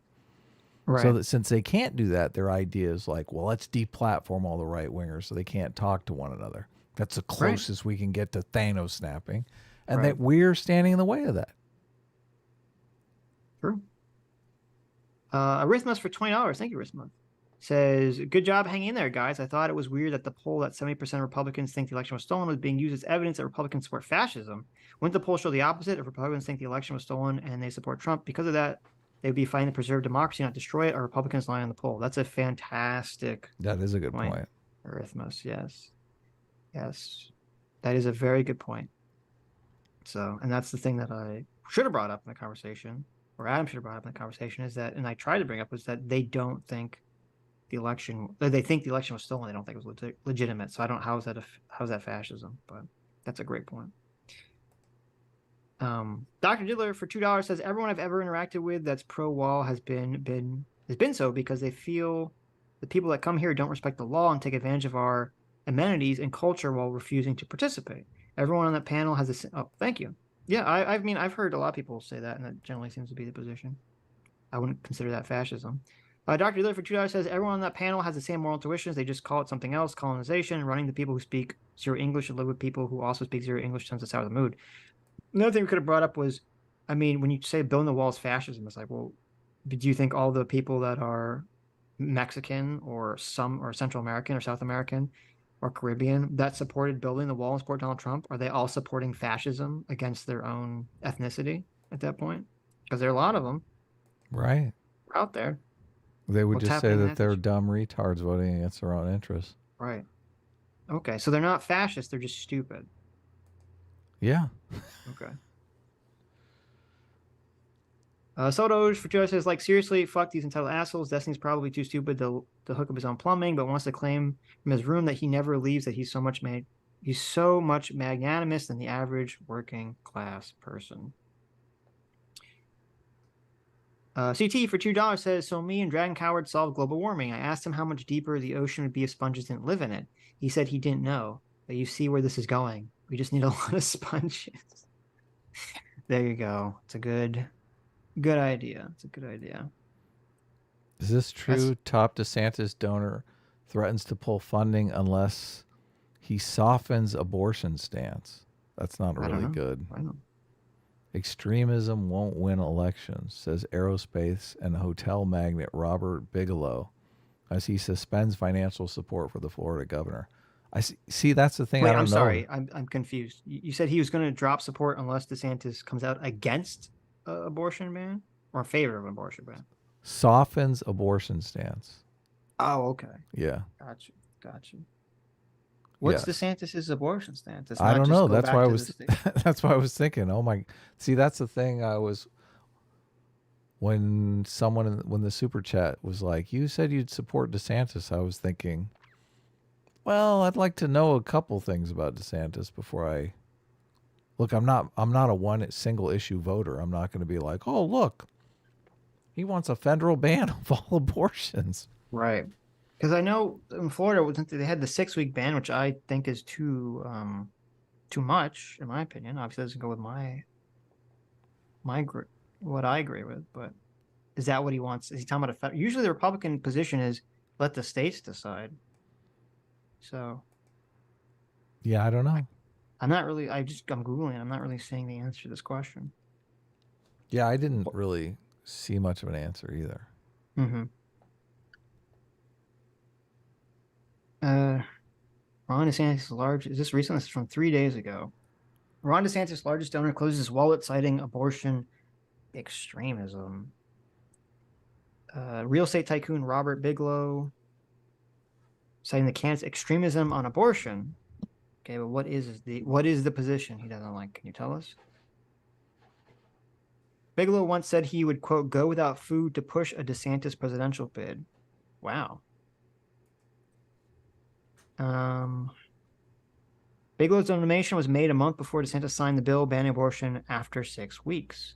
Bigelow cited as his reason for withholding more money. He does need to shift to get the moderates. He'll lose if he doesn't. So he doesn't. Okay, so it's a 6-week abortion ban. He's like, extremism isn't going to get you elected. He still believes DeSantis is the best guy for the country and that the Florida governor was spot on his attacks on wokeism. Well, I mean, this Bigelow guy sounds pretty based. 6 weeks is kind of crazy. Yeah, I mean, I agree. I think 6 weeks is way too short, but we've had that conversation a bunch. Yeah, we don't need to have it again. Look, Destiny's already responded to the Rolo stuff. Well, there you go. Maybe we'll be spared from the Reddit slaughter because of the Rolo thing. I mean, yeah, probably, but they'll be there. I wouldn't read any of that stuff. I don't go on Reddit. CT for $2 says, so here's your contentious question of the week. Do you shower at night or shower in the morning?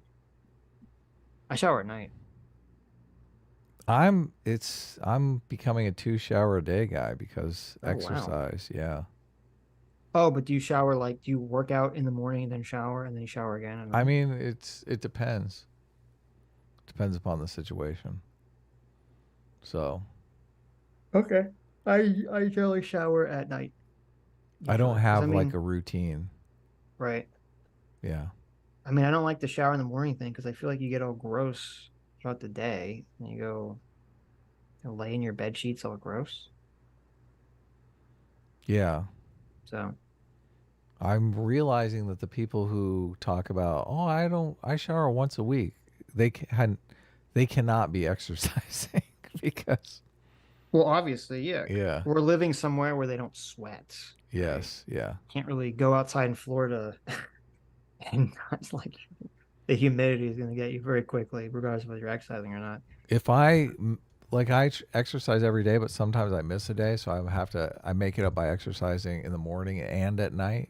That's like a 2 shower day, obviously, because I'm gonna exercise in the morning and I'm gonna shower and then I'm gonna exercise before bed and I'm gonna shower. So right. Yeah. Now, I guess I know some people, maybe they got the night sweats, so they want to shower when they wake up, which it's understandable, I guess. But CT for $2 says this was Doomer's question, but you can have it too. Would you rather be trapped in a romantic comedy with your enemies or trapped in a horror movie with your friends? Oh, that's so easy. How is that even a choice? Is it? Of course. In a romantic comedy with your enemies, you're gonna defeat them because it's a romantic comedy. And in a horror movie with your friends, they're all gonna fucking die, or you're gonna die. Like, Yeah, I guess you're right. It is kind of an easy choice. that's an easy question. Yeah, your friends are all Yeah. gonna die. You or maybe one other person is gonna escape that Look, situation. you just saved all your friends. Take the romantic comedy. There you go. There you go. The most dope for $2 says, I think there are two strategies. You don't have to just pivot, Sitch. You can pivot to what you want, or you can try to drag them back to the point and pin them down. I think pinning is most effective and fun. Yeah, I mean, if it's possible, sure.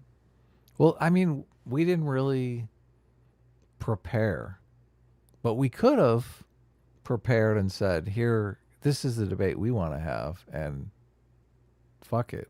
Like, and just, I mean, we were basically steering the ship in the beginning there anyway. We could have had any debate we wanted to have. Right. Yeah, I mean, I didn't know that tweet you put out was going to be like the subject of the fucking conversation or anything. So, Yeah. Well, I mean, it was in the tweet that you were tagged in. You didn't see that tweet? yeah, but wasn't that like right before? Wasn't that today or was that yesterday? I feel like it was yesterday. Oh, okay. I don't know. I just ignored it then. Okay. Did you retweet the tweet? No, I knew you put the tweet. I didn't know that tweet was going to be the subject. No, Chaeiry put the tweet. Oh. And she put it in the tweet. Okay. I guess I didn't really look at it, but Okay.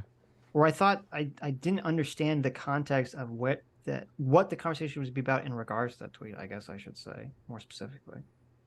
Does that make sense? Yeah, you weren't paying attention. Okay, you're not listening, but it's fine. I am listening. I Cognito for $6.66 says, Sitch, watch the video, quote, Destiny finally brings out Nebraska Steve against conservatives for one night only. That was a mask-off moment, released the same day as the Lex Friedman podcast where Destiny talked about empathy to conservatives. I'll check it out. Really? Oh my. Yeah, because if we had this conversation with Lex Freeman, it would go very differently. Yes. Yeah. Yes. This is hilarious. So he goes on a podcast with Lex Freeman, and it's a much different situation. This look, I hate to be this way, but it just not great. Yeah. Soldoge for $2 says, look, I'm never above calling people stupid, but one thing that fundamentally triggers me more than Adam's MMT, LOL, is this elitist authoritarian idea that average people are rubes that can't make decisions for themselves. I mean, I agree. I hate it too. Because we're all rubes, so you have to just accept that we're all fucking stupid. So there's no other way to deal with it, yet that we have to make decisions for ourselves in our own stupid lives. This is why I hate people that want to restrict voting, because it's like you're just basically saying, "I know better than you how you should vote." It's like, okay. Soldoge for $2 says, I've had the honor of working with soldiers and NCOs from all across the U.S. and world. They consistently show that they have knowledge of things that pricks like Destiny could never get, but he only sees intelligence in one narrow lens. There you go. Wow, Soldoge really did not like Destiny tonight. Well, he was coming off very elitist, so. He definitely was, yes. Rhythmus for $2 says, the reason you guys have a large conservative audience is because you are liberals that actually respect us and can articulate our arguments. We want to hear a liberal perspective without being belittled all the time. Well, there you go. Thank you, Rhythmus. Yeah, thanks. So.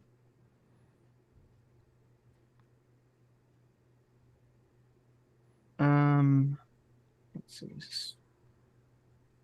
See, that's the thing. I really do think they blame us for treating conservatives with any respect at all. Like, they see that as a fundamental flaw in us. Right. Which, I mean, fuck you. I don't see how can you call yourself the party of empathy who cares about people and you're going to have that attitude? What a punk. I hate how. So, Dr. Diller just sent in chat. Rolo just tweeted out. Apparently, he's trying to get Lauren Southern arrested. No way. Wait, let me see. Where's because I just looked at Rolo's. Must have just tweeted this in between because I thought I just looked at his thing. I didn't see this tweet. I mean, we could record a Rolo response now. I mean, I would like to have some stronger knowledge about the situation before I. make a Right. video about it. Okay. Um, I kind of feel the same, and I'm super beat. So yeah. But in this picture, it's a tweet, supposedly, I mean, maybe we'll where did it cover it go? on Sunday. where Rolo says, "I don't know how it works in Canada, but in the U.S., she's going to jail for 5 years." And it's a picture of 18 U.S. Code 1035 false statements regarding healthcare matters. Oh my God! Look, he's like Googling away. He's like, "How do I put this bitch in jail? She totally humiliated me." Okay, but he's wrong because he didn't read it. So the law says, Rolo being wrong. I know. This is like retarded. Maybe he deleted it, so I couldn't find it. And it says, false statements relating to healthcare matters. Whoever in any matter involving a healthcare benefit program, keyword benefit program, which obviously a Canadian is not getting an American U.S. benefit program, knowingly and willingly falsifies, conceals, covers up, or tricks, schemes, or any device of material fact, or makes material, false, fictitious, or fraudulent statements, blah, blah, blah, in connection with the delivery of or payment for healthcare benefits, items, or services shall be fined under this title or in prison not more than 5 years or both. So this has literally nothing to fucking do with Rolo. There's nothing that says you can't lie about your healthcare to an individual private citizen. This is that you can't lie to receive specific funding from the government or from some private entity. for Which your makes own, perfect benefit. sense. Yeah. Yeah. This So that's- isn't trying to defraud Rolo. This is trying to expose him as a buffoon. Right. So I mean, I don't even know. Like, it's kind of hilarious if. Oh, okay. He sent me the tweet. Yeah, it's kind of hilarious. I don't know why he would even post this. He still has it up. Oh, so the first reply under him is like underlying what I just said: delay delivery of payment for healthcare benefits. So I don't know why the fuck he even brought this up. But okay, interesting. Interesting. He sent this out like 20 minutes ago. It was a reply. Okay, well, I'm sure he's very triggered right now. So Oh, he's losing his mind. now he's been embarrassed pretty He's- handily. I swear I saw him on a live stream because he was talking shit about Lauren Southern. And I think Right. he was bragging about having inside information. Oh, how demoralizing. Well, to it's think that interesting, you I- have the inside scoop and then discover you've been bad. I'm curious as to what event set off Lauren sending this in the first place. Because I mean, I'm assuming he was talking shit about her for her to do this in the first place. I don't think he just randomly chose Rolo, right? Like, Yeah, there had to be obviously. some inciting incident here. So I mean, I yeah, don't know. of course. What could it be? I don't know. But that's part of the enticement of the drama here. Sitch. Right. House Sparks for $10. Thank you, House. Says Antifa wouldn't defend Biden because they think he's the same as Trump. Hashtag there is no Hunter Biden laptop. Ass class is like the school in the summertime. So I disagree with you. I think if Biden, even if Biden, like just say hypothetically, Biden said the election was stolen, I 100% believe Antifa would have shown up on January 6th and defended Biden, because from their mind, they wouldn't be defending Biden. It'd be fighting Trump. As much as these socialist LARPers on the internet like to say, they all prefer Joe Biden over Donald Trump. And if they felt like Donald Trump stole the election, I think they would all show up and they'd all fight and they'd all cause a bunch of problems. So They want to even if they fight didn't really anyway. like Trump. So They're just looking for an excuse to fight. yeah. Go away for $5 says, if you could Thanos snap wokeness away, wouldn't you? Didn't you earlier say you were okay with brute legal force? Yes, I would 100% woke. I would 100% Thanos snap wokeness away. Yeah. What's the issue?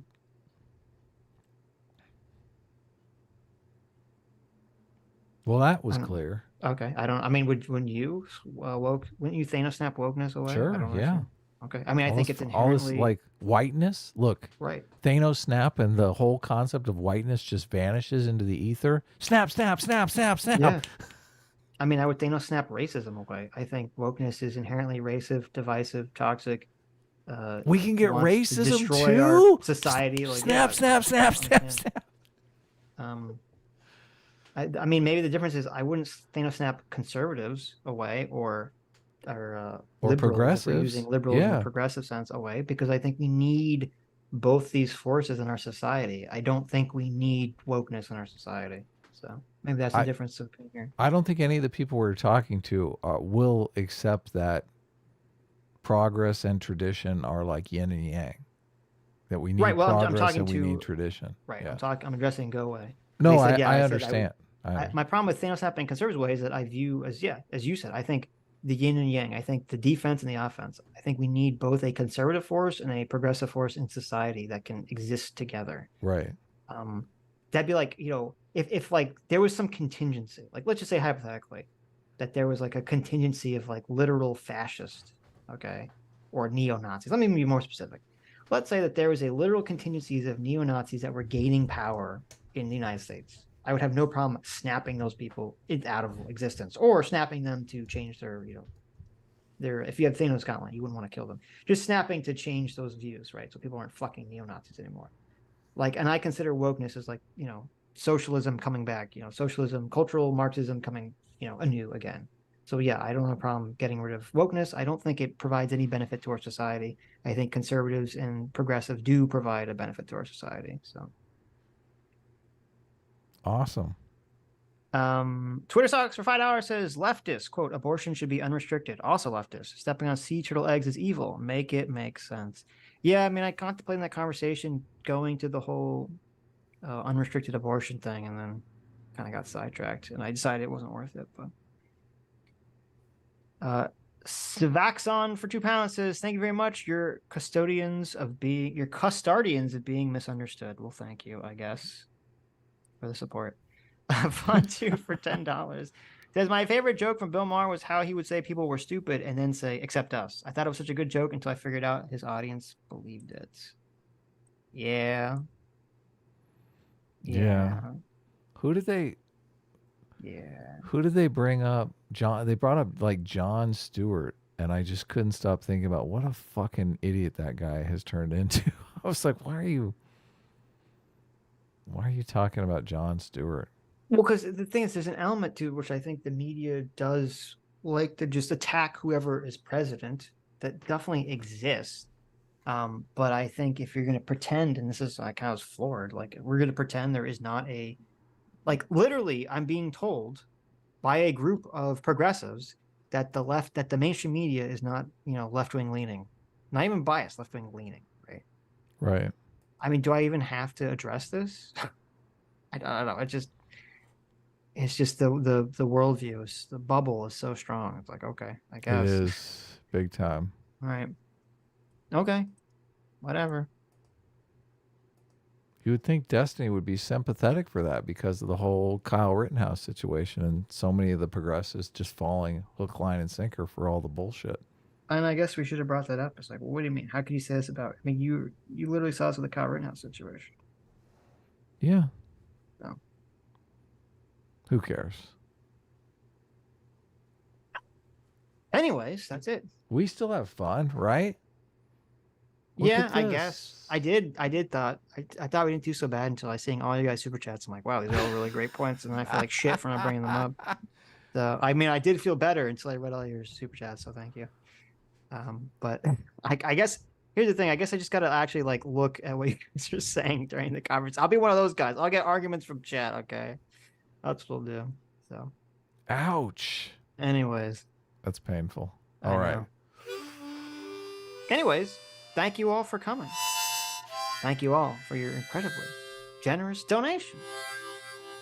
And thank you. You who made it to the end of the stream, you are the true super fans. You are the true heroes. You are the true free will seekers. And we'll see you all on Sunday. Bye-bye.